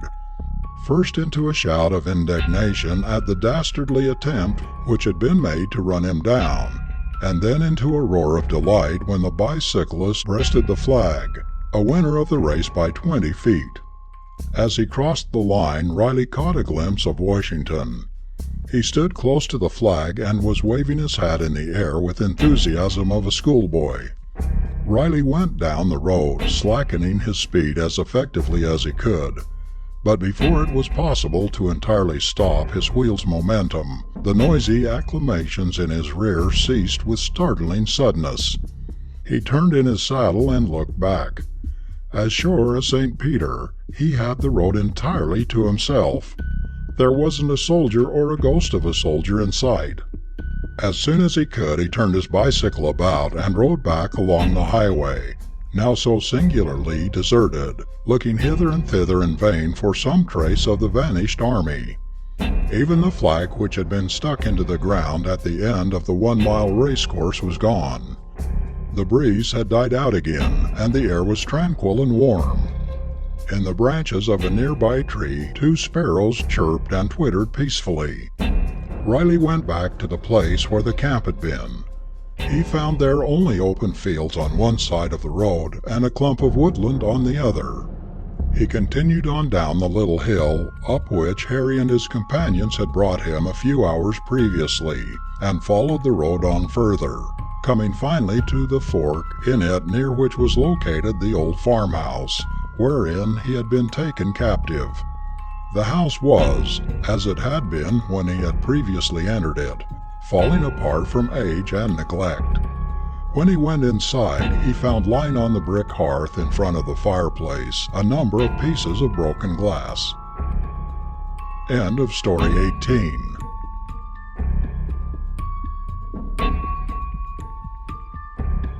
Story 19 of 30 Ghost Stories by various authors. His Dead Wife's Photograph. This story created a sensation when it was first told. It appeared in the papers, and many big physicists and natural philosophers were, at least so they thought, able to explain the phenomenon. I shall narrate the event and also tell the reader what explanation was given, and let him draw his own conclusions. This is what happened. A friend of mine, a clerk in the same office as myself, was an amateur photographer. Let's call him Jones. Jones had a half-plate, Sanders camera with a Ross lens and a Thornton Pickard behind lens shutter with pneumatic release. The plate in question was a Ratton's Ordinary, developed with Ilford Pyro Soda developer prepared at home. All these particulars I give for the benefit of the more technical reader. Mr. Smith, another clerk in our office, invited Mr. Jones to take the likeness of his wife and sister-in-law. This sister-in-law was the wife of Mr. Smith's elder brother, who was also a government servant, then on leave. The idea of the photograph was that of the sister-in-law. Jones was a keen photographer himself. He had photographed everybody in the office, including the peons and sweepers, and had even supplied every sitter with his copies of his handiwork. So he most willingly consented, and anxiously waited for the Sunday on which the photograph was to be taken. Early on Sunday morning, Jones went to the Smiths. The arrangement of light in the veranda was such that a photograph could only be taken after midday, so he stayed there to breakfast. About 1 in the afternoon, all arrangements were complete, and the two ladies, Mrs. Smiths, were made to sit in 2 cane chairs, and after long and careful focusing, and moving the camera for about an hour, Jones was satisfied at last, and an exposure was made. Mr. Jones was sure that the plate was all right, and so a second plate was not exposed, although in the usual course of things this should have been done. He wrapped up his things and went home, promising to develop the plate the same night and bring a copy of the photograph the next day to the office. The next day, which was Monday, Jones came to the office very early, and I was the first person to meet him. "Well, Mr. Photographer," I asked, "what success?" "I got the picture all right," said Jones, unwrapping an unmounted picture and handing it over to me. "Most funny, don't you think so?" "No, I don't think it's all right. At any rate, I did not expect anything better from you," I said. "No," said Jones, "the funny thing is that the two ladies sat." "Quite right," I said. "The third stood in the middle." "There was no third lady at all there," said Jones. "Then you imagine she was there, and there we find her." "I tell you, there were only 2 ladies there when I exposed," insisted Jones. He was looking awfully worried. "Do you want me to believe that there were only 2 persons when the plate was exposed and 3 when it was developed?" I asked. "That is exactly what has happened," said Jones. "Then it must be the most wonderful developer you used. Or was it that this was the second exposure given to the same plate?" "The developer is the one which I have been using for the last 3 years, and the plate, the one I charged on Saturday night out of the new box that I had purchased only on Saturday afternoon." A number of other clerks had come up in the meantime, and were taking great interest in the picture and in Jones' statement. It is only right that a description of the picture be given here for the benefit of the reader. I wish I could reproduce the original picture too, but that for certain reasons is impossible. When the plate was actually exposed, there were only 2 ladies, both of whom were sitting in cane chairs. When the plate was developed, it was found that there was in the picture a figure, that of a lady, standing in the middle. She wore a broad-edged dhoti. The reader should not forget that all the characters are Indians, only the upper half of her body being visible, the lower being covered up by the low backs of the cane chairs. She was distinctly behind the chairs, and consequently slightly out of focus. Still, everything was quite clear.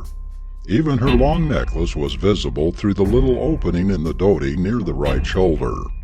She was resting her hands on the back of the chairs, and the fingers were nearly totally out of focus, but a ring on the right finger was clearly visible. She looked like a handsome young woman of 22, short and thin. One of the earrings was also clearly visible, although the face itself was slightly out of focus.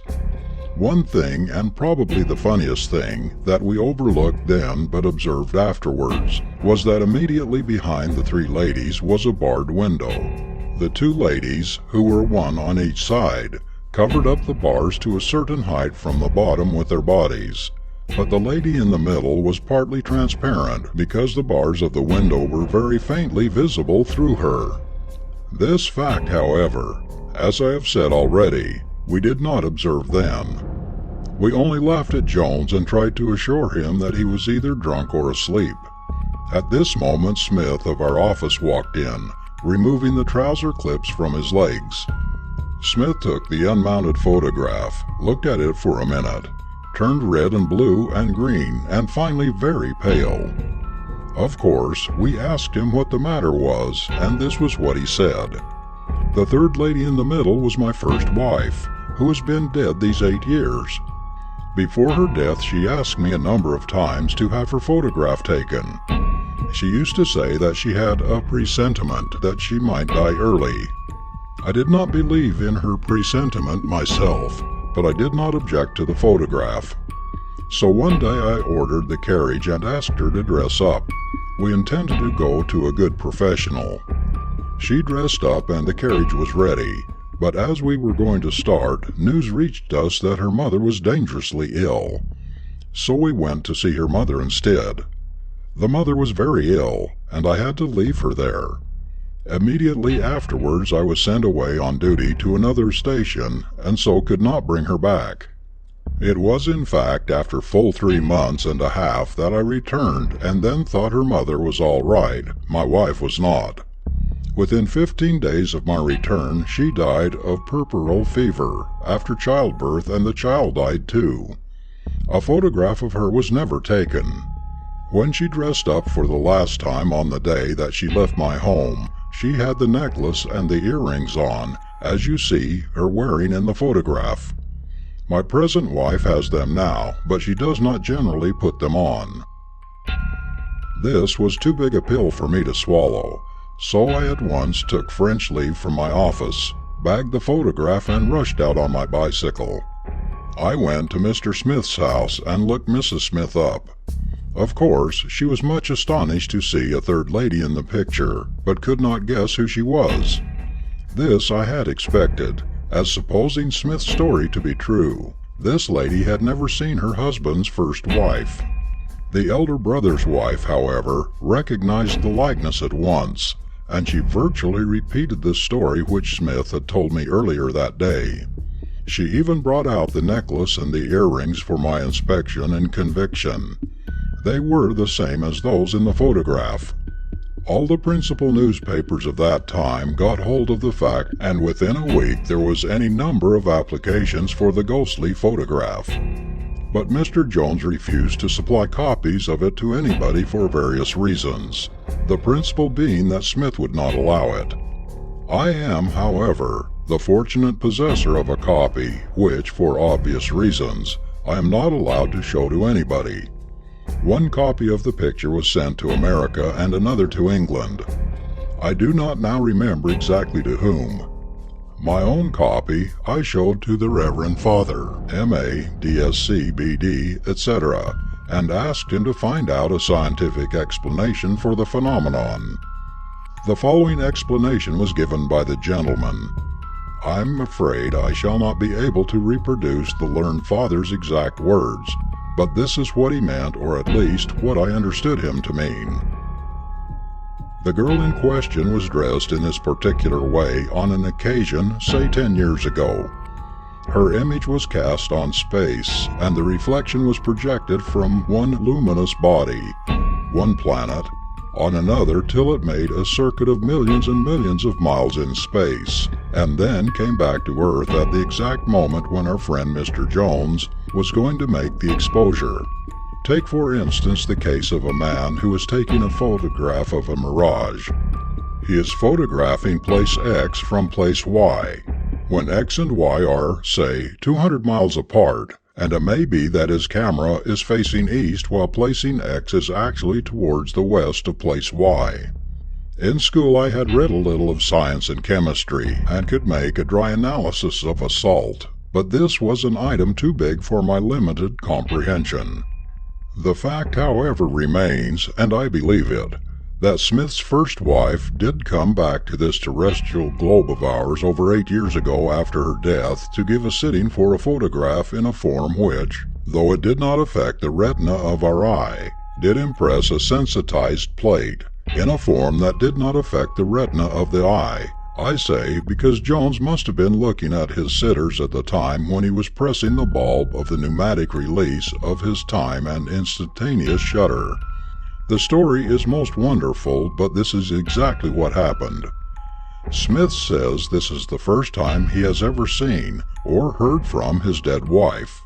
It's popularly believed in India that a dead wife gives a lot of trouble if she ever revisits this earth, but this is, thank God, not the experience of my friend Mr. Smith. It is now over 7 years since the event mentioned above happened, and the dead girl has never appeared again. I would very much like to have a photograph of the two ladies taken once more, but I have never ventured to approach Smith with a proposal. In fact, I learned photography myself with a view to take the photograph of the two ladies, but as I have said, I have never been able to speak to Smith about my intention, and probably never shall. The £10 that I spent on my cheap photographic outfit may be a waste, but I have learned an art which, though rather costly for my limited means, is nevertheless an art worth learning. End of story 19.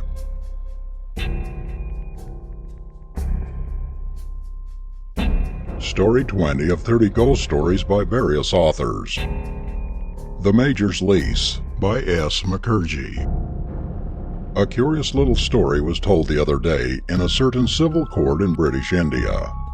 A certain military officer, let's call him Major Brown, rented a house in one of the big cantonment stations where he had been recently transferred with his regiment.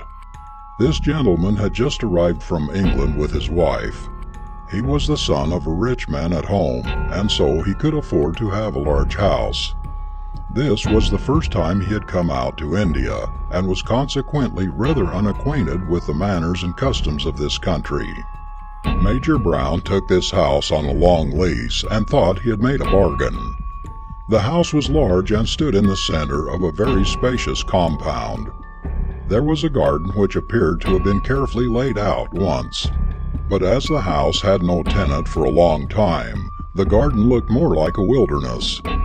There were two very well-kept lawn tennis courts, and these were a great attraction to the Major, who was very keen on tennis.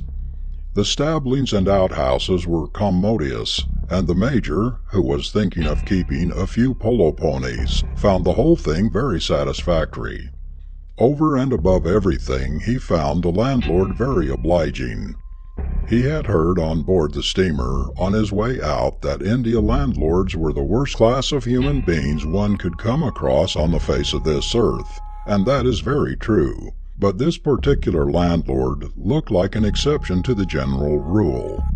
He consented to make at his own expense all the alterations that the Major wanted him to do, and these alterations were carried out to Major and Mrs. Brown's entire satisfaction. On his arrival in this station, Major Brown had put up at a hotel, and after some alterations had been made, he ordered the house to be furnished. This was done in 3 or 4 days, and then he moved in. Annexed is a rough sketch of the house in question. The house was a very large one, and there was a number of rooms, but we have nothing to do with all of them. The spots marked C and E represent the doors. Now what happened in court was this. After he had occupied the house for not over 3 weeks, the Major and his wife cleared out and took shelter again in the hotel from which they had come. The landlord demanded rent for the entire period stipulated for in the lease, and the Major refused to pay. The matter went to court. The presiding judge, who was an Indian gentleman, was one of the cleverest men in the service, and he thought it was a very simple case. When the case was called on, the plaintiff's pleader said that he would begin by proving the lease. Major Brown, the defendant, who appeared in person, said that he would admit it. The judge, who was a very kind-hearted gentleman, asked the defendant why he had vacated the house. "I could not stay," said the major. "I had every intention of living in the house. I got it furnished and spent 2,000 rupees over it. I was laying out a garden. But what do you mean by saying that you could not stay? If your honor passed a night in that house, you would understand what I meant," said the major. "You take the oath and make a statement," said the judge. Major Brown then made the following statement on oath in open court. "When I came to the station, I saw the house and my wife liked it. We asked the landlord whether he would make a few alterations, and he consented. After the alterations had been carried out, I executed the lease and ordered the house to be furnished. A week after the execution of the lease, we moved in. The house is very large." Here followed a description of the building, but to make matters clear and short, I have copied out a rough pencil sketch, which is still on the record, of the case and marked the doors and rooms, as the major had done, with letters. I do not dine at the mess. I have an early dinner at home with my wife and retire early. My wife and I sleep in the same bedroom, the room marked G on the plan, and we are generally in bed about 11 o'clock at night. The servants all go away to the outhouses, which are at a distance of about 40 yards from the main building. Only one jamadar, porter, remains in the front veranda. This jamadar also keeps an eye on the whole main building. Besides, I have got a good, faithful watchdog which I brought out from home. He stays outside with the jamadar. For the first 15 days we were quite comfortable. Then the trouble began. One night before dinner my wife was reading a story, a detective story, of a particularly interesting nature. There were only a few more pages left, and so we thought she would finish them before we put out the reading lamp. We were in the bedroom, but it took her much longer than she had expected it would, and so it was actually a half an hour after midnight when we put out our 16-candle power reading lamp, which stood on a tea-buoy near the head of the beds. Only a small bedroom lamp remained. But though we put out the light, we did not fall asleep. We were discussing the cleverness of the detective and the folly of the thief who had left a clue behind, and it was actually 2 o'clock when we pulled our rugs up to our necks and closed our eyes. At that moment we heard footsteps of a number of persons walking along the corridor. The corridor runs the whole length of the house, as will appear from the rough sketch. This corridor was well carpeted, still we heard the tread of a number of feet. We looked at the door C. This door was closed but not bolted from inside. Slowly it was pushed open, and horror of horrors, 3 shadowy forms walked into the room. One was distinctly the form of a white man in European night attire, another the form of a white woman, also in night attire, and the third was the form of a black woman, probably an Indian nurse or ayah. We remained dumb with horror, as we could see clearly that these unwelcome visitors were not of this world. We could not move. The 3 figures passed right around the beds as if searching for something. They looked into every nook and corner of the bedroom and then passed into the dressing room. Within half a minute they returned and passed out into the corridor in the same order in which they had come in, namely, the man first, the white woman next, and the black woman last of all. We lay as if dead. We could hear them in the corridor and in the bedroom adjoining, with the door E, and in the dressing room attached to that bedroom. They again returned and passed into the corridor, and then we could hear them no more. It must have taken me at least 5 minutes to collect my senses and to bring my limbs under control. When I got up, I found that my wife had fainted. I hurried out of the room, rushed along the corridor, opened the front door and called the servants. The servants were all approaching the house across the land which separated the servants' quarters from the main building. Then I went into the dining room, and procuring some brandy, gave it to my wife. It was with some difficulty that I could make her swallow it, but it revived her, and she looked at me with a bewildered smile on her face. The servants had in the meantime arrived and were in the corridor. Their presence had the effect of giving us some courage. Leaving my wife in bed, I went out and related to the servants what I had seen. The chowkidar, the night watchman, was an old resident of the compound. In fact, he had been in charge of the house when it was vacant, before I rented it. Gave me the history of the ghost, which my jamadar interpreted to me. I have brought the chowkidar and shall produce him as my witness. This was the statement of the major. Then there was the statement of Jokai Pasi, chowkidar, defendant's witness. The statement of this witness as recorded was as follows. My age is 60 years. At the time of the Indian Mutiny, I was a full-grown young man. This house was built at that time. 2 or 3 years after the mutiny. I have always been in charge. After the mutiny, one judge came to live in the house. He was called Judge Parson, probably Pearson. The judge had to try a young Mohammedan charged with murder, and he sentenced the youth to death. The aged parents of the young man vowed vengeance against the good judge. On the night following the morning on which the execution took place, it appeared that certain undesirable characters were prowling about the compound. I was then the watchman in charge as I am now. I woke up the Indian nurse who slept with the judge's baby in a bedroom adjoining the one in which the judge himself slept. On waking up, she found that the baby was not in its cot. She rushed out of the bedroom and informed the judge and his wife. Then a feverish search began for the baby, but it was never found. The police were communicated with, and they arrived at about 4 in the morning. The police inquiry lasted for about half an hour, and then the officers went away promising to come again. At last the judge, his wife, and nurse all retired to their respective beds, where they were found lying dead later in the morning. Another police inquiry took place, and it was found that the death was due to snakebite. There were 2 small punctures on one leg of each victim.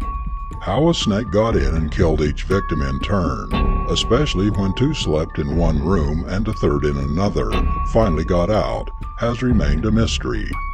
But the judge, his wife, and the nurse are still seen on every Friday night looking for the missing baby. One rainy season the servants' quarters were being re-roofed. I had then an occasion to sleep in the corridor, and thus I saw the ghosts. At that time I was afraid as the Major Sahib is today, but then I soon found out that the ghosts were quite harmless.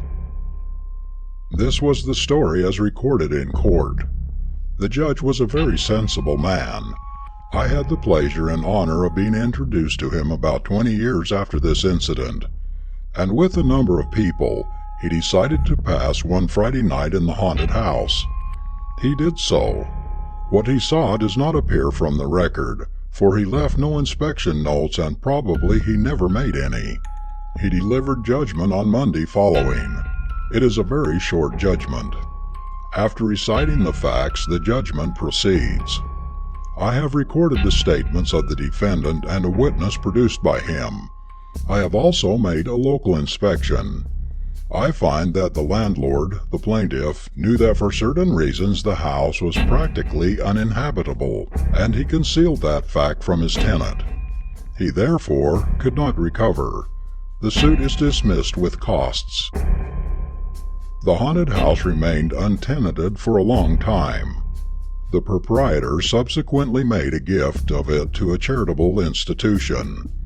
The founders of this institution, who were Hindus and firm believers in charms and exorcisms, had some religious ceremony performed on the premises. Afterwards the house was pulled down, and on its site now stands one of the grandest buildings in the station, that cost fully £10,000. Only this morning I received a visit from a gentleman who lives in the building, referred to above, but evidently he has not even heard of the ghosts of the judge, his wife, and his Indian ayah. It is now nearly 50 years, but the missing baby has not been heard of. If it is alive, it has grown into a fully developed man. But does he know the fate of his parents and his nurse? In this connection, it will not be out of place to mention a fact that appeared in the papers some years ago. A certain European gentleman was posted to a district in the Madras Presidency as a government servant in the financial department. When this gentleman reached the station to which he had been posted, he put up at the club, as they usually do, and began to look out for a house, when he was informed that there was a haunted house in the neighborhood. Being rather skeptical, he decided to take this house, ghost or no ghost. He was given to understand by the members of the club that this house was a bit out of the way and was infested at night with thieves and robbers who came to divide their booty in that house, and to guard against its being occupied by a tenant it had been given a bad reputation. The proprietor, being a wealthy old native of the old school, did not care to investigate. So our friend, whom we shall, for the purpose of this story, call Mr. Hunter, took the house at a fair rent. The house was in charge of a chowdakar, caretaker, porter, or watchman, when it was vacant. Mr. Hunter engaged the same man as night watchman for this house.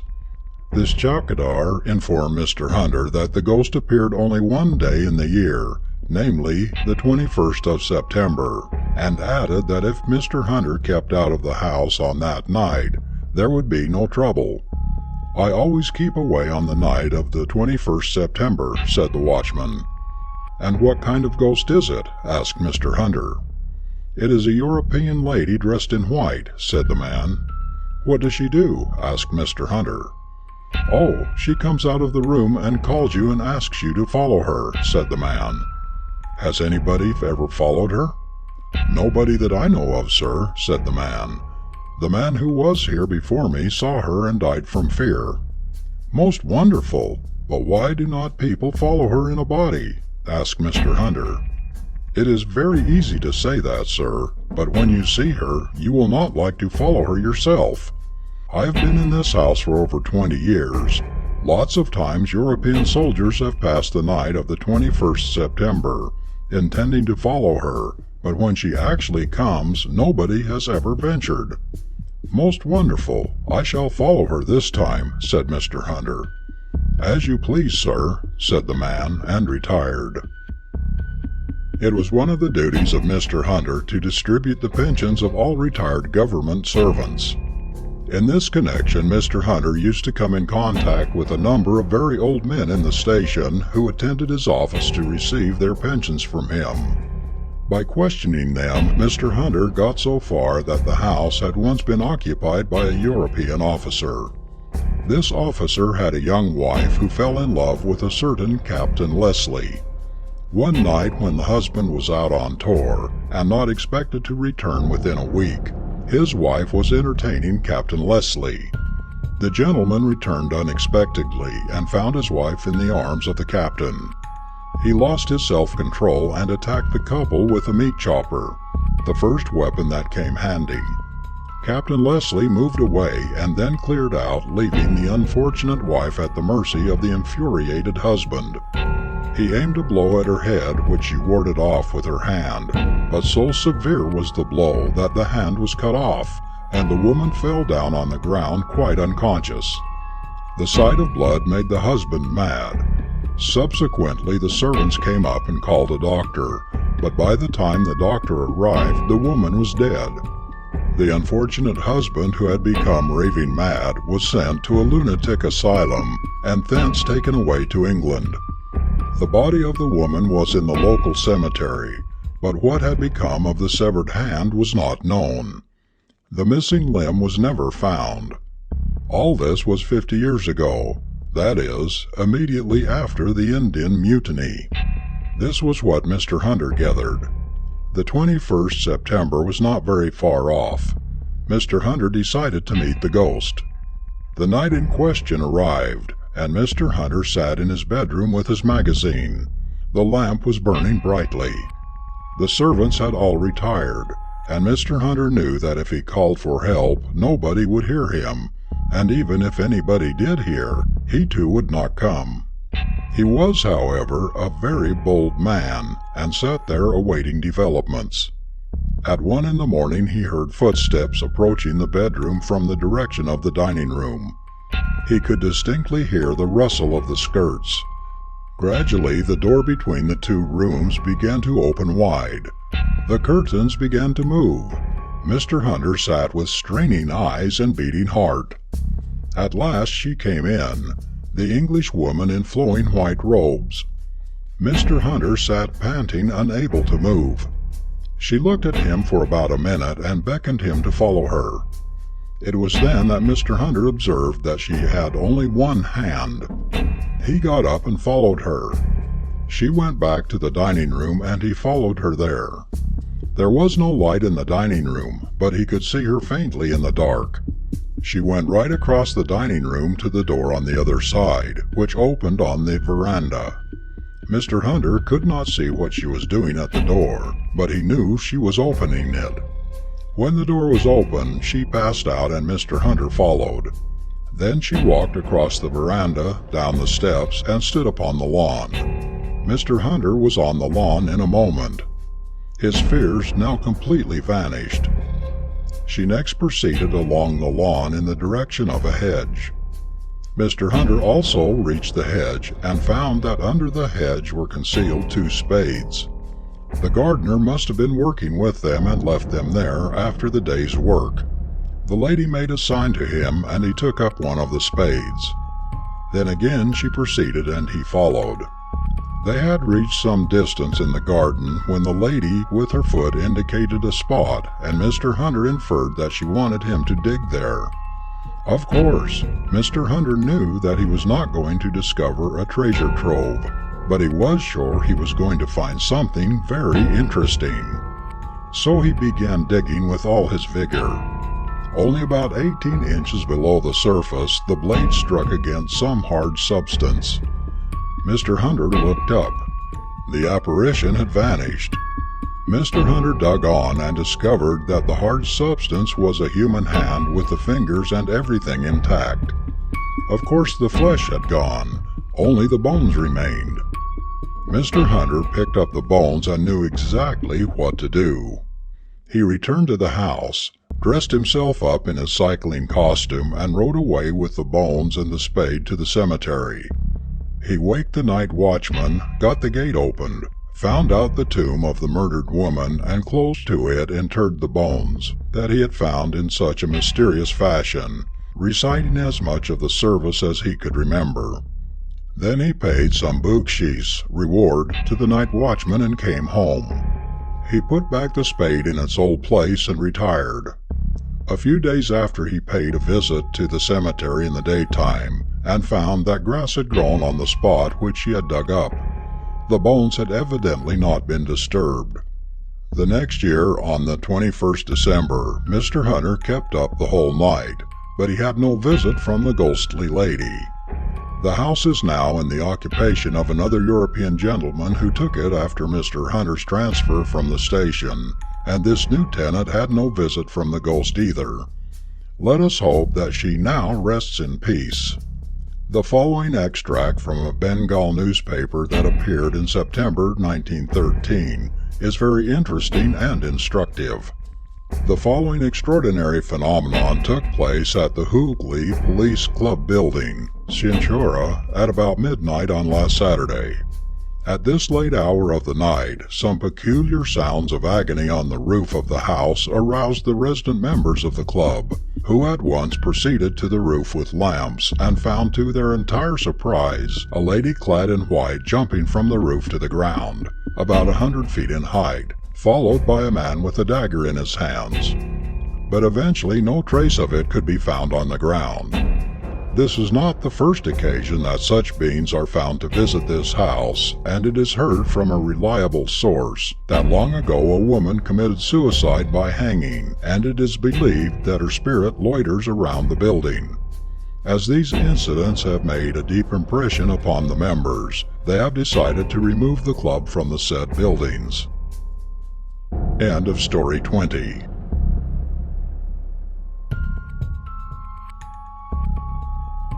Story 21 of 30 Ghost Stories by various authors. The Open Door by S. Mukherjee. Here again is something that is very peculiar and not very uncommon. We, myself and 3 friends of mine, were asked by another friend of ours to pass a week's holiday at the suburban residence of the last named. We took an evening train after the office hours and reached our destination at about 10:30 that night. The place was about 60 miles from Calcutta. Our host had a very large house with a number of disused wings. I do not think many of my readers have any idea of a large residential house in Bengal. Generally, it is a quadrangular sort of thing, with a big yard in the center which is called the Angan or Uthan, a courtyard. On all sides of the courtyard are rooms of all sorts of shapes and sizes. There are generally 2 stories, the lower used as kitchen, go-down, storeroom, etc., and the upper as bedrooms, etc. Now this particular house of our friend was of the kind described above. It stood on extensive grounds wooded with fruit and timber trees. There was also a big tank, a miniature lake in fact, which was the property of my friend. There was good fishing in the lake, and that was the particular attraction that had drawn my other friends to this place. I myself was not very fond of angling. As I have said, we reached this place about 10:30 at night. We were received very kindly by the father and the mother of our host, who were a very jolly old couple, and after a very late supper, or shall I call it dinner, we retired. The guest rooms were well furnished and very comfortable. It was a bright moonlight night, and our plan was to get up at 4 in the morning and go to the lake for angling. At 3 in the morning the servants of our host woke us up. They had come to carry our fishing gear, and we went to the lake, which was a couple of 100 yards from the house. As I have said, it was a bright moonlight night in summer, and the outing was not unpleasant after all. We remained on the bank of the lake till about 7 in the morning, when one of the servants came to fetch us for our morning tea. I may as well mention here that breakfast in India generally means a pretty heavy meal at about 10 a.m. I was the first to get up, for I have said already that I was not a worthy disciple of Isaac Walton. I wound up my line and walked away, carrying my rod myself. The lake was towards the back of the house. To come from the lake to the front of it, we had to pass along the whole length of the buildings. See rough plan above. As would appear from the plan, we had to pass along the shady footpath, A, B, C, D, E. There was a turning at each point, B, C, D, and E. The back row of rooms was used for go-downs, storerooms, kitchens, etc. One room, the one with the door marked star at the corner, was used for storing a number of door frames. The owner of the house, our host's father, had at one time contemplated adding a new wing, and for that purpose the door frames had been made. Then he gave up the idea, and the door frames were kept stored up in that corner room, with a door on the outside marked star. Now as I was walking ahead, I reached the turning B first of all, and it was probably an accident that the point of my rod touched the door. The door flew open. I knew this was an unused portion of the house, and so the opening of the door surprised me to a certain extent. I looked into the room and discovered the wooden door frames. There was nothing peculiar about the room or its contents either. When we were drinking our tea 5 minutes later, I casually remarked that they would find some of the door frames missing, as the door of the room in which they were kept had been left open all night. I did not at that time attach any importance to a particular look in the eyes of the old couple, my host's father and mother. The old gentleman called one of the servants and ordered him to bolt that door. When we were going to the lake in the evening, I examined the door and found it had been closed from the inside. The next morning we went out a-fishing again, and we were returning for our tea at about 7 in the morning. I was again ahead of all the rest. As I came along, this time intentionally I gave a push to the door with my rod. It again flew open. This is funny, I thought.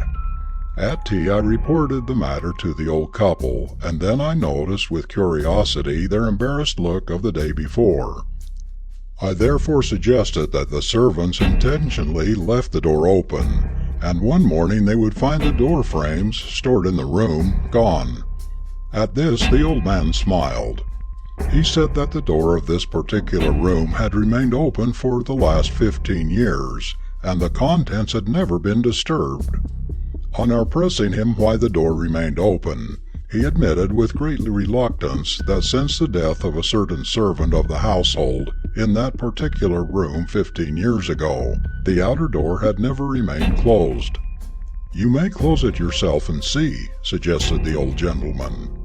We required no further invitation. Immediately we all went to that room to investigate and find out the ghost if he remained indoors during the day. But Mr. Ghost was not there. "He has gone out for his morning constitutional," I suggested, "and this time we shall keep him out." Now this particular room had 2 doors and 1 window. The window and 1 door were on the courtyard side of the room and communicated with the courtyard. The other door led to the grounds outside, and this last was the haunted door. We opened both the doors and the window and examined the room. There was nothing extraordinary about it. Then we tried to close the haunted door. It had warped probably by being kept open for 15 years. It had 2 very strong bolts on the inside, but the lower bolt would not go within 3 inches of its socket. The upper one was very loose, and a little continuous thumping would bring the bolt down. We thought we had solved the mystery thus. The servants only closed the door by pushing up the upper bolt. At night the wind would shake the door and the bolt would come down. So this time we took good care to use the lower bolt. 3 of us pushed the door with all our might, and 1 man thrust the lower bolt into a socket. It hardly went in 1/4 of an inch, but still the door was secure. We then hammered the bolt in with bricks. In doing this we broke about 6 of them. This will explain to the reader how much strength it required to drive the bolt in about 1.5 inches. Then we satisfied ourselves that the bolt could not be moved without the aid of a hammer and a lever. Afterwards we closed the window and the other door and securely locked the last. Thus no human being could open the haunted door. Before retiring to bed after dinner, we further examined both doors once more. They were all right. The next morning we did not go out for fishing, so when we got up at about 5 in the morning, the first thing we did was go and examine the haunted door. It flew in at the touch. We then went inside and examined the other door and the window which communicated with the courtyard. The window was as secure as we had left it, and the door was chained from the outside. We went round into the courtyard and examined the lock. It did not appear to have been tampered with. The old man and his wife met us at tea as usual. They had evidently been told everything. They, however, did not mention the subject, neither did we. It was my intention to pass a night in that bedroom, but nobody would agree to bear me company, and I did not quite like the idea of passing a whole night in that ugly room. Moreover, my host would not have heard of it. The mystery of the open door has not yet been solved. It was about 20 years ago that what I have narrated above happened. I am not sure that the mystery will ever be solved. In this connection, it will not be out of place to mention another incident with regard to another family and another house in another part of Bengal. Once, while coming back from Darjeeling, the summer capital of Bengal, I had a very garrulous old gentleman for a fellow traveler in the same compartment. I was reading a copy of the Occult Review, and the title of the magazine interested him very much. He asked me what the magazine was about, and I told him. He then asked me if I was really interested in ghosts and their stories. I told him that I was. "In our village we have a gentleman who has a family ghost," said my companion. "What kind of thing is a family ghost?" I asked. "Oh, the ghost comes and has his dinner with my neighbor every night," said my companion. "Really? It must be a very funny ghost," I said. "That is a fact. If you stay for a day in my village, you will learn everything." I at once decided to break my journey in the village. It was about 2 in the afternoon when I got down at the railway station, procured a hackney carriage, and, ascertaining the name and address of the gentleman who had the family ghost, separated from my old companion. I reached the house in about 20 minutes, and told the gentleman that I was a stranger in those parts, and as such craved leave to pass the rest of the day and the night under his roof. I was a very unwelcome guest, but he could not kick me out, as the moral code would not permit it. He, however, shrewdly guessed why I was anxious to pass the night at his house. Of course, my host was very kind to me. He was a tolerably rich man with a large family. Most of his sons were grown-up young men who were at college in Calcutta. The younger children were of course at home. At night, when we sat down to dinner, I gently broached the subject by hinting at the rumor I had heard that his house was haunted. I further explained to him that I had only come to ascertain if what I had heard was true. He told me, of course it was very kind of him, that the story about the dinner was false, and what really happened was this. I had a younger brother who died 2 years ago. He was of a religious turn of mind, and passed his time in reading religious books and writing articles about religion in papers. He died suddenly one night. In fact, he was found dead in his bed in the morning. The doctor said it was due to failure of heart. Since his death he has come and slept in the room, which was his when he was alive and is his still. All that he takes is a glass of water fetched from the sacred river Ganges. We put the glass of water in the room and make the bed every evening. The next morning the glass is found empty and the bed appears to have been slept upon. "But why did you begin?" I asked. "Oh, one night he appeared to me in a dream and asked me to keep the water and a clean bed in the room. This was about a month after his death," said my host. "Has anybody ever passed a night in the room to see what really happens?" I asked. "His young wife, or rather widow, passed a night in that room. The next morning we found her on the bed, sleeping, dead from heart failure, so the doctors said." "Most wonderful and interesting," I remarked. "Nobody has gone to that part of the house since the death of the poor young widow," said my host.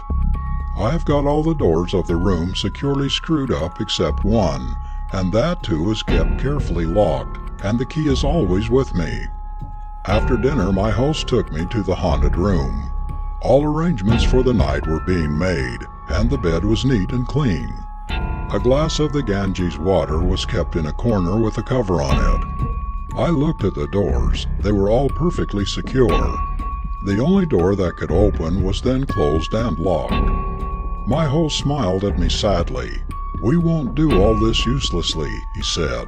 "This is a very costly trick if you think it's a trick at all, because I have to pay to the servants double the amount that others pay in this village. Otherwise they would run away. You can sleep at the door and see that nobody gets in at night." I said, "I believe you most implicitly, and need not take the precaution suggested." I was then shown into my room, and everybody withdrew. My room was 4 or 5 apartments off, and of course these apartments were to be unoccupied. As soon as my host and the servants had withdrawn, I took up my candle and went out to the locked door of the ghostly room. With lighted candle I covered the back of the lock with a thin coating of soot or lampblack. Then I scraped off a little dried-up whitewash from the wall and sprinkled the powder over the lampblack. If anybody disturbs the lock at night, I shall know it in the morning, I thought. Well, the reader could guess that I had not a good sleep that night. I got up at about 4:30 in the morning and went to the locked door. My seal was intact. That is, the lamp black with the powdered lime was there just as I had left it. I took out my handkerchief and wiped the lock clean. The whole operation took about 5 minutes. Then I waited. At about 5, my host came and a servant with him. The locked door was opened in my presence. The glass of water was dry, and there was not a drop of water in it. The bed had been slept upon. There was a distinct mark on the pillow where the head should have been, and the sheet too looked as if somebody had been in the bed the whole night. I left the same day by the afternoon train, having passed about 23 hours with the family in the haunted house. End of story 21.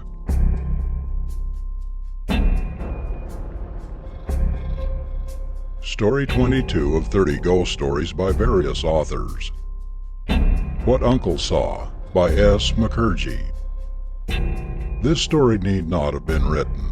It is too sad and too mysterious, but since reference has been made to it in this book, it is only right that readers should know this sad account. Uncle was a very strong and powerful man, and used to boast a good deal of his strength. He was employed in a government office in Calcutta. He used to come to his village home during the holidays. He was a widower with 1 or 2 children, who stayed with his brother's family in the village. Uncle had no bedroom of his own since his wife's death. Whenever he paid us a visit, one of us used to place his bedroom at Uncle's disposal. It is a custom in Bengal to sleep with one's wife and children in the same bedroom. So whenever Uncle turned up, I used to give my bedroom to him, as I was the only person without children. On such occasions I slept in one of the baithaks, drawing rooms. A baitak is a drawing room and a guest room combined. In rich Bengal families of the orthodox style, the baitak or baitak khana is a very large room, generally devoid of all furniture, having a rich thick carpet on the floor with a clean sheet upon it, and takias, pillows, all around the wall. The elderly would sit on the ground and lean against their takias, while we, the younger lot, sat upon the takias and leaned up against the wall, which in the case of a particular room in our house was covered with some kind of yellow paint, which did not come off on the clothes. Sometimes a taki would burst and the cotton stuffing inside would come out, and then the old servant, his status is that of an English butler, his duty to prepare the hookah for the master, would give us a chase with a lathi, stick, and the offender would run away, and not return until all incriminating evidence had been removed, and the old servant's wrath had subsided. Well, when Uncle used to come, I slept in the batak, and my wife slept somewhere in the zenana. I never inquired where. On this particular occasion, Uncle missed the train by which he usually came. It was the month of October, and he should have arrived at 8 p.m. My bed had been made in the baitak, but the 8 p.m. train came and stopped and passed on, and Uncle did not turn up. So we thought he had been detained for the night. It was the Durga Puja season, and some presents for the children at home had to be purchased, and we thought that was what was detaining him. And so about 10 p.m. we all retired to bed. The bed that had been made for me in the baitak remained there for Uncle in case he turned up by the 11 p.m. train. As a matter of fact, we did not expect him till the next morning. But as misfortune would have it, Uncle did arrive by the 11 o'clock train. All the household had retired, and though the old servant suggested that I should be waked up, Uncle would not hear of it. He would sleep in the bed originally made for me, he said. The bed was in the central baitak or hall. My uncle was very fond of sleeping in side rooms. I do not know why. Anyhow, he ordered the servant to remove his bed to one of the side rooms. Accordingly, the bed was taken to one of them. One side of that room had 2 windows opening on the garden. The garden was more a park-like place, rather neglected but still well wooded, abounding in jackfruit trees. It used to be quite shady and dark during the day there. On this particular night it must have been very dark. I do not remember now whether there was a moon or not. Well, Uncle went to sleep and so did the servants. It was about 8 o'clock the next morning when we thought that Uncle had slept long enough, and we went to wake him up. The door connecting the side room with the main bituck was closed, but not bolted from inside, so we pushed the door open and went in. Uncle lay in bed panting. He stared at us with eyes that saw but did not perceive. We at once knew something was wrong. On touching his body we found that he had a high fever. We opened the windows, and it was then that Uncle spoke. "Don't open it or it would come in." "What would come in, Uncle? What?" we asked. But Uncle had fainted. The doctor was called in. He arrived about 10 in the morning. He said it was a high fever, due to what he could not say. All the same, he prescribed a medicine. The medicine had the effect of reducing the temperature, and at about 6 in the evening consciousness returned. Still, he was in a very weak condition. Some medicine was given to induce sleep, and he passed the night well. We nursed him by turns at night. The next morning we all had the satisfaction of seeing him all right. He walked from the bedroom, though still very weak, and came to the central bituck, where he had tea with us. It was then that we asked what he had seen, and what he had meant by "it would come in." Oh, how we wish we had never asked him the question, at least then. This is what he said. "After I'd gone to bed, I found that there were a few mosquitoes, and so I could not sleep well. It was about midnight when they gradually disappeared, and then I began to fall asleep. But just as I was dozing off, I heard somebody strike the bars of the windows thrice. It was like 3 distinct strokes, with a cane on the gratings outside. 'Who is there?' I asked, but no reply. The striking stopped.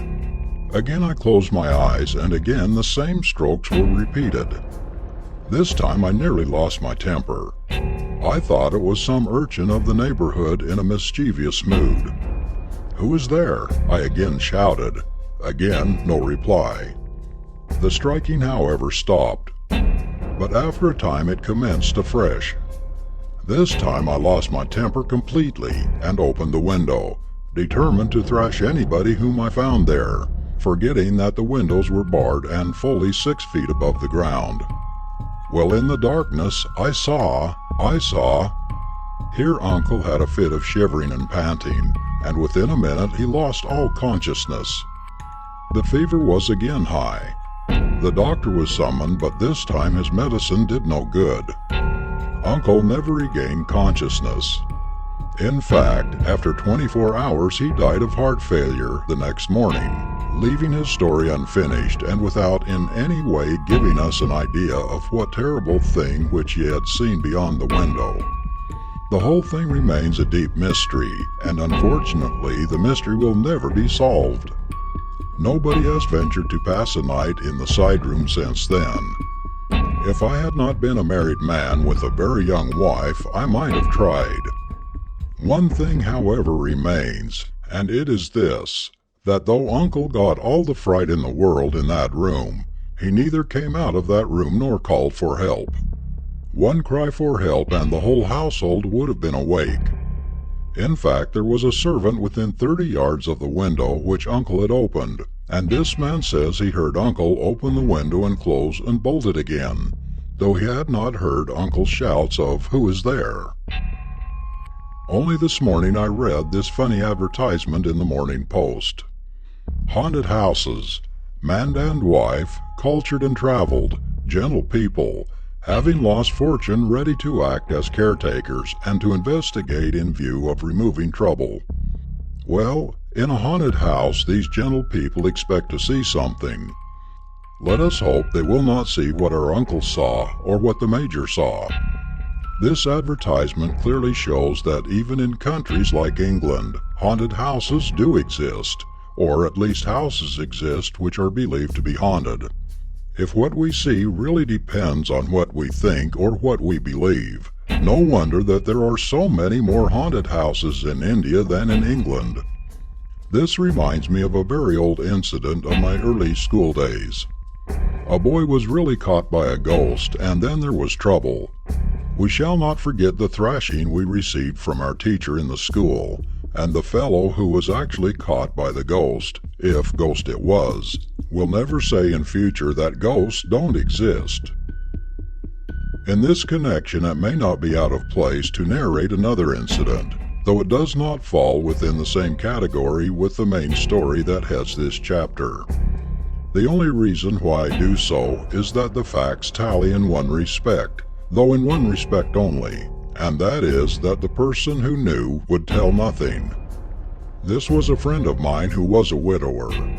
We were in the same office together, and he occupied a chair and a table next but one to mine. This gentleman was in our office for only 6 months after narrating the story. If he had stayed longer, we might have got out his secret, but unfortunately he went away. He has gone so far from us that probably we shall not meet again for the next 10 years.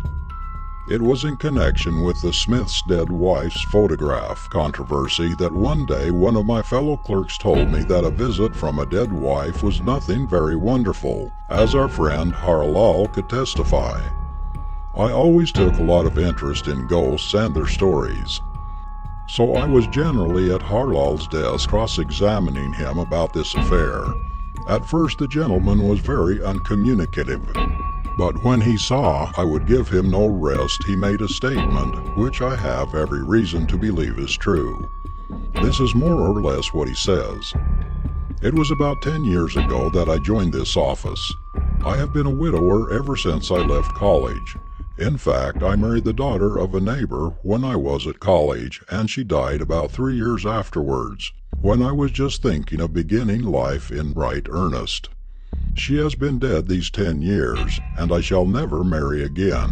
A young widower in good circumstances in Bengal is as rare as a blue rose.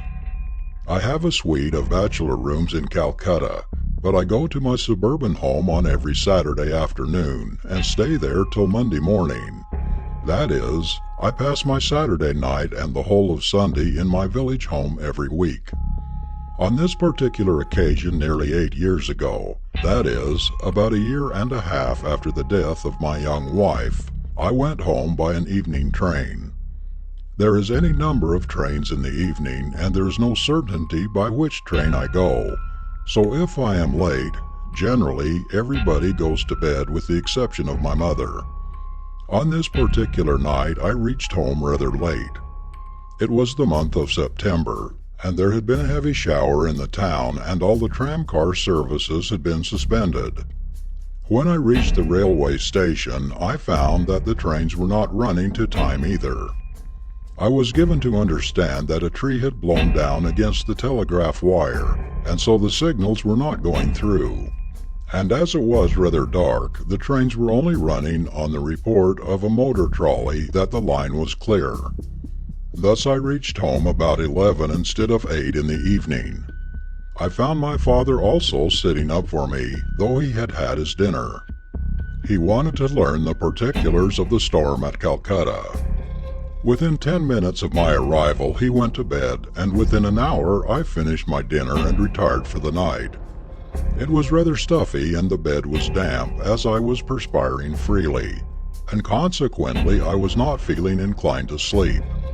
A little after midnight I felt that there was somebody else in the room. I looked at the closed door. Yes, there was no mistake about it. It was my wife who had been dead these 18 months. At first I was, well, you can guess my feeling. Then she spoke. "There is a cool bed mat under the bedstead. It is rather dusty, but it will make you comfortable." I got up and looked under the bedstead. Yes, the cool bed mat was there right enough, and it was dusty too. I took it outside and I cleaned it by giving it a few jerks. Yes, I had to pass through the door at which she was standing within 6 inches of her. Don't put any questions. Let me tell you as much as I like. You will get nothing out of me if you interrupt. Yes, I passed a comfortable night. She was in that room for a long time, telling me lots of things. The next morning my mother inquired with whom I was talking, and I told her a lie. I said I was reading my novel aloud. They all know it at home now. She comes and passes 2 nights with me in the week when I am at home. She does not come to Calcutta. She talks about various matters, and she is happy. Don't ask me how I know that. I shall not tell you whether I have touched her body, because that will give rise to further questions. Everybody at home has seen her, and they all know what I have told you, but nobody has spoken to her. They all respect and love her. Nobody is afraid. In fact, she never comes except on Saturday and Sunday evenings, and that when I am at home. No amount of cross-examination, coaxing, or inducement made my friend Harlal say anything further. This story in itself would not probably have been delivered, but after the incident of his dead wife's picture, nobody believed it, and there is no reason why anybody should. Harlal is not a man who would tell yarns, and then I have made inquiries at Harlal's village where several persons know this much, that his dead wife pays him a visit twice every week. Now that Harlal is 500 miles from his village home, I do not know how things stand, but I am told that this story reached the ears of the Bara Sahib, and he asked Harlal if he would object to a transfer, and Harlal told him that he would not. I shall leave the reader to draw his own conclusions. End of Story 22.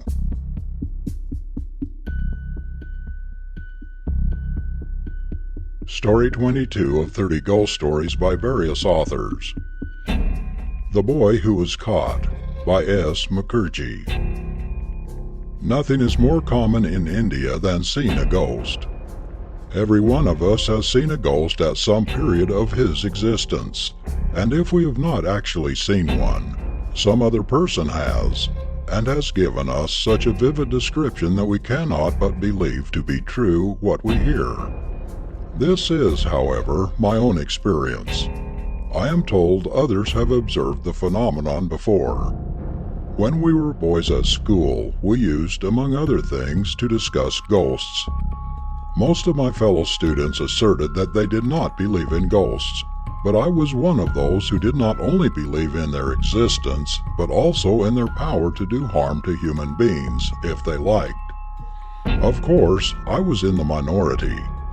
It was a matter of fact I knew that all those who said that they did not believe in ghosts told a lie. They believed in ghosts as much as I did, only they had not the courage to admit their weakness and differ boldly from the skeptics.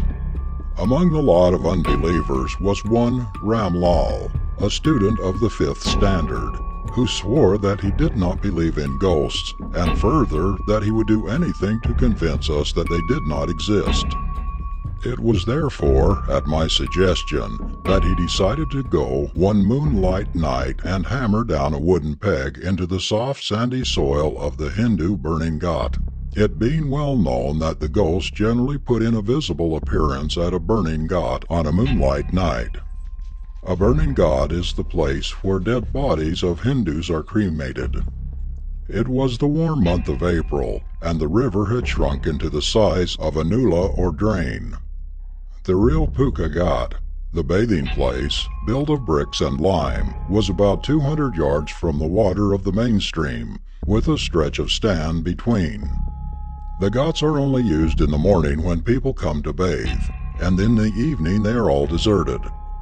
After a game of football on the school grounds, we sometimes used to come and sit on the Puka Ghat for an hour and return home after nightfall. Now it was the 23rd of April, and a bright moonlight night. Every one of us, there were about a dozen, had told the people at home that there was a function at the school, and he might be late. On this night it was arranged that the ghost test should take place. The boy who had challenged the ghost, Ram Lal, who was to join us at the Puka Ghat at 8 p.m., and then while we waited there, he would walk across the sand and drive the peg into the ground at the place where a dead body had been cremated that very morning. We were to supply the peg and the hammer. I had to pay the school gardener 2 annas for the loan of a peg and hammer. Well, we procured the peg and the hammer and proceeded to the Pukagat. If the gardener had known what we required the peg and hammer for, I'm sure he would not have lent them to us. Though I was a firm believer in ghosts, yet I did not expect that Ram Lal would be caught. What I hoped for was that he would not turn up at the trysting place. But to my disappointment, Ram Lal did turn up, and at the appointed hour too. He came boasting as usual, took the peg and the hammer and started across the sand, saying he would break the head of any ghost who might venture within the reach of the hammerhead.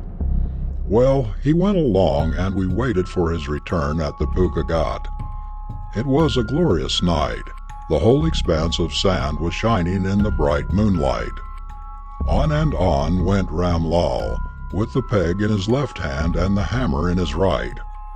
He was dressed in the usual up-country Indian style, in a long coat or akan which reached well below his knees and fluttered in the breeze. As he went on, his pace slackened. When he had gone about half the distance, he stopped and looked back. We hoped he would return. He put down the hammer and the peg, sat down on the sand facing us, took off his shoes. Only some sand had got in. He took up the peg and hammer and walked on. But then we felt that his courage was oozing away. Another 50 yards and he again stopped and looked back at us. Another 50 yards remained. Will he return? No, he again proceeded, but we could clearly see that his footsteps were less jaunty than when he had started. We knew that he was trembling. We knew that he would have blessed us to call him back. But we would not yield, neither would he. Looking in our direction at every step, he proceeded, and reached the burning ghat.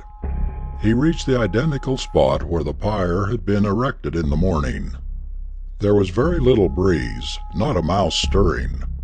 Not a soul was within 200 yards of him, and he could not expect much help from us. How poor Ram Lal's heart must have palpitated. When we see Ram Lal now, how we feel that we should burst. Well, Ram Lal knelt down, fixed the peg in the wet sandy soil and began hammering. After each stroke he looked at us and at the river and in all directions. He struck blow after blow, and we counted about 30.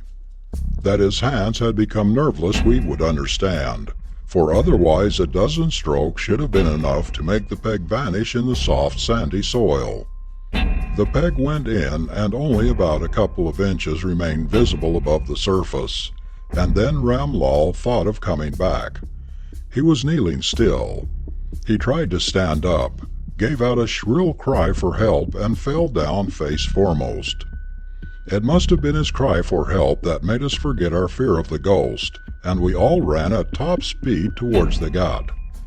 It was rather difficult to run fast on the sand, but we managed it as well as we could, and stopped only when we were about half a dozen yards from the unconscious form of Ram Lal. There he lay senseless as if gone to sleep.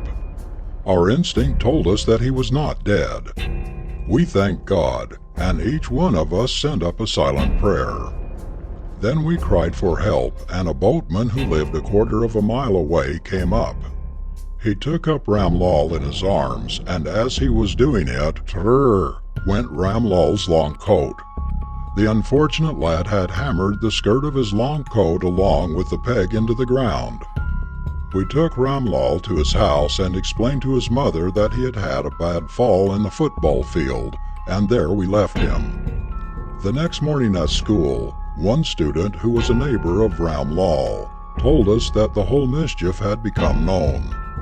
Ram Lal, it appears, got high fever immediately after we had left him, and at about midnight he became delirious, and in that condition he disclosed everything in connection with his adventure at the ghat. In the evening we went to see him. His parents were very angry with us. The whole story reached the ears of the school authorities, and we got what I thought I richly deserved, for having allowed any mortal being to defy a ghost, but what I need not say. Ramlal is now a grown-up young man. He holds a responsible government appointment, and I meet him sometimes when he comes to tour in our part of the province. I always ask him if he has seen a ghost since we last met. In this connection, it will not be out of place to mention two simple stories, one from my own experience and another told by a friend. I shall tell my friend's story first in his own words. I used to go for a bath in the Ganges early every morning. I used to start from home at 4 o'clock in the morning and walk down to the Ganges, which was about 3 miles from my house. The bath took about an hour, and then I used to come back in my carriage, which went for me at about 6 in the morning. On this eventful morning when I woke, it was brilliant moonlight, and so I thought it was dawn. I started from home without looking at the clock, and when I was about 1.5 miles from home, and about the same distance from the river, I realized that I was rather early. The policeman under the railway bridge told me that it was only 2 o'clock. I knew that I should have to cross the small median through which the road ran, and I remembered that there was a rumor that a ghost had sometimes been seen in the median and on the road. This, however, did not make me nervous, because I really did not believe in ghosts. But all the same, I wished I could have gone back.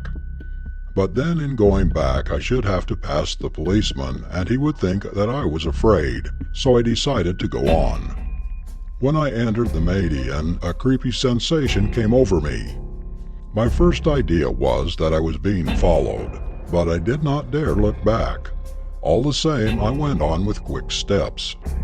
My next idea was that a gust of wind swept past me, and then I thought that a huge form was passing over the trees which lined the road. By this time I was in the middle of the median, about 1/2 mile from the nearest human being. And then, horror of horrors, a huge form came down from the trees and stood in the middle of the road about 100 yards ahead of me, barring my way. I instinctively moved to the side, but did not stop.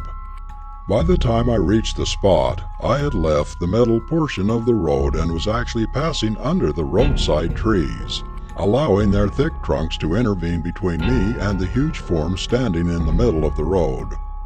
I did not look at it, but I was sure it was extending a gigantic arm towards me. It could not, however, catch me, and I walked on with vigorous strides.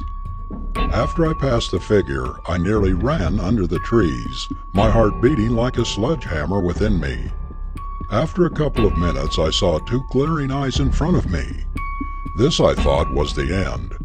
The eyes were advancing towards me at a rapid pace, and then I heard a shout like that of a cow in distress. I stopped where I was. I hoped the ghost would pass along the road overlooking me. But when the ghost was within, say, 50 yards of me, it gave another howl, and I knew that it had seen me. A cry for help escaped my lips, and I fainted. When I regained consciousness, I found myself on the grassy footpath by the side of the road, about 4 or 5 human beings hovering about me and a motor car standing near.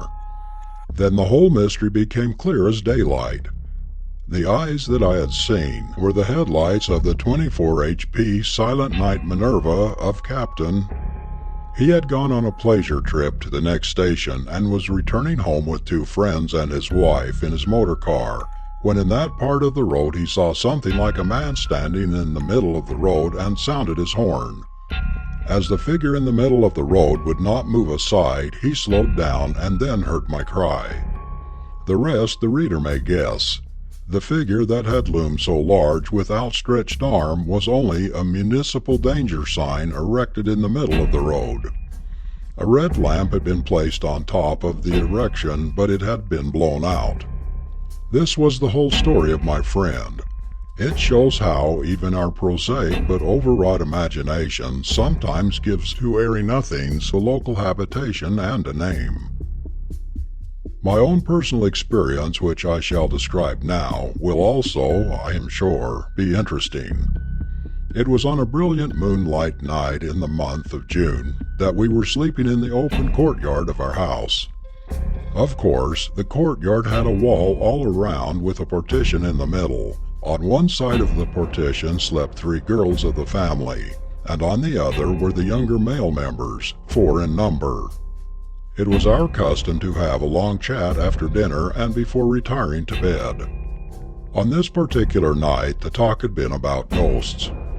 Of course, the girls were always ready to believe everything, and so when we left them we knew that they would not sleep very comfortably that night.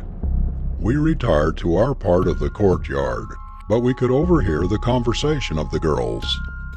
One was trying to convince the other 2 that ghosts did not exist, and if they did exist, they never came into contact with human beings. Then we fell asleep. How long we had slept we did not know, but a sudden cry from one of the girls awoke us, and within 3 seconds we were across the low partition wall, and with her. She was sitting up in bed pointing with fingers. Following the direction, we saw in the clear moonlight the figure of a short woman standing in the corner of the courtyard, about 20 yards from us, pointing her finger at something, not towards us. We looked in that direction, but could see nothing peculiar there. Our first idea was that it was one of the maidservants who had heard our after-dinner conversation, playing the ghost. But this particular ghost lady was very short, much shorter than any servant in the establishment. After some hesitation, all 4 of us advanced towards the ghost. I remember how my heart throbbed as I advanced with the other 3 boys. Then we laughed loud and long. What do you think it was? It was only the lawn tennis net wrapped round the pole standing against the wall. The handle of the ratchet arrangement looked like an extending finger. But from a distance in the moonlight it looked exactly like a short woman draped in white. This story again shows that trick our imagination plays with us at times. Talking of ghosts reminds me of a very funny story told by a friend of my grandfather, a famous medical man of Calcutta. This famous doctor was once sent for to treat a gentleman at Agra. This gentleman was a rich Maori who was suffering from indigestion. When the doctor reached Agra, he was lodged in very comfortable quarters, and a number of horses and carriages was placed at his disposal. He was informed that the patient had been treated by all the local and provincial practitioners, but without any result. The doctor, who was a clever man of the world as of medicine, at once saw there was nothing really the matter with the patient. He was really suffering from a curious malady which could, in a phrase, be called want of physical exercise. Agra, the city after which the province is named, abounds in old magnificent buildings which it takes the tourist a considerable time to see, and the doctor, of course, was enjoying all the sights in the meantime. He also prescribed a number of medicines which proved of no avail. The doctor had anticipated it, and so he had decided what medicine he would prescribe next. During the sightseeing excursions into the environs of the city, the doctor had discovered a large puka well not far from a main street and at a distance of 3 miles from his patient's house. It was a very old disused well, and it was generally rumored that a ghost dwelt in it, so nobody would go near the well at night. Of course, there was a lot of stories as to what the ghost looked like and how he came out at times and stood on the brink and all that, but the doctor really did not believe any of these. He, however, believed that this ghost, whether there really was any or not in that well, would cure his patient. So one morning when he saw his patient, he said, "Lala Sahib, I have found out the real cause of your trouble. It is a ghost whom you've got to propitiate, and unless you do that, you will never get well, and no medicine will help you, and your digestion will never improve." "A ghost?" asked the patient. "A ghost," exclaimed the people round. "A ghost," said the doctor sagely. "What shall I have to do?" inquired the patient anxiously.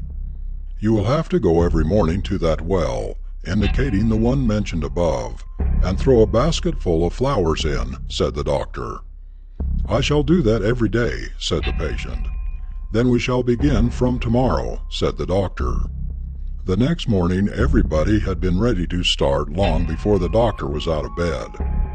He came at last and got all up to start.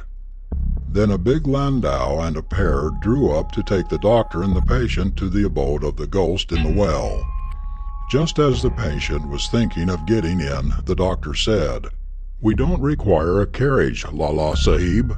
We shall all have to walk, and barefooted too, and between you and me we shall have to carry the basket of flowers also."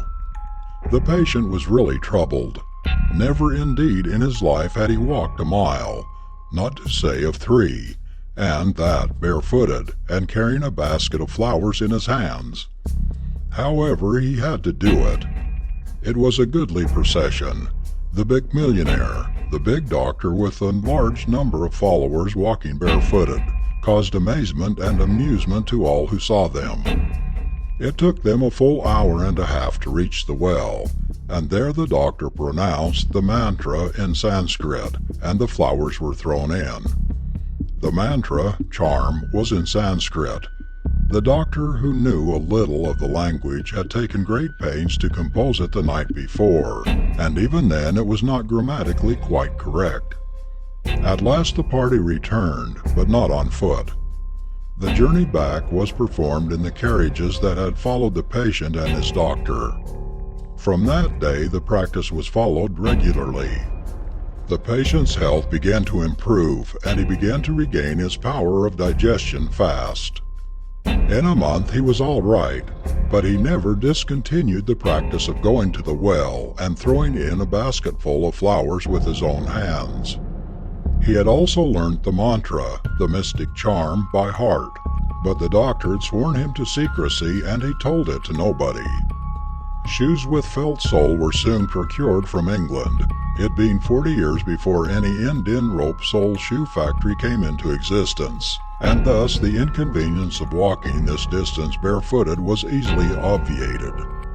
After a month's further stay, the doctor came away from Agra having earned a fabulous fee, and he always received occasional letters and presents from his patient, who never discontinued the practice of visiting the well till his death about 17 years later. "The 3-mile walk is all that he requires," said the doctor to his friends, among whom evidently my grandfather was one, on his return from Agra. "And since he has got used to it now, he won't discontinue, even if he comes to know of the deception I have practiced on him, and I have cured his indigestion after all." The patient, of course, never discovered the fraud. He never gave the matter his serious consideration. His friends, who were as ignorant and prejudiced as he himself was, believed in the ghost as much as he did himself. The medical practitioners of Agra, who were probably in the doctor's secret, never told him anything, and if they had told him anything, they would probably have heard language from our patient that could not well be described as quite parliamentary, for they had all tried to cure him and failed.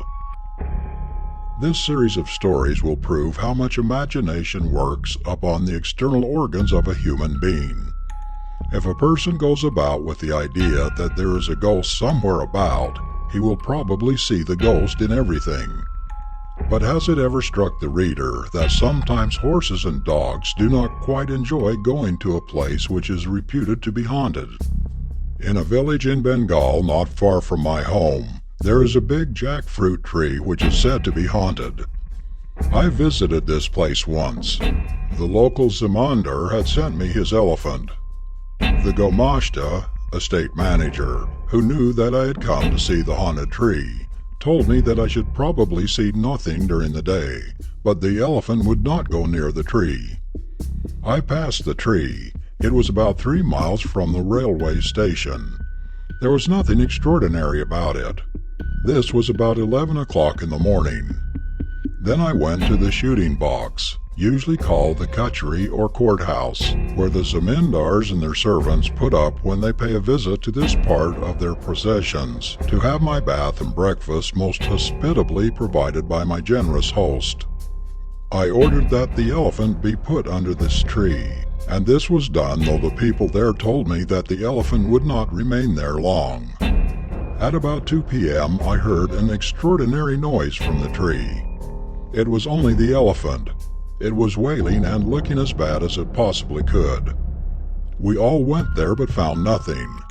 The elephant was not ill. I ordered it to be taken away from under the tree. As soon as the chain was removed from the animal's foot, it rushed away like a racehorse and would not stop within 200 yards of the tree. I was vastly amused. I had never seen an elephant running before, but under the tree we found nothing. What made the elephant so afraid has remained a secret. The servants told me, what I had heard before, that it was only elephants, horses, and dogs that did not stay long under that tree. No human eyes have ever seen anything supernatural or fearful there. End of story 23.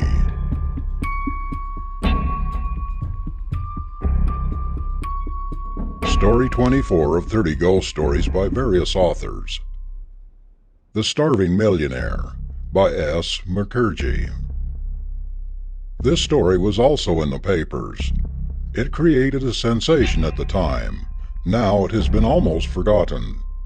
The story shows that black art with all its mysteries is not a thing of the past. This is what happened. There was a certain rich European contractor in the central provinces of India.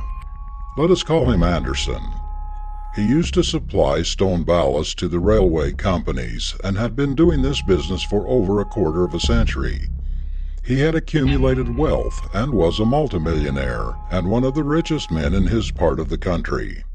The district which he made his headquarters was a large one. It was a second-class military station, and there were 2 European regiments and 1 Indian regiment in that station. Necessarily, there was a number of European military officers besides a number of civil and executive officers in that station. On a certain June morning, which is a very hot month in India, an Indian fakir came into the compound of Mr. Anderson, begging for alms. Mr. Anderson and his wife were sitting in the veranda drinking their morning tea. It had been a very hot night, and there being no electricity in this particular station, Mr. Anderson had to depend on the sleepy Punka Coolie. The Punka Coolie on this particular night was more sleepy than usual, and so Mr. Anderson had passed a very sleepless night indeed. He was in a very bad temper. A whole life passed among Indian workmen does not generally make a man good-tempered, and a hot June in the Indian plains is not particularly conducive to sweet temper either. When this beggar came in, Mr. Anderson was in a very bad mood. As the man walked fearlessly up to the veranda, Mr. Anderson's temper became worse. He asked what the beggar wanted. The beggar answered he wanted food. Of course, Mr. Anderson said he had nothing to give. The beggar replied that he would accept some money and buy the food. Mr. Anderson was not in the habit of being contradicted. He lost his temper, abused the beggar, and ordered his servants to turn the man out. The servants obeyed. Before his departure, the beggar turned to Mr. Anderson and told him that very soon he would know how painful it was to be hungry. When the beggar was gone, Mr. Anderson thought of his last remark and laughed. He was a well-known rich man and a good paymaster. An order for a £100 on a dirty slip of paper would be honored by his banker without hesitation. Naturally, he laughed. He forgot that men had committed suicide by drowning to avoid death from thirst. Well, there it was. The bell announcing breakfast rang punctually at 10 o'clock in the morning. Mr. Anderson joined his wife in the drawing room, and they went to the dining room together. The smell of eggs and bacon and coffee greeted them, and Mr. Anderson forgot all about the Indian beggar when he took his seat. But he received a rude shock. There was a big live caterpillar in the fish. Mr. Anderson called the servant and ordered him to take away the fish and serve with eyes open next time. The servant, who had been in Mr. Anderson's service a long time, stared open-mouthed. Only a minute before there was nothing but fish on the plate. Whence came this ugly creature? Well, the plate was removed, and another put in its place for the next dish. When the next dish came, another surprise awaited everybody. As the cover was removed, it was found that the whole contents were covered with a thin layer of sweepings. The khansama, the servant who serves at the table, looked at Mr. Anderson, and Mr. Anderson at the khansama with a wild surmise. The cover was replaced and the dish taken away. Nothing was said this time. After about 5 minutes of waiting, a third covered dish was brought. When the cover was removed, the contents were found mixed with stable sweepings. The smell was horrible, and the dish was at once removed. This was about the limit. No man can eat after that. Mr. Anderson left the table and went to his office without breakfast. It was the habit of Mr. Anderson to have his lunch in his office.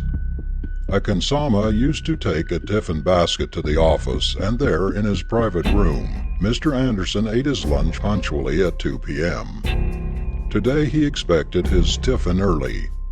He thought that though he had left no instructions himself, the khansama would have had the sense to remember that he had gone to the office without breakfast. And so Mr. Anderson expected a lunch heavier than usual and earlier too. But it was 2 o'clock and the servant had not arrived. Mr. Anderson was a man of particular regular habits. He was very hungry, and the thought of the beggar in the morning made him angry too. He shouted to his punkah coolie to pull harder. It was 2:15 and still the khansama would not arrive. It was probably the first time in 20 years that the fellow was late. Mr. Anderson sent his chaprassi, peon, to look for the khansama at about 2:30. A couple of minutes after the chaprassi's departure, Mr. Atkins, the collector of the district, was announced. A collector is generally a district magistrate also, and in the central provinces he is called a deputy commissioner. He is one of the principal officers in the district. In this particular district of which I am speaking, there are 2 principal government officers. The divisional judge was the head of the civil administration as well as the person who tried the murderers and all other big offenders who deserved more than 7 years' imprisonment. He was a Bengal Brahmin. Mr. Atkins was the collector, or rather the deputy commissioner. He was the executive head of the district. He was also the district magistrate. Mr. Atkins came in and thus explained a sad incident which Mr. Anderson's khansama had met with. As I was passing along the road in my motor car, your young man came in the way and was knocked down. The man is hurt, but not badly. He had been carrying a tiffin basket which was also knocked down, as a matter of course, and the car having passed over it, everything the basket contained in the shape of china was smashed up. The man has been taken to the hospital by myself in an unconscious condition, but the doctor says there's nothing very serious, and he will be all right in a couple of days. Now Mr. Atkins was a great friend of Mr. Anderson. They had known each other ever since Mr. Atkins' arrival in India as a young member of the civil service. That was over 20 years ago. He had at first been in that district for over 7 years as an assistant commissioner, and this time he was there for over 3 years as a deputy commissioner. But Mr. Anderson was very hungry. The story of Mr. Atkins had given him the second shock since the morning. He therefore used language which no gentleman should have done, and with great vehemence threatened to prosecute Mr. Atkins for rash driving, etc. Mr. Atkins was a very good-natured man. He knew the temper of Mr. Anderson, but he had never seen Mr. Anderson so angry before. He therefore beat a hasty retreat, wondering whether Anderson had not gone mad. He would not have told anybody what happened in Anderson's office if he had known the starving condition of the millionaire.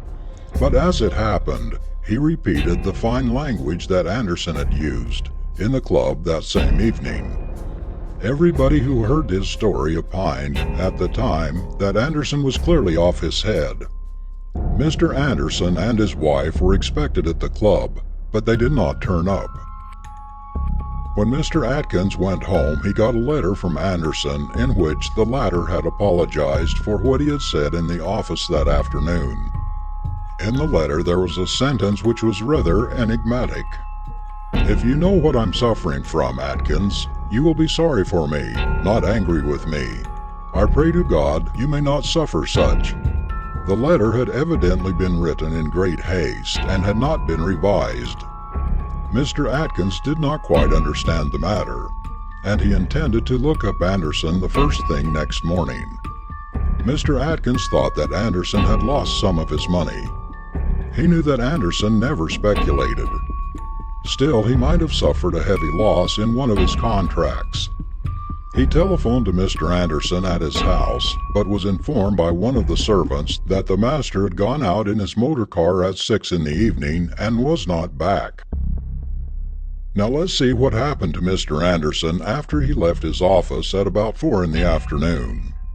He went home and expected some tea, but no tea arrived, though it was 6. The khansama was in the hospital. The cook was called, and he humbly offered the following explanation. "As soon as Hazor, Your Honor, came back, I ordered the khidmatgar, the cook assistant, to put the kettle on the fire. This is the ordinary duty of the khidmatgar." There was a bright coal fire in the stove, and the khidmatgar put the kettle upon it. The kettle should have boiled within 5 minutes, but it did not. Your humble servant went to investigate the cause and found there was no water in the kettle. We put in some, but the kettle had in the meantime become nearly red hot. As soon as it came into contact with the cold water, it burst like a bomb. Fortunately, nobody was hurt. There was, of course, a saucepan to heat some water in, but the cold water had got onto the stove and extinguished it. It would be another half an hour before tea was ready, he added. Mr. Anderson now realized that it was not the fault of the servants, but the curse of the Indian fakir. So with a sad smile he ordered his motor car, and thought that he and his wife had better try the railway refreshment rooms. When his chauffeur was going to start the engine, Mr. Anderson expected that there would be a backfire and the chauffeur would have a dislocated wrist, but there was no accident. The engine started as smoothly as it had never done before. Mr. and Mrs. Anderson went to the railway refreshment rooms. There they were informed that no tea was available. A dead rat had been found under one of the tables in the first-class refreshment room, and as plague cases had been reported earlier in the week, the station master had ordered the rooms to be closed till they had been thoroughly disinfected. The whole staff of waiters with all the preserved meat and oilmen's stores had been sent by special train to the next station, so that the railway passengers might not be inconvenienced. The next station was 8 miles off, and there was no road for a motor car. "I had expected as much," said Mr. Anderson bitterly, as he left the railway station. "I would go to Captain Fraser and beg for some dinner. He is the only man who has got a family here, and will be able to accommodate us," he said to his wife, and so they started off a 5-mile run to the cantonments. There was some trouble with the car on the way, and they were detained for about an hour, and it was actually 8:30 in the evening when the Andersons reached Captain Fraser's place. Why, instead of going home from the railway station, Mr. Anderson went to Captain Fraser's place himself could not tell. When the Andersons reached Captain Fraser's place at 8:30 in the evening, Mr. and Mrs. Fraser had not come back from the club, but they were expected every minute. It was in fact 9 when the captain and his wife turned up in a hackney carriage. They were surprised to see the Andersons. They had heard the story told by Atkins at the club. Anderson gave them his version. Of course, Captain Fraser asked them to stay to dinner. He said, "I am very sorry I am late, but it couldn't be helped. When returning from the club, my horse was alarmed at something. The coachman lost control and there was a disaster, but thank God nobody is seriously hurt. Their carriage had, however, been so badly damaged that they had to get a hackney carriage to bring them home." In India, especially in June, They are not particular about the dress.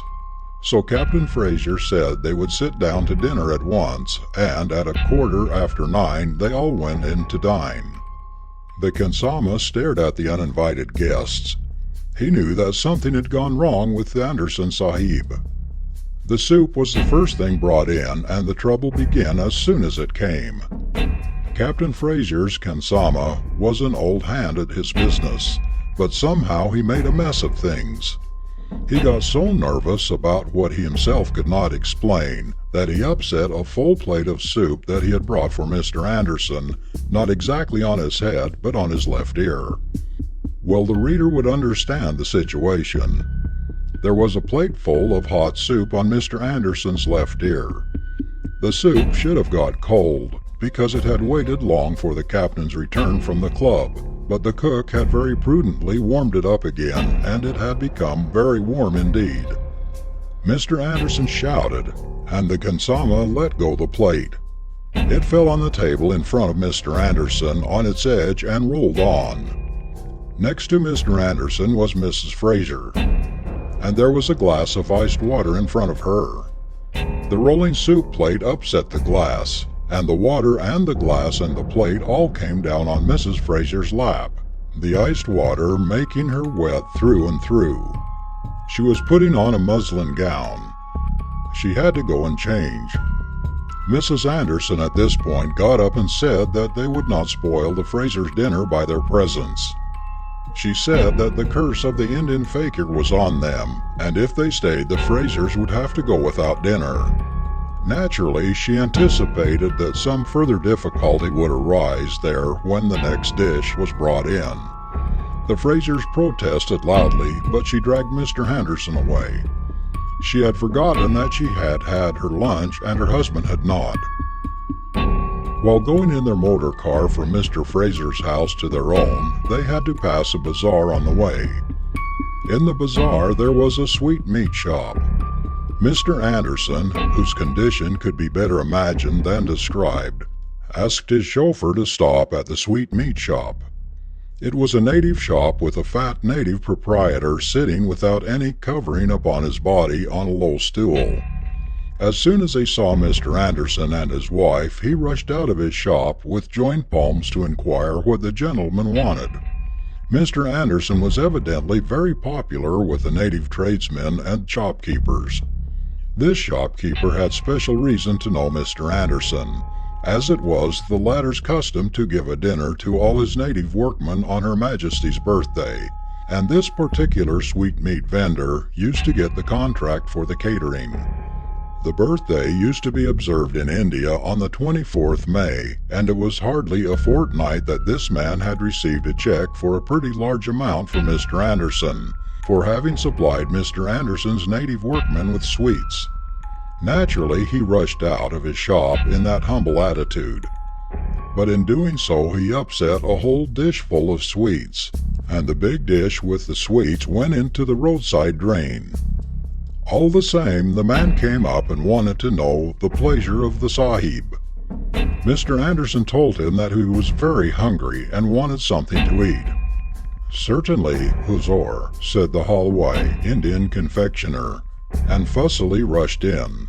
He brought out some native sweets in a dona, cup made of leaves, but as misfortune would have it, Mr. Anderson could not eat anything. There was any amount of petroleum in the sweets. How it got in there was a mystery. Mr. Anderson asked his chauffeur to proceed. For fear of hurting the feeling of this kind old Halwai, Mr. Anderson did not do anything then, but scarcely had the car gone 200 yards when the dona, with its contents untouched, was on the road. Mr. Anderson reached home at about 10:30. He expected to find no dinner at home, but he was relieved to hear from his bearer that dinner was ready. He rushed into his bathroom, had a cold bath, and within 5 minutes was ready for dinner in the dining room. But the dinner would not come. After waiting for about 15 minutes, the bearer, butler and footman combined, was dispatched to the kitchen to inquire what the matter was.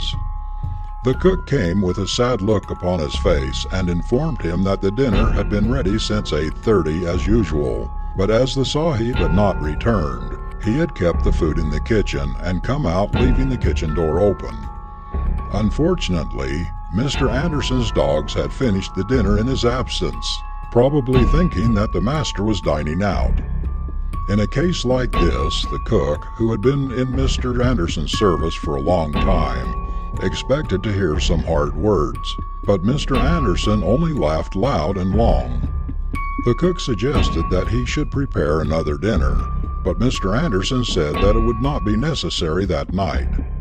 The chauffeur subsequently informed the cook that the master and his wife had dined at Captain Fraser's and finished with sweets at Gopal Halwai's shop. This explained the master's mirth to the cook's satisfaction. What happened the next day to Mr. Anderson need not be told. It is too painful and too dirty a story. The fact remains that Mr. Anderson had no solid food the next day either. He thought he should die of starvation. He did not know how much longer the curse was going to last, or what else was in store for him. On the morning of the third day, the bearer came and reported that a certain Indian faker had invited Mr. Anderson to go and breakfast with him. How eagerly husband and wife went. The faker lived in a miserable hut on the bank of the river. He invited the couple inside his hut and gave them bread and water. Here was a clean, healthy-looking bread after all, and Mr. Anderson never counted how many loaves he ate. But he had never eaten food with greater relish and pleasure in his life before.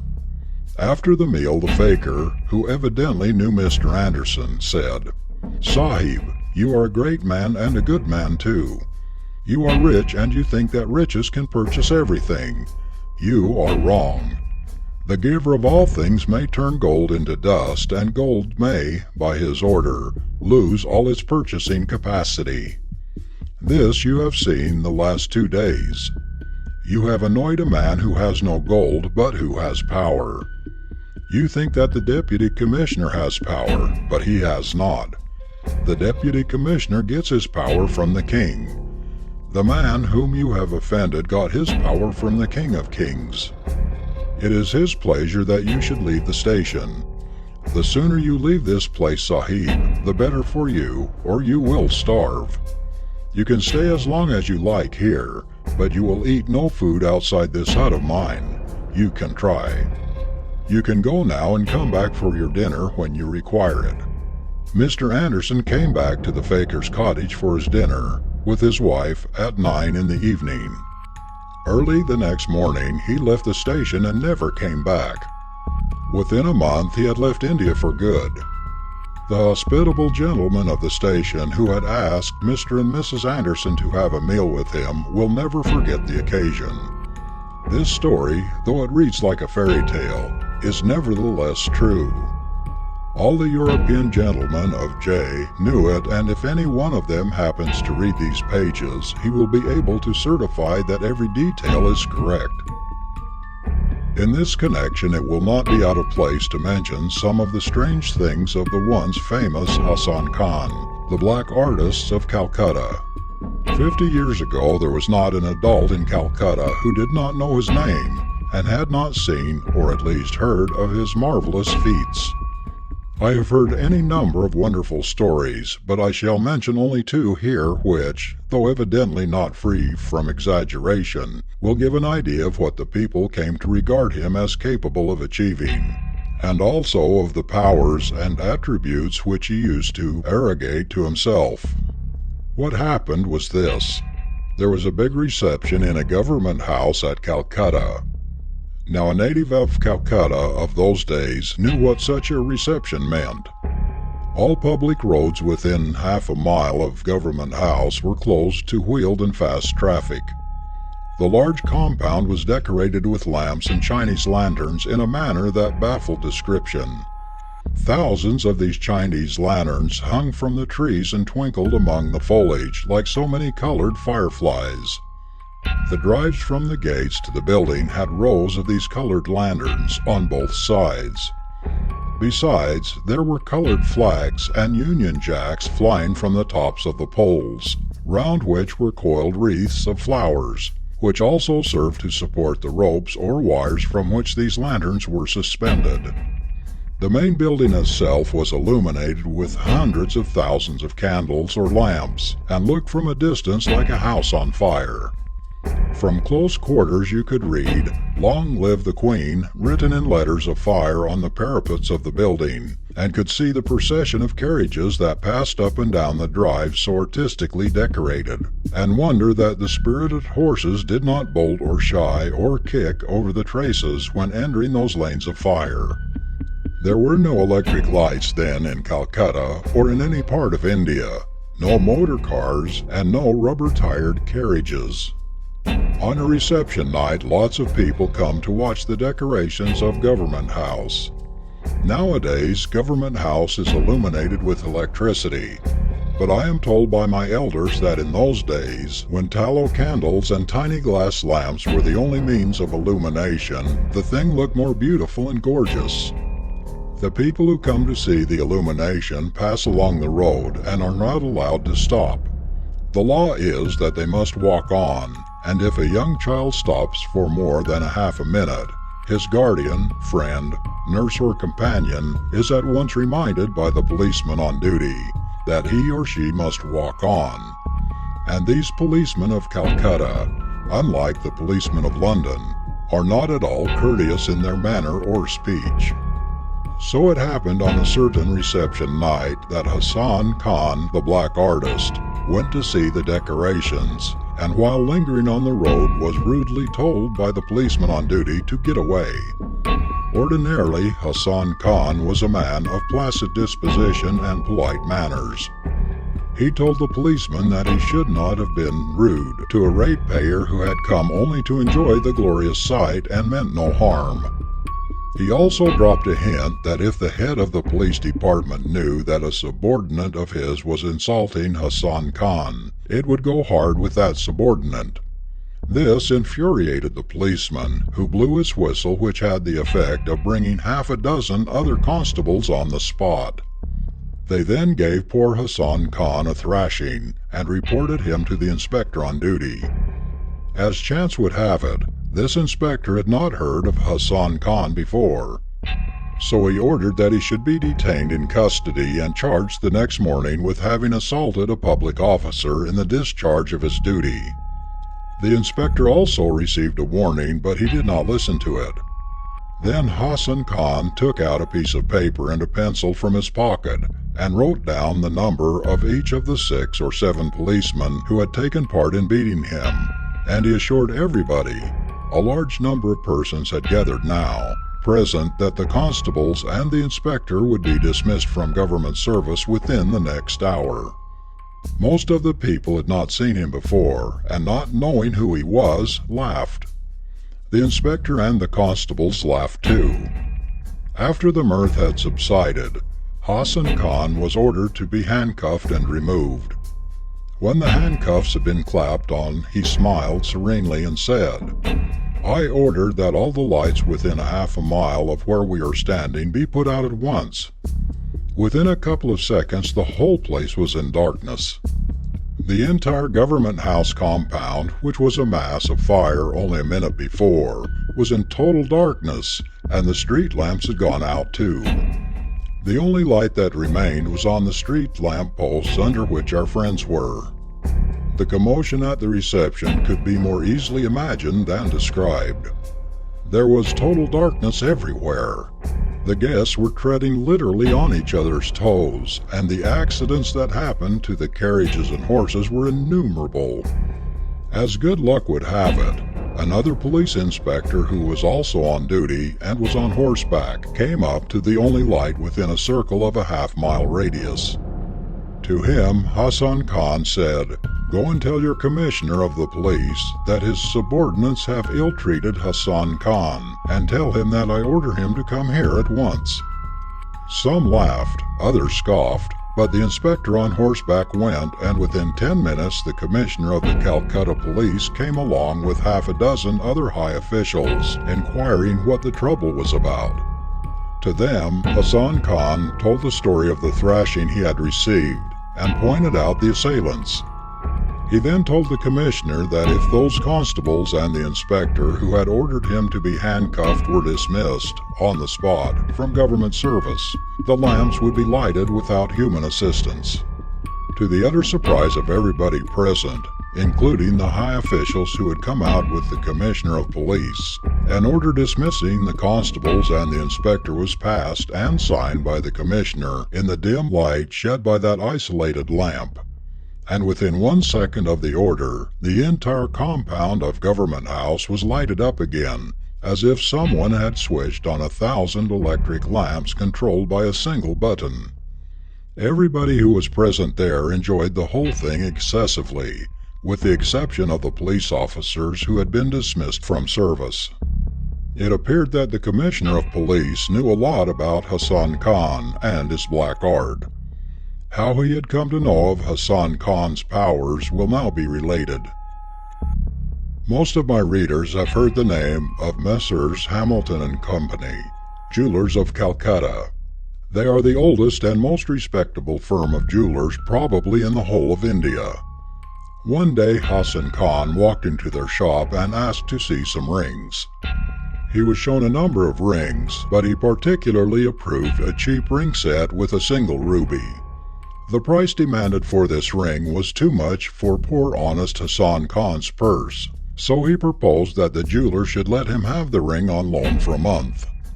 This, of course, the jewelers refused to do, and in a most un-Englishman-like and unbusinesslike manner, a young shop assistant asked him to clear out. He promptly walked out of the shop, promising to come again the next day. Before going out of the shop, however, he told one of the managers that the young shop assistant had been very rude to him and would not let him have the ring for a month. The next day there was a slight commotion in Hamilton's shop. The ring was missing. Of course, nobody could suspect Hassan Khan because the ring had been seen by everybody in the shop after his departure. The police were communicated with and were soon on the spot. They were examining the room and the locks and recording statements when Hassan Khan walked in with the missing ring on his finger. He was at once arrested, charged with theft and taken to the police station and locked up. At about midday he was produced before the magistrate. When he appeared in court he was found wearing 10 rings, 1 on each finger. He was remanded and taken back to his cell in the jail. The next morning when the door of his cell was opened, it was found that one of the big almirahs in which some gold and silver articles were kept in Hamilton's shop was standing in his cell. Everybody gazed at it dumbfounded. The almirah with its contents must have weighed 50 stones. How it got into the cell was beyond comprehension. All the big officers of government came in to see the fun and asked Hassan Khan how he had managed it. "How did you manage to get the showcase in your drawing room?" inquired Hassan Khan of each officer in reply to the question.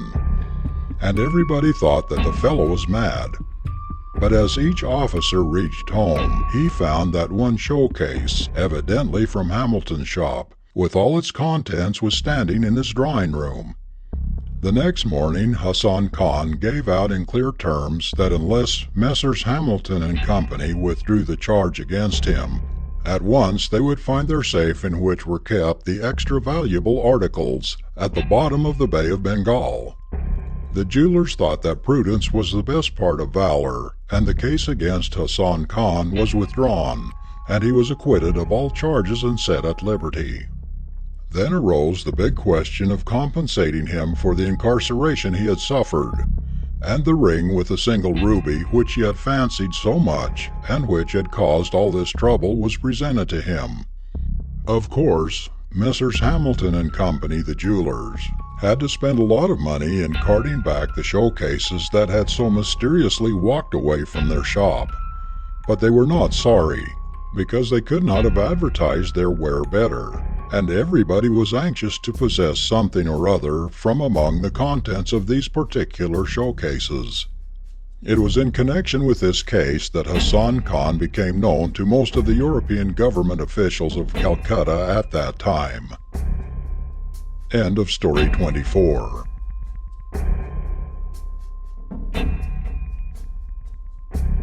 Story 25 of 30 Ghost Stories by various authors. The Bridal Party by S. Mukherjee. In Benares, the sacred city of the Hindus, situated in the united provinces of Agra and Oudh, there is a house which is famed pretty far and wide. It is said that the house is haunted and that no human being can pass a night in that house. Once there was a large bridal party. In India, the custom is that the bridegroom goes to the house of the bride with great pomp and show with a number of friends and followers, and the ceremony of Kanyadan, giving away the girl, takes place at the bride's house. The number of people who go with the bridegroom largely depends on the means of the bride's party, because the guests who come with the groom are to be fed and entertained in the right regal style. It is this feeding and entertaining of the guests that makes a daughter's marriage so costly in India, to a certain extent.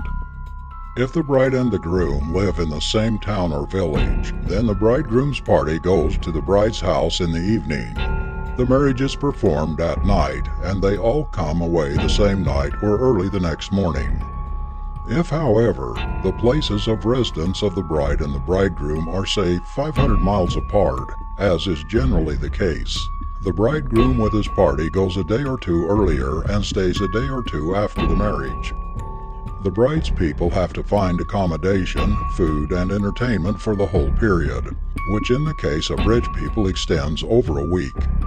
Now I had the pleasure of joining such a bridal party as mentioned last, going to Benares. We were about 30 young men, besides a number of elderly people. Since the young men could not be merry in the presence of their elders, the bride's father, who was a very rich man, had made arrangements to put up the 30 of us in a separate house. This house was within a few yards of the famed haunted house. We reached Benares at about 10 in the morning, and it was about 3 in the afternoon that we were informed that the celebrated haunted house was close by. Naturally, some of us decided that we should occupy that house rather than the one in which we were. I myself was not very keen on shifting, but a few others were. Our host protested, but we insisted, and so the host had to give way. The house was empty and the owner was a local gentleman, a resident of Benares. To procure his permission and the key was the work of a few minutes, and we took actual possession of the house at about 6 in the evening. It was a very large house with big rooms and halls, rather poorly furnished, but some furniture was brought in from the house which we had occupied on our arrival. There was a very big and well-ventilated hall, and in this we decided to sleep. Carpet upon carpet was piled on the floor, and there we decided to sleep, on the ground, in right Oriental style.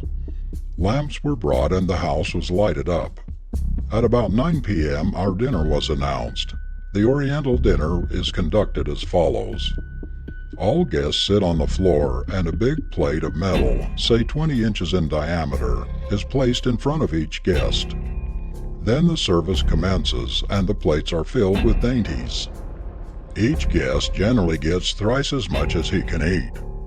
Then the host, who does not himself join, stands with joined hands and requests the guests to do full justice, and the dinner begins. Very little is eaten, in fact, and whatever is left over goes to the poor. That is probably the only consolation. Now on this particular occasion, the bride's father, who was our host and who was an elderly gentleman, had withdrawn, leaving 2 of his sons to look after us. He himself, we understood, was looking after his more elderly guests who had been lodged in a different house. The hall in which we sat down to dine was a large one and very well lighted. Adjoining it was a hall in which our beds had been made. The sons of mine host, with a number of others, were serving. I always was rather unconventional, so I asked my fellow guests whether I could fall too, and without waiting for permission, I commenced eating. A very good thing I did, as would appear hereafter. In about 20 minutes, the serving was over and we were asked to begin. As a matter of fact, I was nearly half through at that time, and then the trouble began. With a click, all the lights went out, and the whole house was in total darkness. Of course, the reader can guess what followed. "Who has put out the lights?" shouted Jagat, who was sitting next but one to me on the left. "The ghost," shouted another in reply. "I shall kill him if I can catch him," shouted Jagat. The whole place was in darkness. We could not see anything, but we could hear that Jagat was trying to get up. Then he received what was a stunning blow on his back. We could hear the thump. "Oh," shouted Jagat, "who is that?" He sat down again and gave the man on his right a blow like the one he had received. The man on the right protested. Then Jagat turned to the man on his left. The man on Jagat's left evidently resisted, and Jagat had the worst of it. Then Nareen, another one of us, shouted out, "What is the matter with you?" asked his neighbor. "Why did you pull my hair?" shouted Nareen. "I did not pull," shouted the neighbor. Then a servant was seen approaching with a lamp, and things became quiet. But the servant did not reach the hall. He stumbled against something and fell headlong on the ground. The lamp went out, and our trouble began again. One of the party received a slap on the back of his head, which sent his cap rolling, and in his attempt to recover it, he upset a glass of water that was near his right hand. Matters went on in this fashion till a lamp came. The whole thing must have taken about 4 minutes. When the lamp came, we found that all the dishes were clean. The edibles had mysteriously disappeared. The sons of mine host looked stupidly at us, and we looked stupidly at them and at each other. But there it was. There was not a particle of solid food left. We had therefore no alternative but to adjourn to the nearest confectioner's shop and eat some sweets there. That night would not pass in peace, we were sure, but nobody dared suggest that we should not pass the night in the haunted house. Once having defied the ghost, we had to stand to our guns for one night at least. It was well after 11 o'clock at night when we came back and went to bed. We went to bed but could not sleep. The room in which we all slept was a big one, as I have already said, and there were 2 wall lamps in it. We lowered the lamps and then the lamps went out, and we began to anticipate trouble. Our hosts had all gone home, leaving us to the tender mercies of the ghost. Shortly afterwards, we began to feel as if we were lying on a public road, and horses passing along the road within a yard of us. We also imagined we could hear men passing close to us whispering. Sleeping was impossible. We all remained awake, talking about different things, till a horse came very near. And thus the night passed away. At about 4 in the morning, one of us got up and wanted to go out. We shouted for the servant called Kalu, and within a minute Kalu came with a lantern. One of our fellow guests got up and went out of the room, followed by Kalu.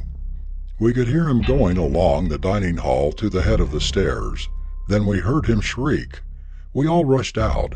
The lighted lantern was there at the head of the stairs, and our fellow guest at the bottom. Kalu had vanished. We rushed down, picked up our friend, and carried him upstairs. He said that Kalu had given him a push and he had fallen down. Fortunately, he was not hurt. We called the servants and they all came, Kalu among them. He denied having come with a lantern or having pushed our friend down the stairs. The other servants corroborated his statement. They assured us that Kalu had never left the room in which they all were. We were satisfied that this was also a ghostly trick. At about 7 in the morning, when our hosts came, we were glad to bid goodbye to the haunted house with our bones whole. The funniest thing was that only those of my fellow guests had the worst of it who had denied the existence of ghosts. Those of us who had kept respectfully silence had not been touched. Those who had received a blow or two averred that the blows could not have been given by invisible hands, inasmuch the blows were too substantial. But all of us were certain that it was no trick played by a human being. The passing horses and the whispering passers-by had given us a queer, creepy sensation. In this connection may be mentioned a few haunted houses in other parts of India. There are one or two very well-known haunted houses in Calcutta. The Hastings House is one of them. It is situated at Alipur, in the southern suburb of Calcutta.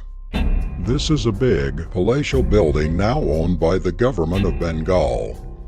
At one time it was the private residence of the Governor-General of India, whose name it bears. At present it is used as the state guest house, in which the Indian chiefs are put up when they come to pay official visits to His Excellency in Calcutta. It appears that in a lane not very far from this house was fought the celebrated duel between Warren Hastings, the first Governor-General of India, and Sir Philip Francis, a member of his council and the reputed author of the Letters of Junius. While living in this house, Warren Hastings married Baroness Imhoff sometime during the first fortnight of August about 140 years ago. The event was celebrated by great festivities, and, as expected, the bride came home in a splendid equipage. It is said that this scene is reenacted on the anniversary of the wedding by supernatural agency, and a ghostly carriage duly enters the gate in the evening once every year. The clatter of hoofs and the rattle of iron-tired wheels are distinctly heard advancing up to the portico. Then there is the sound of the opening and closing of the carriage door, and lastly the carriage proceeds onwards, but does not come out from under the porch. It vanishes mysteriously. Today is the 15th of August, and this famous equipage must have glided in and out to the utter bewilderment of watchful eyes and ears within the last fortnight.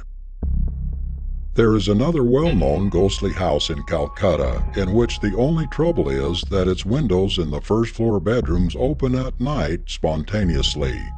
People have slept at night for a reward in this house, closing the windows with their own hands, and have waked up at night shivering with cold to find all the windows open. Once a body of soldiers went to pass a night in this house with a view to solve the mystery.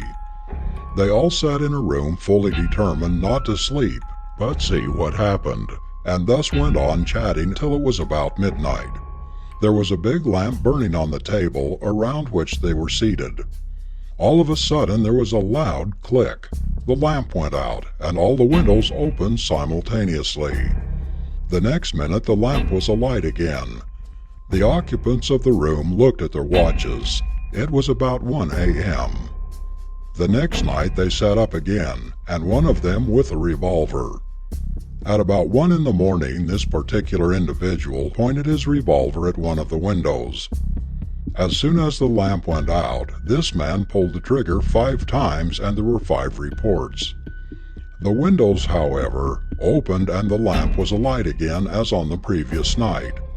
They all rushed to the window to see if any damage had been done by the bullets. The 5 bullets were found in the room, but from their appearance, it seemed as if they had struck nothing. Evidently the bullets would have been changed in shape if they had impinged upon any hard surface. But then this was another enigma. How did the bullets come back? No man could have put the bullets there from before, for they were still hot when discovered, or could have guessed the bore of the revolver that was going to be used.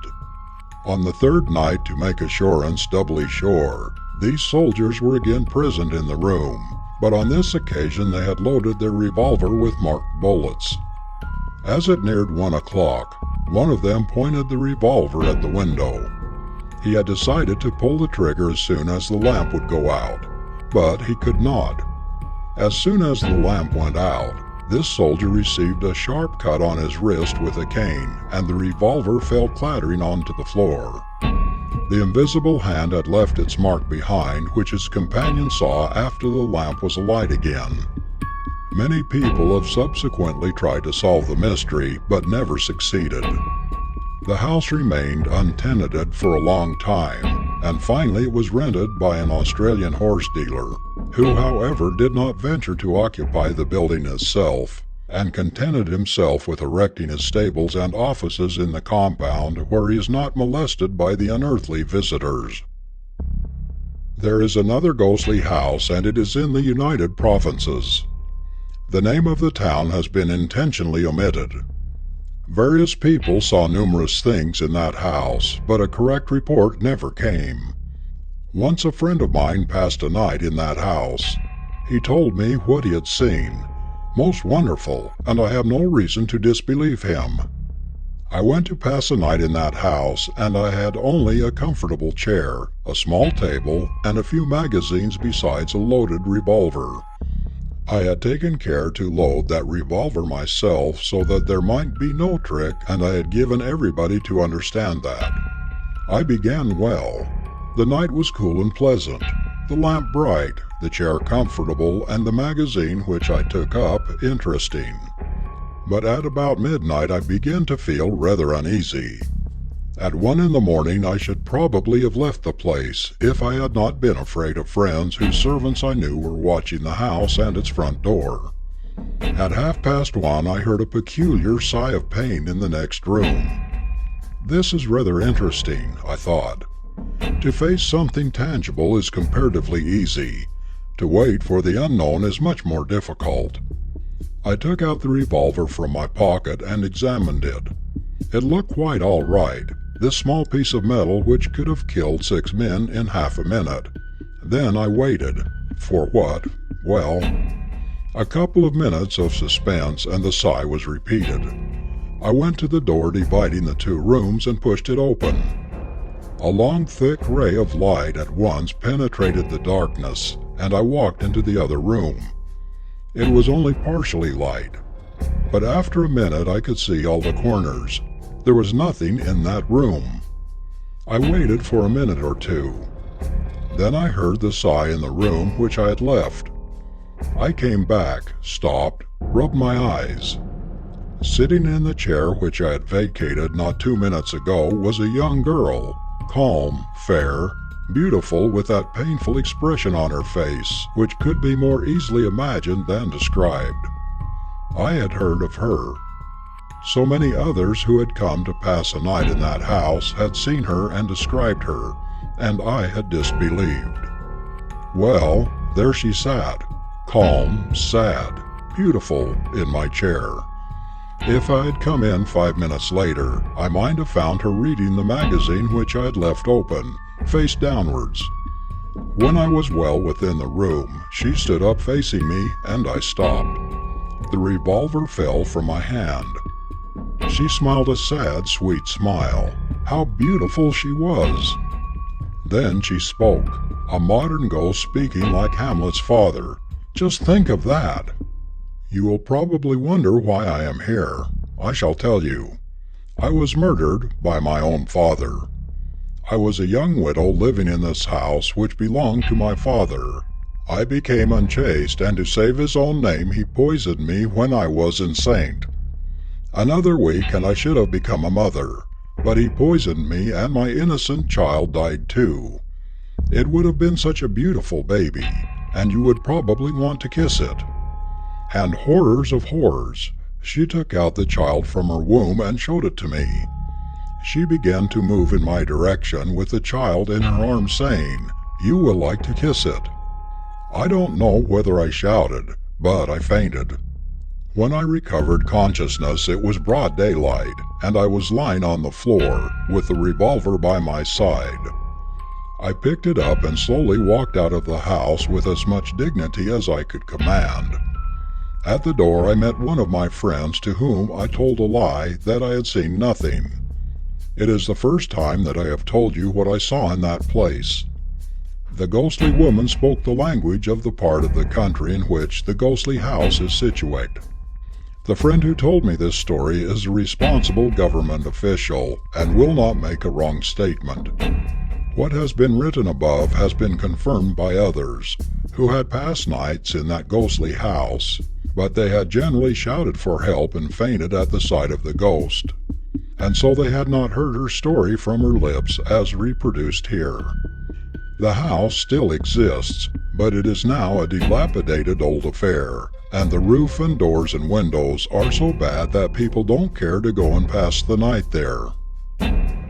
There is also a haunted house in Assam. In this house, a certain gentleman committed suicide by cutting his own throat with a razor. You often see him sitting on a cot in the veranda, heaving deep sighs. Mention of this house has been made in a book called Tales from the Tigerland, published in England. The author says he has passed a night in the house in question and testifies to the accuracy of all the rumors that are current. Talking about haunted houses reminds me of a haunted tank. I was visiting a friend of mine in the interior of Bengal during our annual summer holidays when I was yet a student. This friend of mine was the son of a rich man, and in the village had a large ancestral house where his people usually resided. It was the first week of June when I reached my friend's house. I was informed that among other things of interest, which were, however, very few in that particular part of the country, there was a large puka tank belonging to my friend's people which was haunted. What kind of ghost lived in a tank or near it, nobody could say. But what everybody knew was this. Of course, Jaistha Shukla Ekadashi was only 3 days off. I decided to prolong my stay at my friend's place, so that I too might have a look at the ghost's bath. On the eventful day I resolved to pass the night with my friend and 2 other intrepid souls near the tank. After a rather late dinner, we started with a bedding and a hookah and a pack of cards and a big lamp. We made the bed, a mattress and a sheet, on a platform on the bank. There were 6 steps, with risers about 9 inches each, leading from the platform to the water. Thus we were about 4.5 feet from the water level, and from this coign of advantage we could command a full view of the tank, which covered an area of about 4 acres. Then we began our game of cards. There was a servant with us who was preparing our hookah. At midnight we felt we could play no longer. The strain was too great, the interest too intense. We sat smoking and chatting and asked the servant to remove the lamp, as a lot of insects was coming near, attracted by the light. As a matter of fact, we did not require any light, because there was a brilliant moon. At 1 o'clock in the morning there was a noise as of rushing wind. We looked round and found that not a leaf was moving, but still the whizzing noise as of a strong wind continued. Then we found something advancing towards the tank from the opposite bank. There was a number of coconut trees on the bank on the other side, and in the moonlight we could not see clearly what it really was. It looked like a huge white elephant. It approached the bank at a rapid pace, say the pace of a fast-trotting horse. From the bank it took a long leap, and with a tremendous splash fell into the water.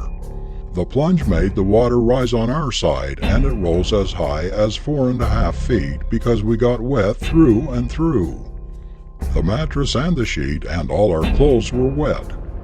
In the confusion we forgot to keep our eyes on the ghost or white elephant, or whatever it was, and when again we looked in that direction, everything was quiet. The apparition had vanished. The most wonderful thing was the rise in the water level. For the water to raise 4.5 feet would have been impossible under ordinary circumstances, even if 1,000 elephants had gotten into the water. We were all wide awake. We went home immediately because we required a change of clothes. The old man, my friend's father, was waiting for us. "Well, you are wet," he said. "Yes," said we. "Rightly served," said the old man. He did not ask what had happened. We were told subsequently that he had got wet like us a number of times when he was a youngster himself. End of story 25.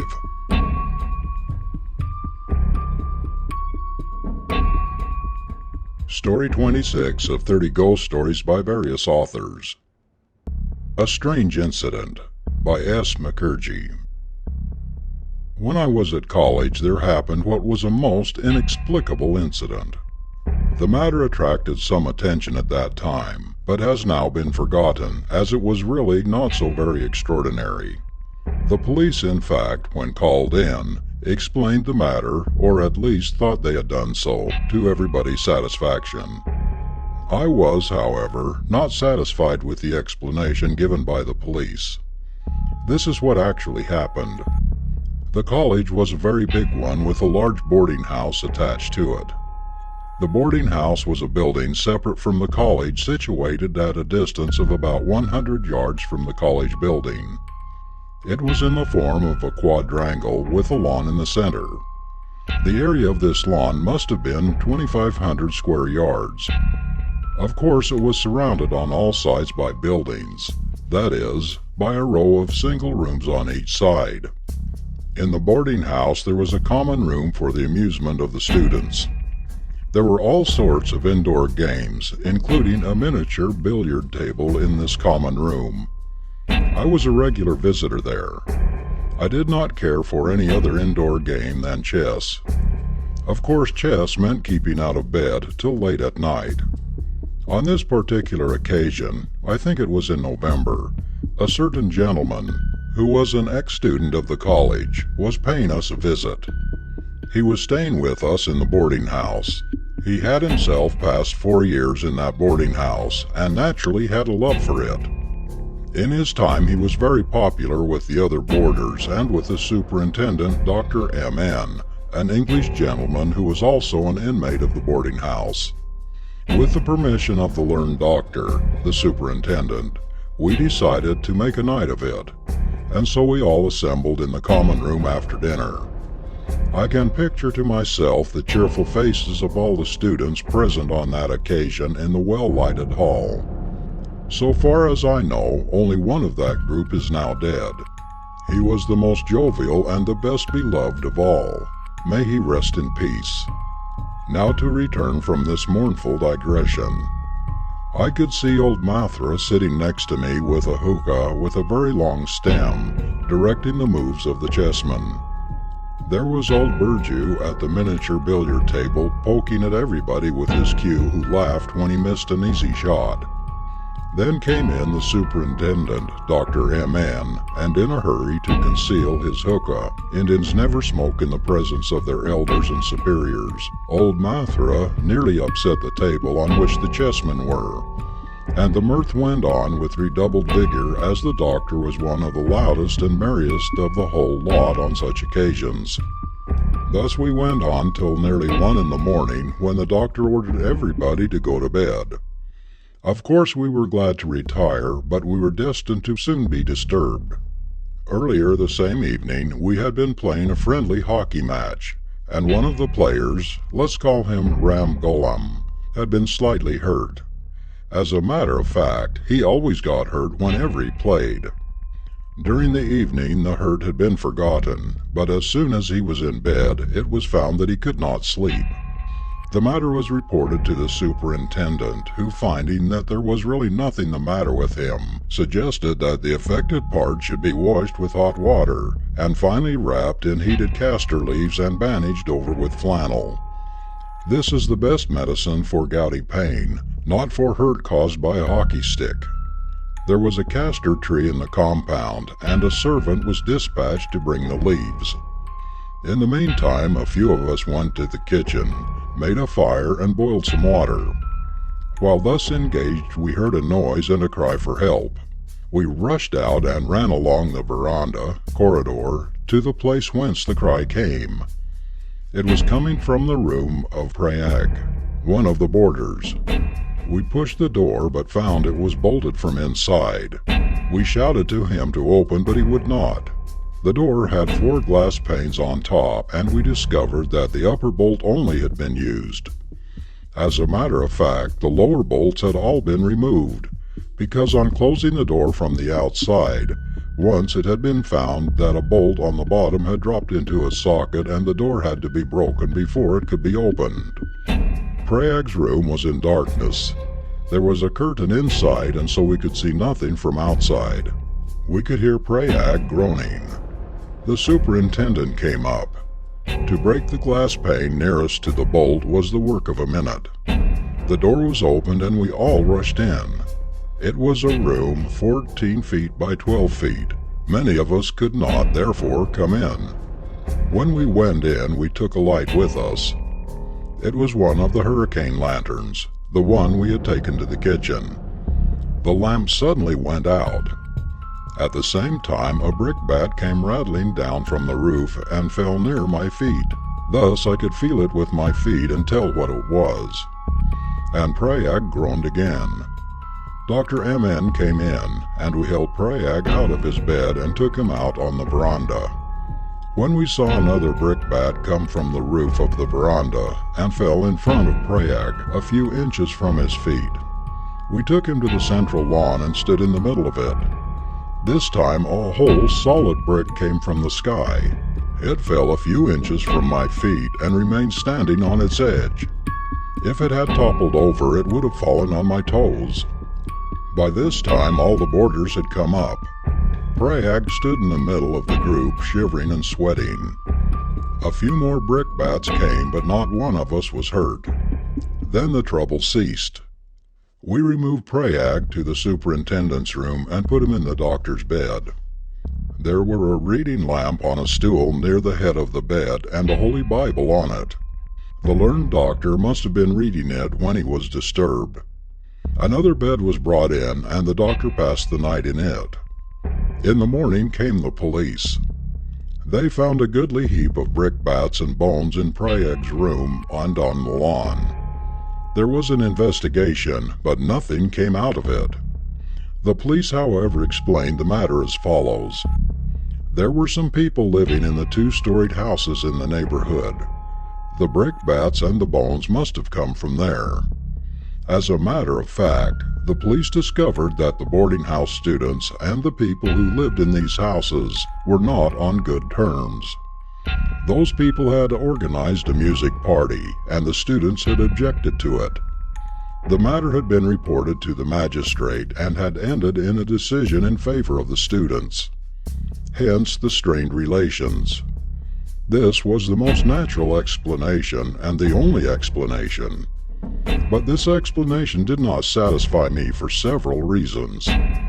The first reason was that the college compound contained another well-kept lawn that stood between the hostel buildings and those two-storied houses. There were no brickbats on this lawn. If brickbats had been thrown from those houses, some at least would have fallen upon the lawn. Then, as regarded the brickbats that were in the room, they had all dropped from the ceiling, but in the morning we found the tiles of the roof intact. Thirdly, in the middle of the central lawn, there was at least one whole brick. The nearest building from which the brick might have been thrown was at a distance of 100 yards, and to throw a whole brick 9 inches by 4.5 by 3 inches, such a distance, would require a machine of some kind or other, and none was found in the house. The last thing that created doubts in my mind was that not one brickbat had hit anybody. There were so many of us there that there was such an abundance of brickbats, still not one of us was hit. And it is well known that brickbats hurled by ghostly hands do not hit anybody. In fact, the whole brick that came and stood on edge within 3 inches of my toe would have hurt me if it had only toppled over. It is known to most of the readers that Sootyism was the practice of burning the widows on the funeral pyre of their dead husbands. This practice was prevalent in Bengal down to the year 1828, when a law forbidding the aiding and abetting of Sootyism was passed. Before the act, of course, many women were, in a way, forced to become Sooties. The public opinion against a widow surviving was so great that she preferred to die rather than live after her husband's death. The law has, however, changed the custom and the public opinion too. Still, every now and then there are found cases of determined Sootyism among all classes in India who profess Hinduism. Frequent instances are found in Bengal, and whenever a case comes to the notice of the public, the newspapers report it in a manner which shows that respect for Sooty is not yet dead. Sometimes a verdict of suicide during temporary insanity is returned, but, of course, whoever reads the report understands how matters stand. I know of a recent case in which a gentleman who was in government service died leaving a young widow. When the husband's dead body was being removed, the wife looked so jolly that nobody suspected that anything was wrong with her. But when all the male members of the family had gone away with the buyer, the young widow quietly procured a tin of kerosene oil and a few bed sheets. She soaked the bed sheets well in the oil, and then wrapped them securely round her person and further secured them by means of a rope. She then shut all the doors of her room and set the clothes on fire. By the time the doors were forced open, there were only ladies in the house at that time. She was dead. Of course, this was a case of suicide pure and simple, and there was the usual verdict of suicide during temporary insanity, but I personally doubt the temporary insanity very much. This case, however, is too painful. The one that I am now going to relate is more interesting and more mysterious, and probably more instructive. Babu Bhagwan Prasad, now the late Babu Bhagwan Prasad, was a clerk in the office in the United Provinces.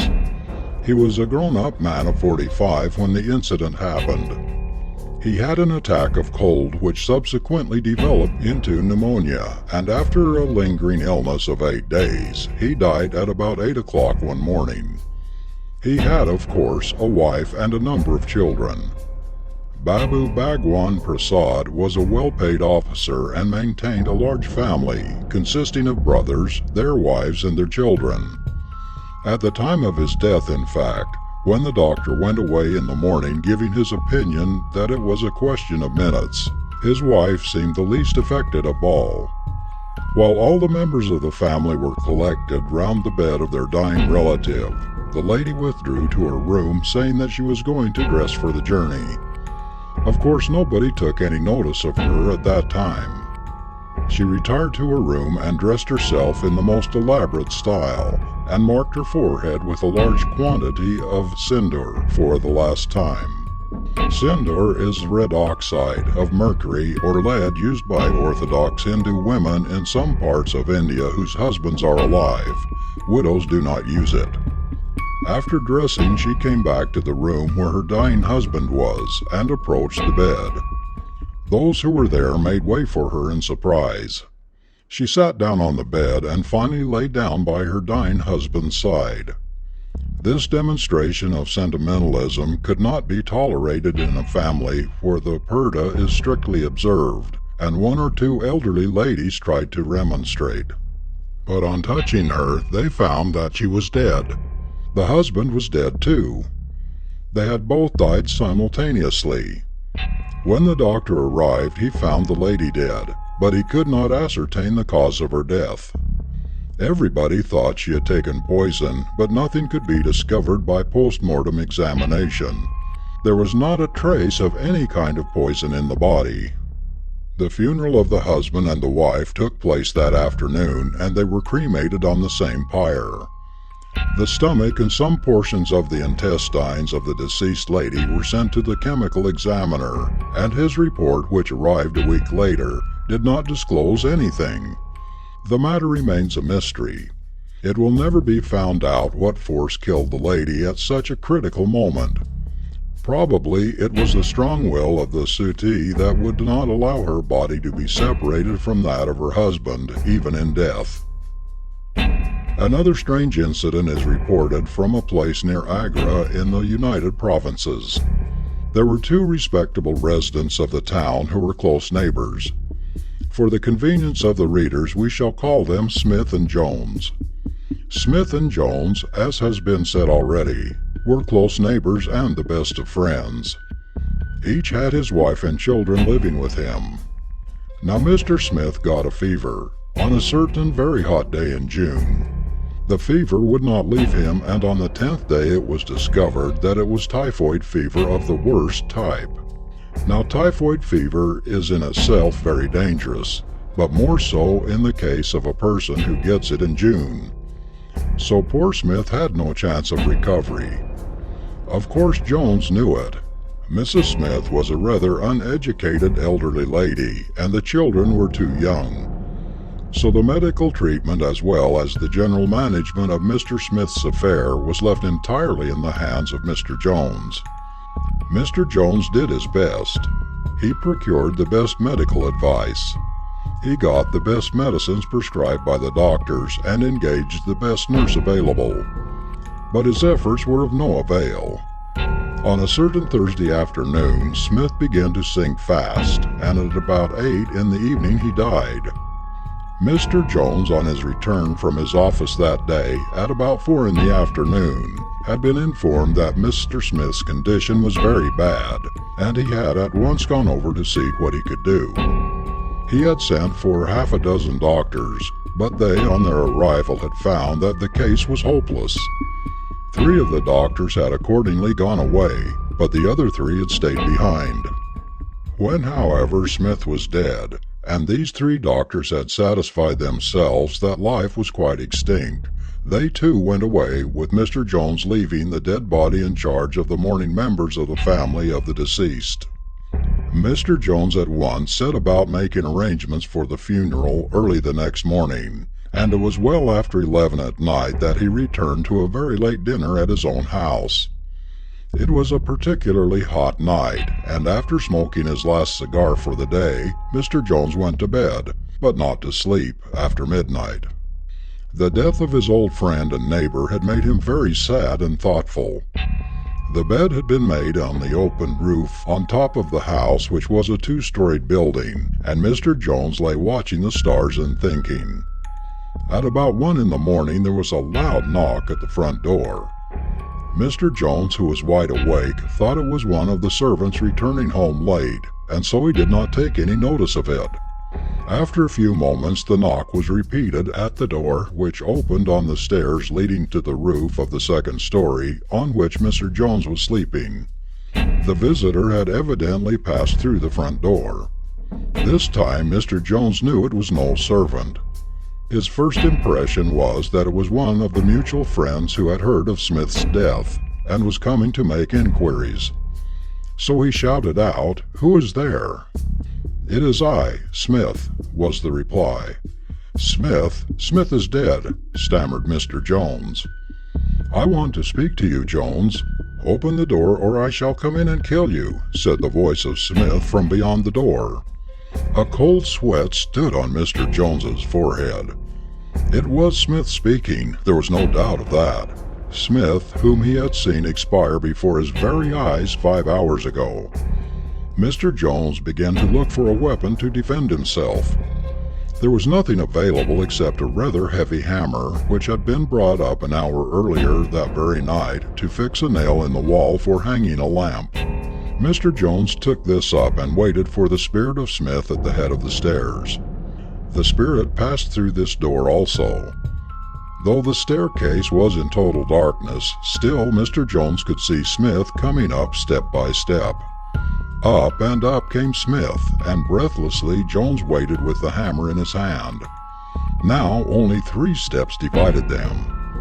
"I shall kill you," hissed Smith. Mr. Jones aimed a blow with the hammer and hit Smith between the eyes. With a groan, Smith fell down. Mr. Jones fainted. A couple of hours later there was a great commotion in the house of Mr. Smith. The dead body had mysteriously disappeared. The first thing they could think of was to go and inform Mr. Jones. So one of the young sons of Smith came to Mr. Jones's house. The servant admitted him and told him where to find the master. Young Smith knocked at the door leading to the staircase but got no reply. After his watchful nights he is sleeping soundly, thought young Smith. But then Jones must be awakened. The whole household woke up, but not Mr. Jones. One of the servants then procured a ladder and got up on the roof. Mr. Jones was not up on his bed nor under it either. The servant thought he would open the door leading to the staircase and admit the people who were standing outside beyond the door at the bottom of the stairs. There was a number of persons now at the door, including Mrs. Jones, her children, servants, and young Smith. A servant stumbled upon something. It was dark, but he knew it was the body of his master. He passed on, but then he stumbled again. There was another human being in the way. Who was this other? Probably a thief, thought the servant. He opened the door and admitted the people who were outside. They had lights with them. As they came in, it was found that the second body on the stairs, 2 or 3 steps below the landing, was the dead body of Smith, while the body on the landing was the unconscious form of Mr. Jones. Restoratives were applied and Jones came to his senses, and then related the story that has been recorded above.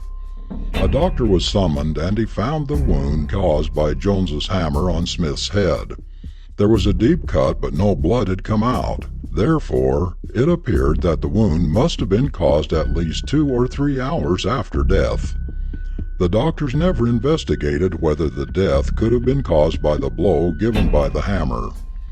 They thought there was no need of an investigation either, because they had left Smith quite dead at 8 in the evening.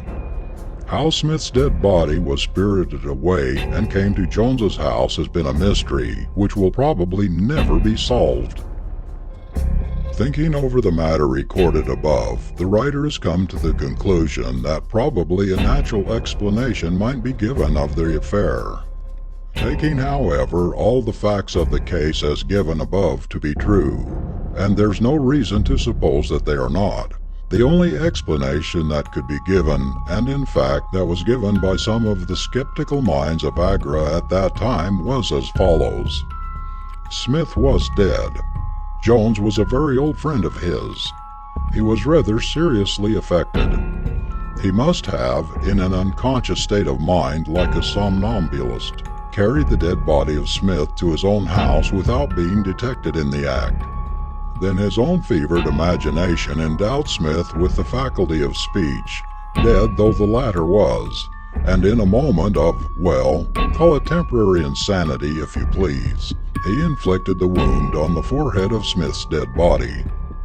This was the only plausible explanation that could be given of the affair, but regard being had to the fact that Smith's dead body was lying in an upper story of the house, and that there was a number of servants between the death chamber and the main entrance to the house, the act of removing the dead body without their knowing it was a difficult task, nay, utterly impracticable.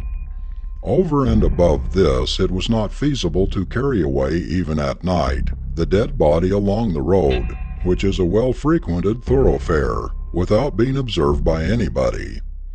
Then there is the third fact that Jones was really not such a strong person that he could carry alone Smith's body that distance with ease. Smith's dead body as recovered in Jones's house had bare feet. Whether there was any dust on the feet had not been observed by anybody.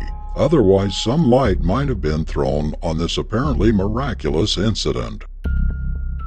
End of story 26.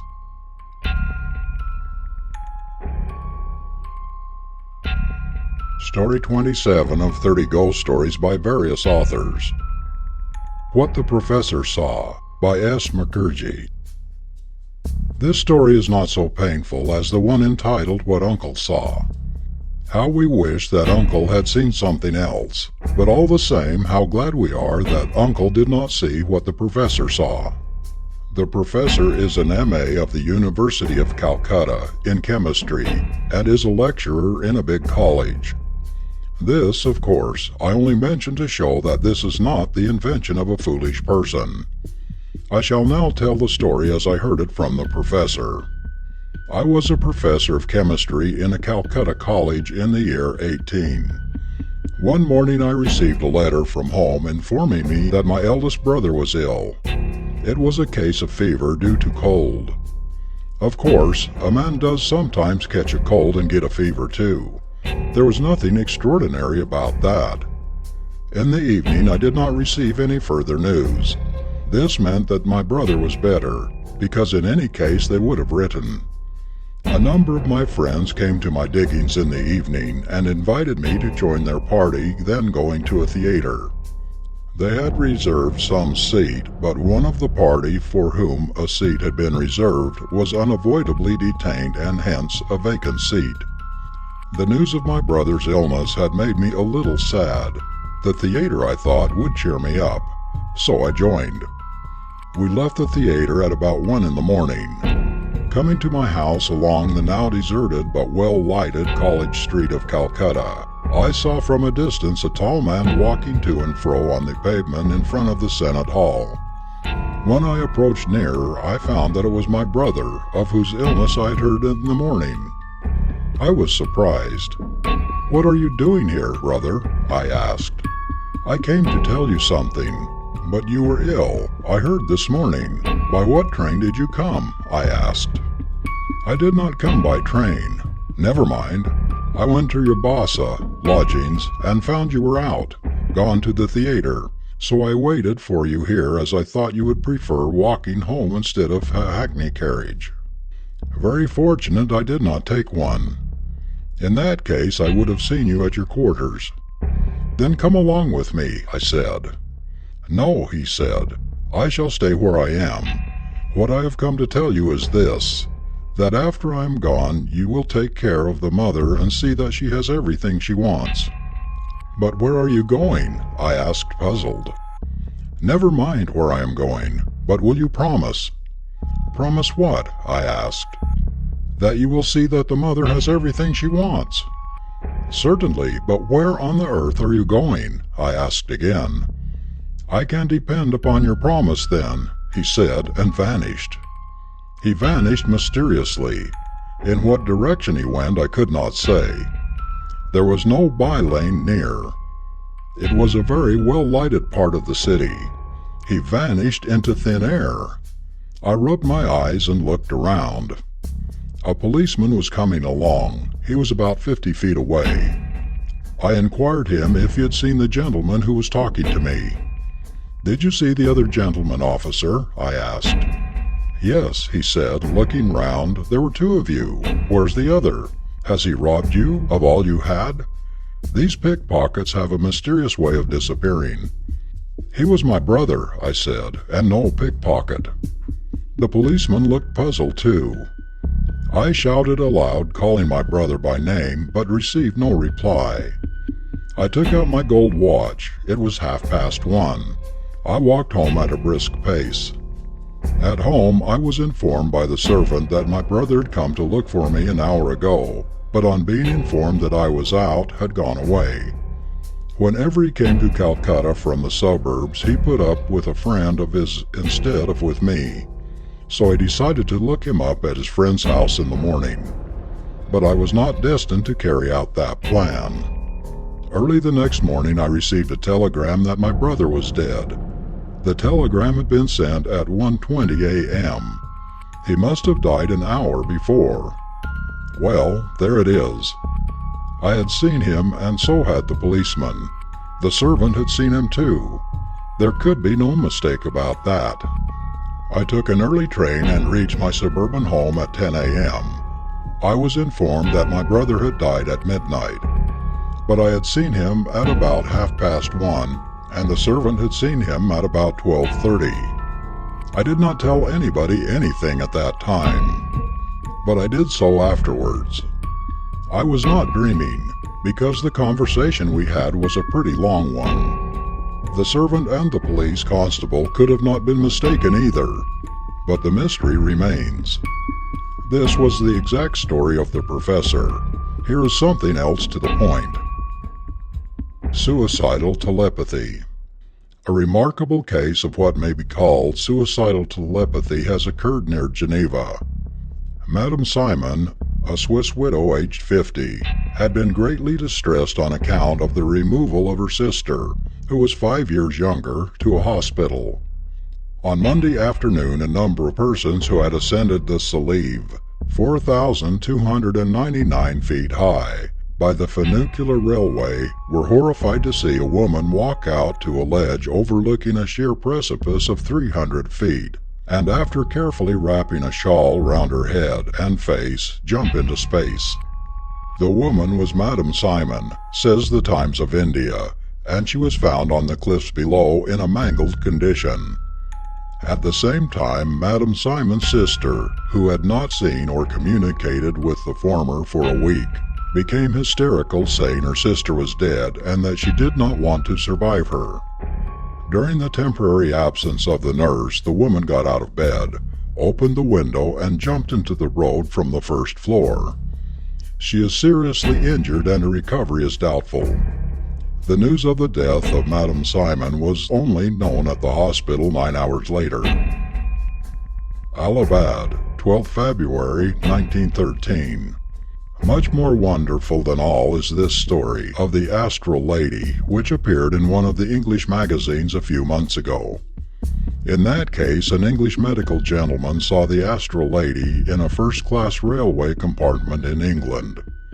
Only accidentally he discovered the body of a lady nearly murdered and concealed under one of the seats.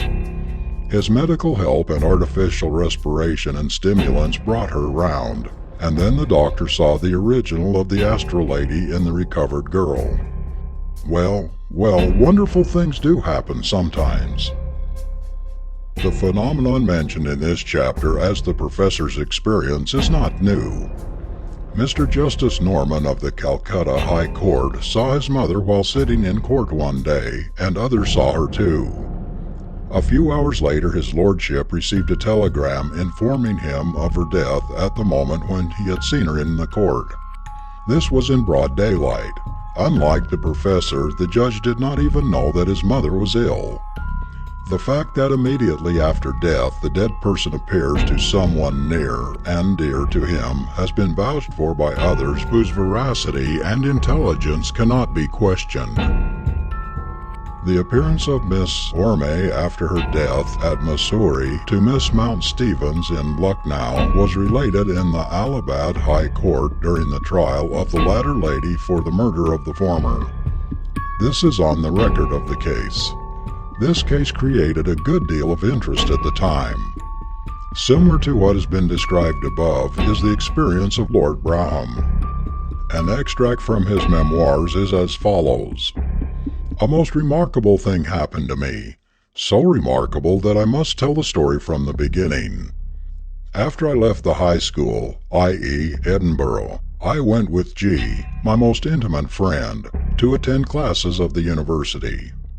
There was no divinity class, but we frequently in our walks discussed many grave subjects, among others, the immortality of the soul and a future state. This question and the possibility of the dead appearing to the living were subjects of much speculation, and we actually committed the folly of drawing up an agreement, written with our blood, to the effect that whichever of us died first should appear to the other, and thus solve the doubts we had entertained of the life after death. After we had finished our classes at the college, G went to India, having got an appointment in the civil service there. He seldom wrote to me, and after the lapse of a few years, I had nearly forgotten his existence. One day I had taken a warm bath, and while lying in it enjoying the heat, I turned my head round, looking toward the chair on which I had deposited my clothes, as I was about to get out of the bath. On the chair sat G, looking calmly at me. How I got out of the bath I know not, but on recovering my senses, I found myself sprawling on the floor. The apparition, or whatever it was, that had taken the likeness of G had disappeared. The vision had produced such a shock that I had no inclination to talk about it or to speak about it even to Stuart, but the impression it made upon me was too vivid to be forgotten easily, and so strongly was I affected by it that I have here written down the whole story with the date, 19th December, and all the participants as they are fresh before me now. No doubt I had fallen asleep, and that the appearance presented so distinctly before my eyes was a dream I cannot doubt. Yet for years I had no communication with G, nor had there been anything to recall him to my recollection. Nothing had taken place concerning our Swedish travel connected with G, or with India, or with anything relating to him or to any member of his family. I recollected quickly enough our old discussion and the bargain we had made. I could not discharge from my mind the impression that G must have died, and his appearance to me was to be received by me as proof of a future state. This was on 19th December 1799.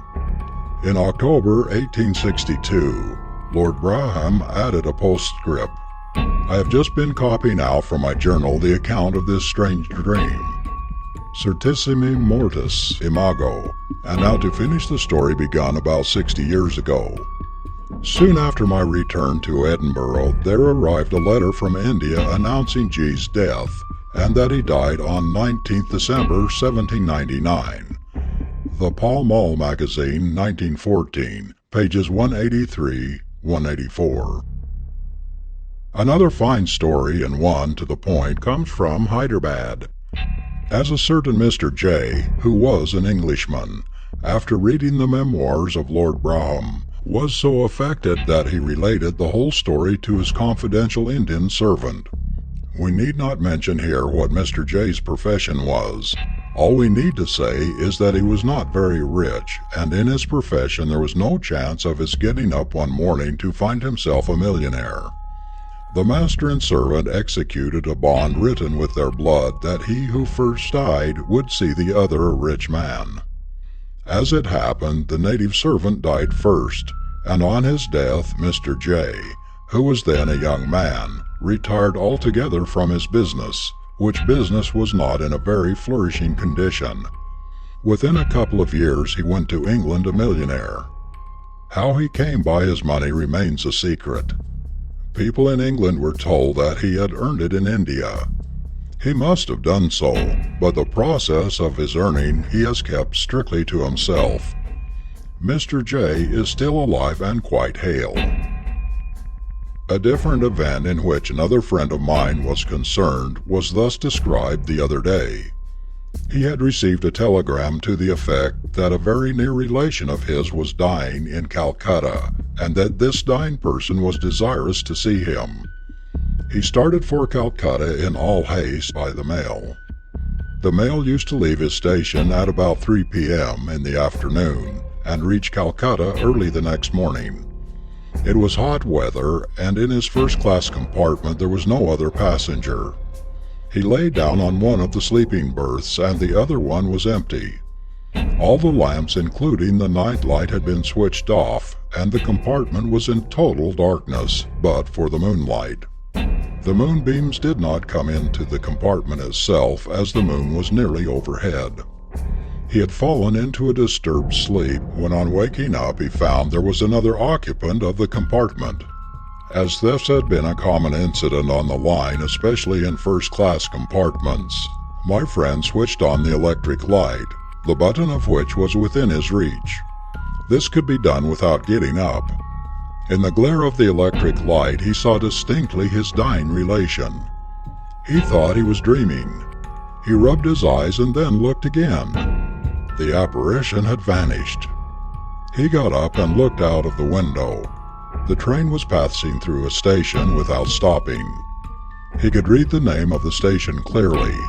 He opened his timetable to see he was still 148 miles from Calcutta. Then he went to sleep again. In the morning he thought he had been dreaming, but he observed that the railway timetable was still open at the place where he must have looked to ascertain the distance. On reaching Calcutta he was told that his relation had died a few hours ago.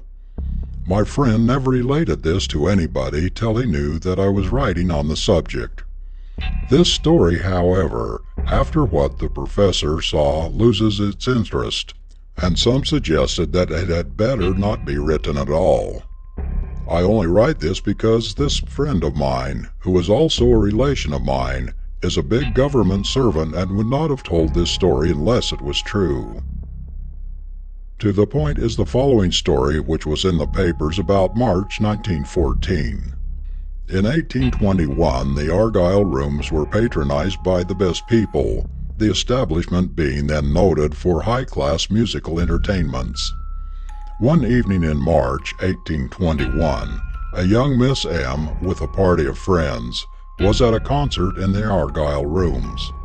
Suddenly she uttered a cry and hid her face in her hands. She appeared to be suffering so acutely that her friends at once left the building with her and took her home. It was at first difficult to get the young lady to explain the cause of her sudden attack, but at last she confessed that she had been terrified by a horrible sight. While the concert was in progress, she had happened to look down at the floor, and there, lying at her feet, she saw the corpse of a man. The body was covered with a cloth mantle, but the face was exposed, and she distinctly recognized the features of a friend, Sir J.T. On the following morning, the family of the young lady received a message informing them that Sir J.T. had been drowned the previous day in Southampton water through the capsizing of a boat, and that when his body was recovered, it was entangled in a boat cloak.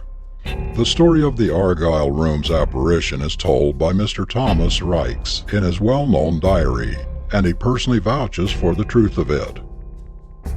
In this connection, the following cutting from an English paper of March 1914 will be found very interesting and instructive. Talks with Mr. Stead. Sir A. Turner's Psychic Experiences. General Sir Alfred Turner's psychic experiences, which he related to the London Spiritualists' Alliance on May 7, in the Salon of the Royal Society of British Artists, cover a very wide field, and they date from his early boyhood. The most interesting and suggestive relate to the reappearance of Mr. Stead, says the Daily Chronicle. On the Sunday following the sinking of the Titanic, Sir Alfred was visiting a medium when she told him that on the glass of the picture behind his back the head of a man and afterwards its whole form appeared.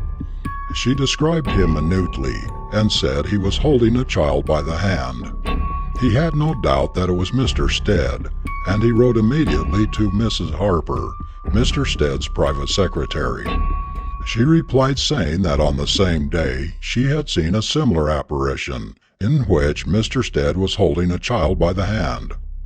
A few days afterwards, continued Sir Alfred, at a private seance, the voice of Stead came almost immediately and spoke at length. He told them what had happened in the last minutes of the wreck. All those who were on board when the vessel sank soon passed over, but they had not the slightest notion that they were dead. Stead knew, however, and he set to work to try to tell these poor people that they had passed over, and that there was at any rate no more physical suffering for them. Shortly afterwards he was joined by other spirits, who took part in the missionary work. Mr. Stead was asked to show himself to the circle. He said, not now, but at Cambridge House.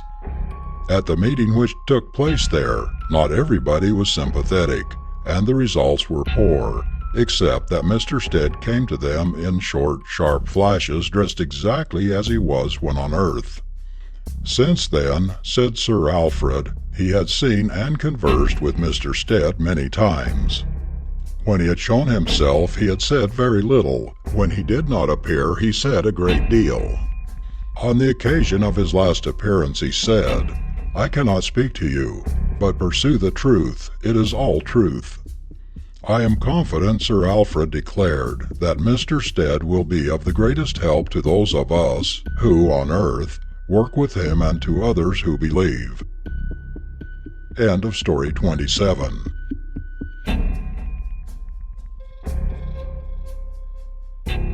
Story 28 of 30 Ghost Stories by various authors. The Boy Possessed by S. Mukherjee. I think it was in 1906 that in one of the principal cities in India, the son of a rich man became ill.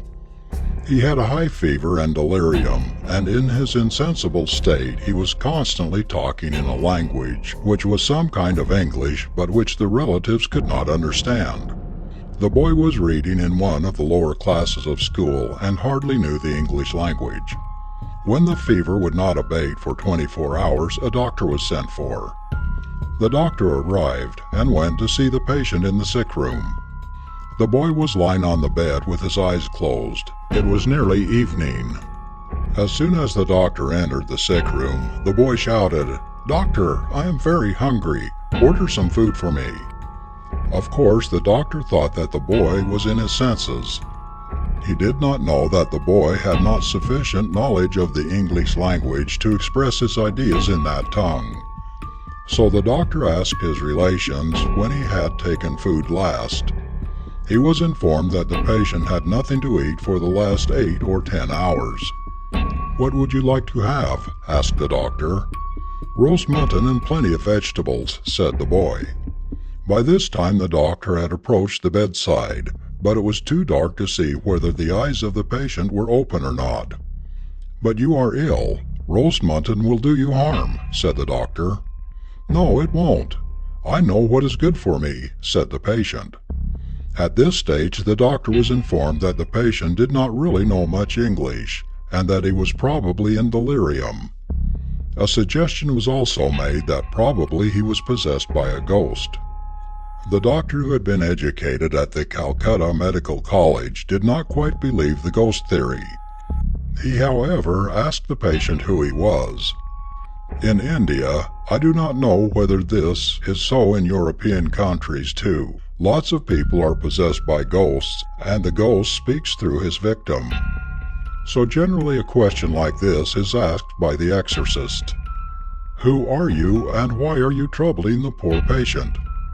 The answer, I am told, is at once given, and the ghost says what he wants. Of course, I personally have never heard a ghost talk. I know a case in which a report was made to me that the wife of a groom of mine had become possessed by a ghost. On being asked what ghost it was, the woman reported to have said, the big ghost of the house across the drain. I ran to the outhouses to find how much was true, but when I reached the stables, the woman, I was told, was not talking. I found her in convulsions." To return to our story, the doctor asked the patient who he was. "I am General," said the boy. "Why are you here?" asked the doctor. "I shall tell you that after I've had my roast mutton and the vegetables," said the boy, or rather the ghost. "But how can we be convinced that you are General?" asked the doctor. "Call Captain X of the 11 Brahmins and he will know," said the ghost. "In the meantime, get me food or I shall kill the patient." The father of the patient at once began to shout that he would get the mutton and the vegetables. The doctor in the meantime rushed out to procure some more medical assistance, as well as to fetch Captain X of the 11 Brahmins. The few big European officers of the station were also informed, and within a couple of hours the sick room was full of sensible, educated gentlemen. The mutton was in the meantime ready. "The mutton is ready," said the doctor. "Lower it into the well in the compound," said the ghost. A basket was procured, and the mutton and the vegetables were lowered into the well. But scarcely had the basket gone down 5 yards, the well was over 40 feet deep, when somebody from inside the well shouted, "Take it away! Take it away! There's no salt in it!" Those that were responsible for the preparation had to admit their mistake. The basket was pulled out, some salt was put in, and the basket was lowered down again. But as the basket went in about 5 or 6 yards, somebody from inside the well pulled it down with such force that the man who was lowering it narrowly escaped being dragged in. Fortunately, he let the rope slip through his hands, with the result that though he did not fall into the well, his hands were bleeding profusely. Nothing happened after that, and everybody returned to the patient. After a few minutes' silence, the patient said, "Take away the rope and the basket. Why did you not tie the end of the rope to the post?" "Why did you pull it so hard?" said one of the persons present. "I was hungry and in a hurry," said the ghost. They asked several persons to go down into the well, but nobody would. At last a fishing hook was lowered down. The basket, which had at first completely disappeared, was now floating on the surface of the water. It was brought up quite empty. Captain X in the meantime had arrived and was taken to the patient. 2 high officials of government, both Europeans, had also arrived. As soon as the captain stepped into the sick room, the patient, we shall now call him the ghost, said, "Good evening, Captain X. These people will not believe that I am General, and I want to convince them." The captain was as surprised as the others had been before. "You may ask me anything you like, Captain X, and I shall try to convince you," said the ghost. The captain stood staring. "Speak, Captain X, are you dumb?" said the ghost. "I don't understand anything," stammered the captain. He was told everything by those present. After hearing it, the captain formulated a question from one of the military books. A correct reply was immediately given. Then followed a number of questions by the captain, the replies to all of which were promptly given by the ghost. After this, the ghost said, "If you are all convinced, you may go now, and see me again tomorrow morning." Everybody quietly withdrew. The next morning there was a large gathering in the sick room. A number of European officers who had heard the story at the club on the previous evening dropped in. "Introduce each of these newcomers to me," said the ghost. Captain X introduced each person in solemn form. "If anybody is curious to know anything, I shall tell them," said the ghost. A few questions about England, position of buildings, shops, streets in London, were asked and correctly answered. After all the questions, the Indian doctor who had been in attendance asked, "Now, General, that we are convinced you are so-and-so, why are you troubling this poor boy?" "His father is rich," said the ghost. "Not very," said the doctor, "but what do you want him to do?" "My tomb has been destroyed by a branch of a tree falling upon it. I want it to be properly repaired," said the ghost. "I shall get that done immediately," said the father of the patient. "If you do that within a week, I shall trouble your boy no longer," said the ghost. The monument was repaired and the boy has never been ill since. This is the whole story. A portion of it appeared in the papers, and there were several respectable witnesses, though the whole thing is too wonderful. Inexplicable as it is, it appears that dead persons are a bit jealous of the sanctity of their tombs. I have heard a story of a boy troubled by a ghost who had inscribed his name on the tomb of a Mohammedan fakir. His father had to repair the tomb and had to put an ornamental iron railing round it. Somehow or other the thing looks like a fairy tale. The readers may have heard stories like this themselves and thought them as mere idle gossip. I therefore reproduce here the whole of a letter as it appeared in the Leader of Allahabad, India, on the 15th July, 1913. The letter is written by a man who, I think, understands quite well what he is saying. A supernatural phenomenon. Sir, it may probably interest your readers to read the account of a supernatural phenomenon that occurred a few days ago in the house of B. Rasiklal Mitra, B.A., District Surveyor, Hamirpur. He has been living with his family in a bungalow for about a year. It is a good small bungalow with 2 central and several side rooms. There is a veranda on the south and an enclosure, which serves the purpose of a courtyard for the ladies on the north. On the eastern side of this enclosure is the kitchen, and on the western the privy. It has a big compound all round, and the southwest corner of which there is a tomb of some Shaheed, known as the tomb of Hulan Sahid. At about 5 o'clock in the evening on 26th June 1913, when Mr. Mitra was out in office, it was suddenly noticed that the southern portion of the privy was on fire. People ran for rescue, and by their timely assistance it was possible to completely extinguish the fire by means of water which they managed to get at the moment before the fire could do any real damage. On learning of the fire, the ladies and children, all bewildered, collected in a room, ready to quit the building in case the fire was not checked or took a serious turn. About a square foot of the thatch was burnt. Shortly after this, another corner of the house was seen burning. This was in the kitchen.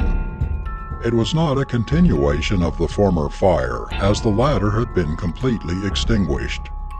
Not even a smoke or a spark was left to kindle.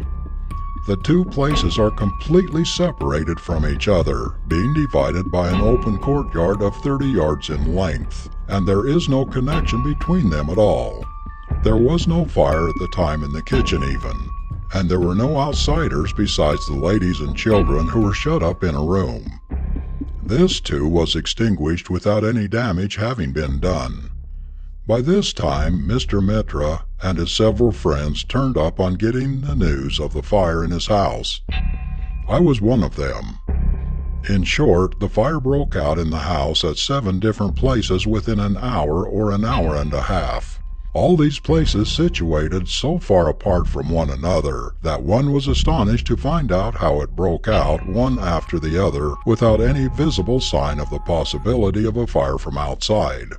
We were all at a loss to account for the breaking out of the fire. To all appearance, it broke out each time spontaneously and mysteriously. The fact that the fire broke out so often as 7 times within the short space of about an hour and a half, each time at a different place without doing any perceptible damage to the thatching of the bungalow or to any other article of the occupant of the house, is a mystery which remains to be solved. After the last breaking out, it was decided that the house must be vacated at once. Mr. Mitra and his family consequently removed to another house of Padre Ahmad Shah, about 200 yards distance therefrom. To the great astonishment of all, nothing happened after the vacation of the house for the whole night. Next morning, Mr. Mitra came with his sister to have his morning meals prepared there, thinking that there was no fire during the night. To his great curiosity, he found that the house was ablaze within 10 or 15 minutes of his arrival. They removed at once everything, and again was all right. A day or two after he removed to a pucca house within the town, not easy to catch fire. After settling his family in the new house, Mr. Mitra went to town, Mauda, some 21 miles from the headquarters. During the night following his departure, a daughter of Mr. Mitra, aged about 10 years, saw in a dream a boy who called himself Shahid Baba. The girl inquired of him about the reason of the fire breaking in her last residence, and was told by him that she would witness curious scenes next morning, after which she would be told the remedy. Morning came, and it was not long before the fire broke out in the second story of the new house. This was extinguished as easily as the previous ones, and it did not cause any damage. Next came the turn of a dhoti of the girl mentioned above, which was hanging in the house. Half of it was completely burnt down before the fire could be extinguished. In succession, the pillow wrapped in a bedding, a sheet of another bedding, and lastly the dhoti which the girl was wearing caught fire, and were extinguished after they were nearly half destroyed. Mr. Mitra's son, aged about 4 months, was lying on a cot. As soon as he was lifted up, a portion of the bed on which he was lying was seen burning.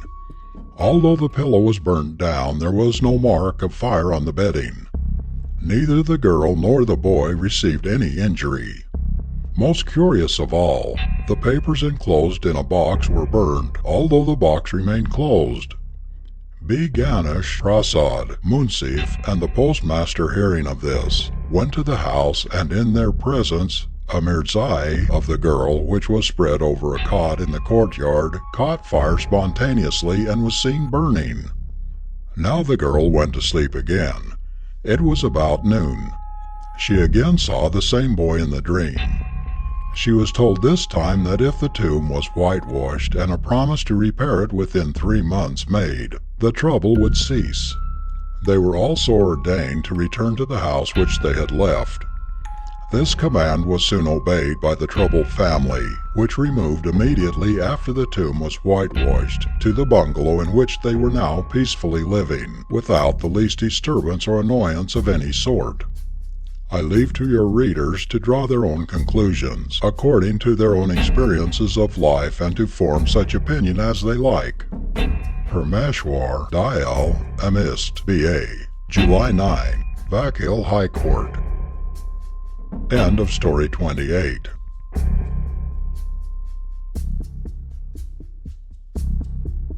Story 29 of 30 Ghost Stories by various authors.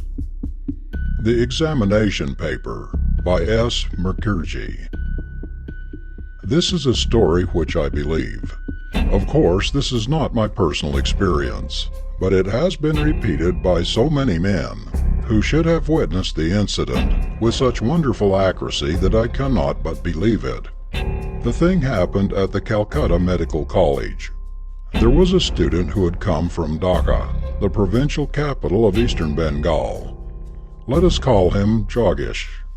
Jagdish was a handsome young fellow of about 24. He was a married man, and his wife's photograph stood in a frame on his table in the hostel. She was a girl hardly 15 years old, and Jagdish was evidently very fond of her. Jagdish used to say a lot of things about his wife's attainments, which the other students of his class, believed, and a lot more which we did not believe. For instance, we believed that she could cook a very good dinner, but that is an ordinary accomplishment of the average Bengali girl of her age.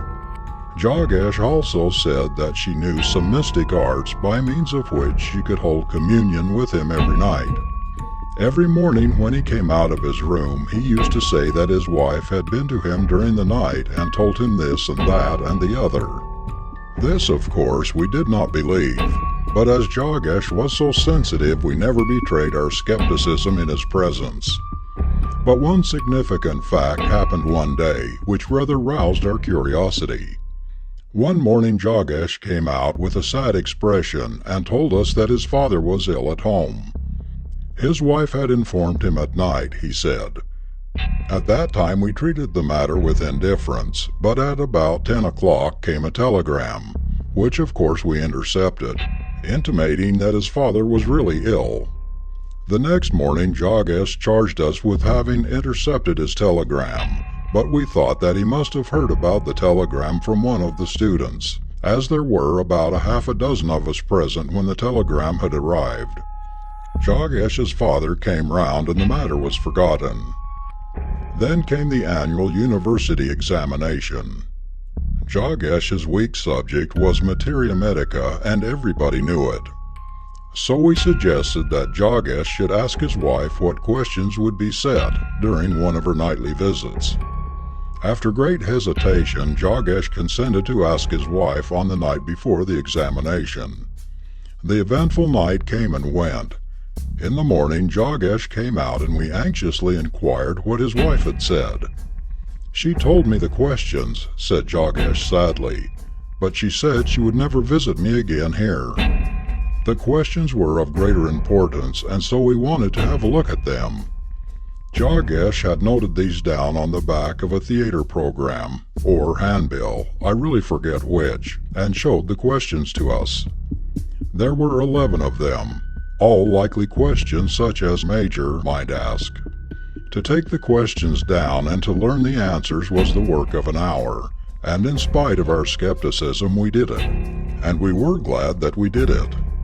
When the paper was distributed, we found that the questions were identically those which we had seen that very morning, and the answers to which we had prepared with so much labor only a few hours before. The matter came to the notice of the authorities, who were all European gentlemen.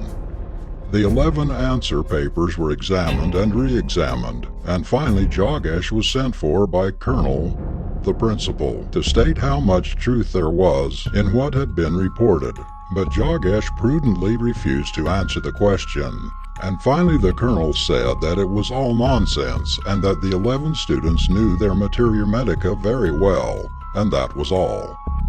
In fact, it was the colonel himself who had taught the subject to his students, and he assured all the 11 students that he was really proud of them. The 10 students were however proud of Jagdish and his mystic wife. It was decided that a subscription should be raised and a gold necklace should be presented to Jagdish's wife as a humble token of respect and gratitude of some thankful friends, and this plan was duly executed. Jagdish is now a full-fledged doctor, and so are all the other 10 who had got hold of the materia medica paper. After the incident of that night, Jagdish's wife had an attack of brain fever, and for some time her life was despaired of, and we were all so sorry. But, thank God, She came round after long and protracted illness, and then we sent her the necklace. Jagesh told us subsequently that his wife had given him an Indian charm case with instructions to put it on, with a chain around the neck whenever he required her. Immediately he put on the chain, to which this charm case was attached, round his neck. He felt as if he was in a trance, and then his wife came. Whether she came in the flesh or only in spirit, Jagesh could not say, as he never had the opportunity of touching her so long as she was there, for he could not get up from the bed or the chair or wherever he happened to be.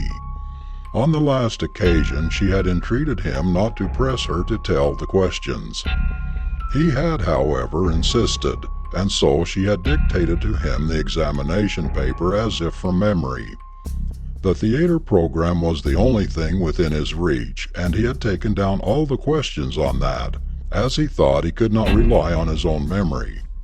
Then she had gone away, but before going, she had walked up to him, unbuttoned his kurta, native shirt, at the chin, and removed the charm case from the chain to which it was attached. Then she vanished, and the charm case had vanished too.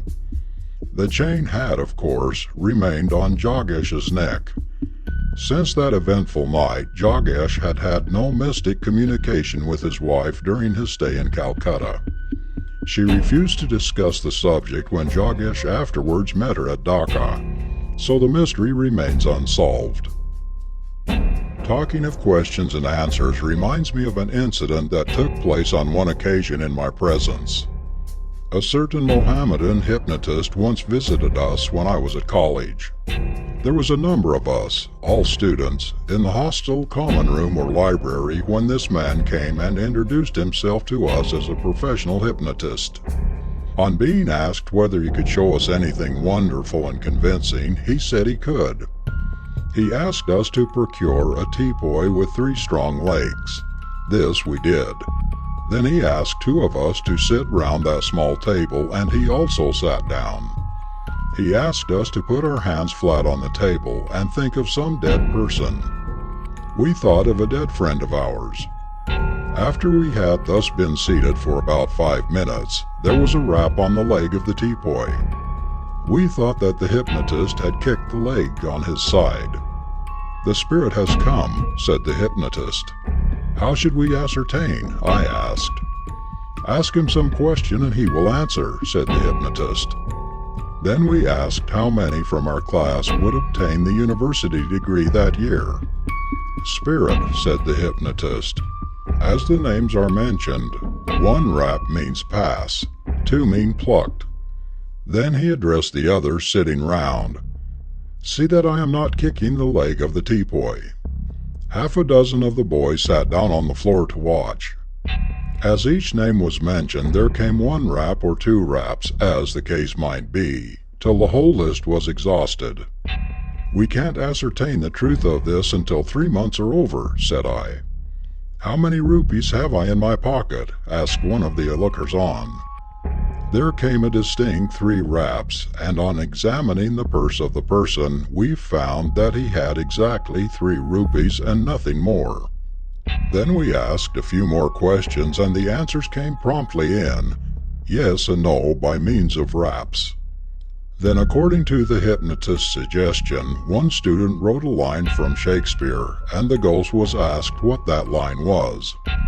As the plays are named, rap once at the name of the play from which the passage has been taken, said the hypnotist, solemnly addressing the spirit. "Hamlet," no reply. "King Lear," no reply. "Merchant of Venice," no reply. "Macbeth," 1 loud rap. "Macbeth," said the hypnotist. "Now which act?" "Act 1, no reply. Act 2, no reply. Act 3, no reply. Act 4, no reply. Act 5, 1 loud rap. Scene 1, no reply. Scene 2, no reply. Scene 3, 1 loud rap. "Now what about the lines?" said the hypnotist.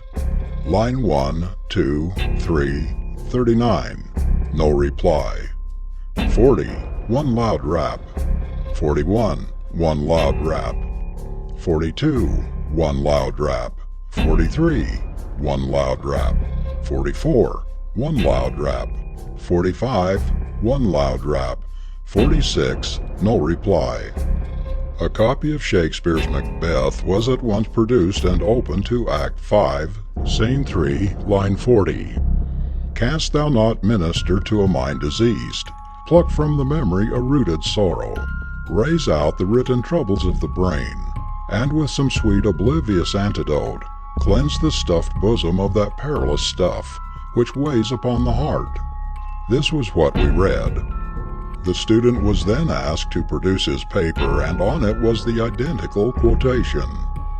Then the hypnotist asked us to remove our hands from the top of the teapoy. The hypnotist did the same thing and said, "The spirit has gone." We all stared at each other in mute surprise. Afterwards, we organized a big show for the benefit of the hypnotist, and that was a grand success. Lots of strange phenomena were shown to us which are too numerous to mention. The fellows who sat on the floor watching whether or not it was the hypnotist who was kicking at the teapoy leg assured us that he was not.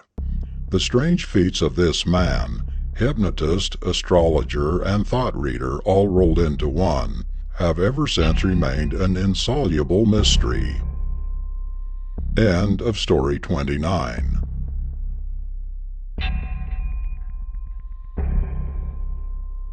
Story 30 of 30 Ghost Stories by various authors. The Messenger of Death by S. Mukherjee. We have often been told how some of us receive in an unlooked-for manner an intimation of death sometime before the incident does actually occur. The late Mr. W. T. Stead, for instance, before he sailed for America in the Titanic, made his will and had given his friends clearly to understand that he would see England no more. Others have also had such occult premonitions, so to say, a few days, and sometimes weeks, before their death. We also know a number of cases in which people have received similar intimation of the approaching death of a near relation or a dear friend, who, in most cases, lives at a distance. There is a well-known family in England, one of the peers of the realm, in whose case previous intimation of death comes in a peculiar form. Generally, when the family is at dinner, a carriage is heard to drive up to the portico. Everybody thinks it is some absent guest who has arrived late, and my lord or my lady gets up to see who it is. Then when the hall door is opened, it is seen that there is no carriage at all.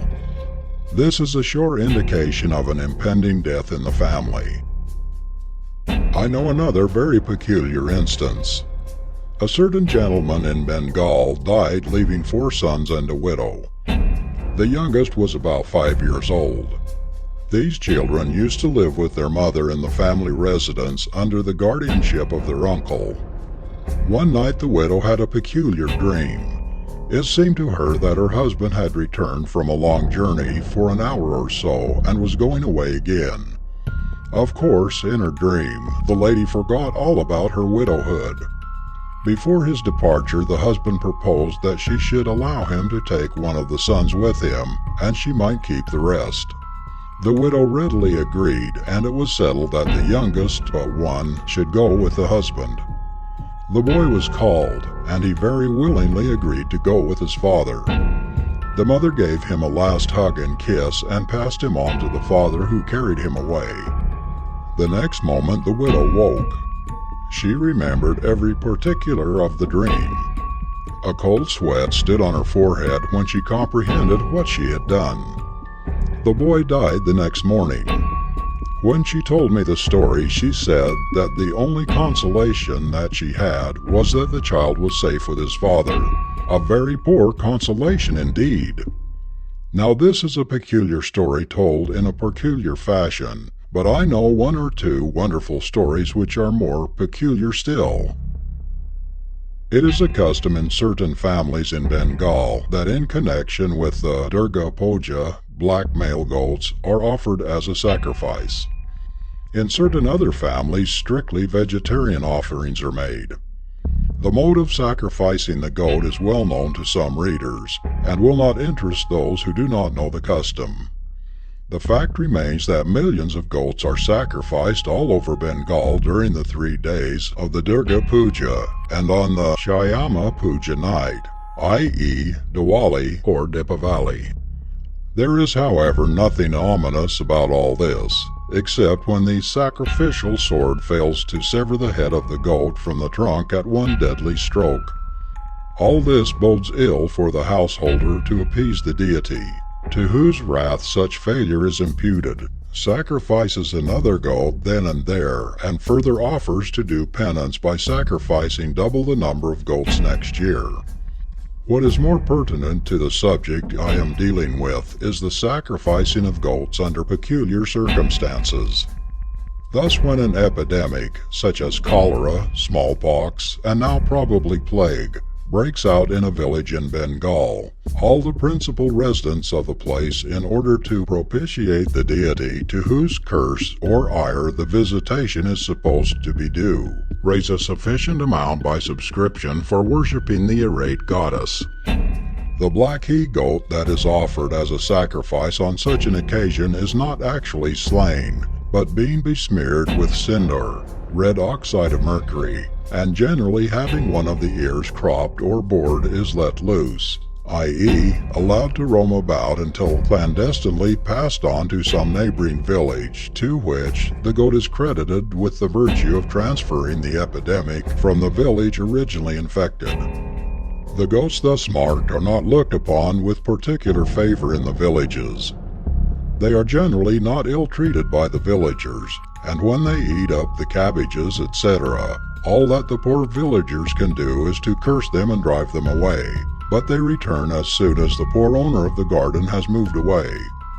Such goats become, in consequence, very bold and give a lot of trouble. When, therefore, such a billy goat appears in a village, what the villagers generally do is to hire a boat, carry the goat a long distance along the river, say 20 or 25 miles, and leave him there. Now the villagers of the place where such a goat is left play the same trick, so it sometimes happens that the goat comes back after a week or so. Once it so happened that a dedicated goat made his unwelcome appearance in a certain village in Bengal. The villagers hired a boat and carried him about 20 miles up the river and left him there. The goat came back after a week. Then they left him at a place 20 miles down the river, and he came back again. Afterwards they took the goat 50 miles up and down the river, but each time the goat returned, like the proverbial bad penny. After trying all kinds of tricks in their attempt to get rid of the goat, the villagers became desperate. So a few hot-headed young men of the village, in an evil hour, decided to kill the goat. Instead of killing the goat quietly, as probably they should have done, and throwing the body into the river, they organized a grand feast and ate the flesh of the dedicated goat. Within 24 hours of the dinner, each one of them who had taken part in it was attacked with cholera of a most virulent type, and within another 24 hours, every one of them was dead. Medical and scientific experts were called in from Calcutta to explain the cause of the calamity, but no definite results were obtained from these investigations. One thing, however, was certain: there was no poison of any kind in the food. The cause of the death of about 30 young men remains a mystery. This was retribution with a vengeance, and the writer does not see the justice of the divine providence in this particular case. In another village, the visit of the messenger of death was also marked in a peculiar fashion. 2 men, one tall and the other short, the tall man carrying a lantern, are seen to enter the house of one of the villagers, and the next morning there is a death in the house which they entered. When, for the first time, these 2 mysterious individuals were seen to enter a house, an alarm of thieves was raised. The house was searched, but no trace of any stranger was found in the house. The poor villager who had given the alarm was publicly scolded for his folly after the fruitless search, for thinking that thieves would come with a lighted lantern. But that poor man had mentioned the lighted lantern before the search commenced, and nobody had thought that fact absurd at that time.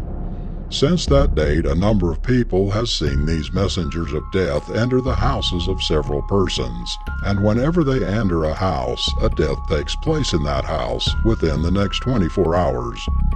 Some of the witnesses who have seen these messengers of death are too cautious and too respectable to be disbelieved or doubted. Your humble servant on one occasion passed a long time in this village, but he, fortunately or unfortunately, call it what you please, never saw these fell messengers of death. In another family in Bengal, death of a member is foretold a couple of days before the event in a very peculiar manner. This is a very rich family having a large residential house with a private temple or chapel attached to it, but the members never pay a penny to the doctor or the chemist either. In many rich families in Bengal, there are private deities the worship of which is conducted by the heads of the families assisted by the family priests.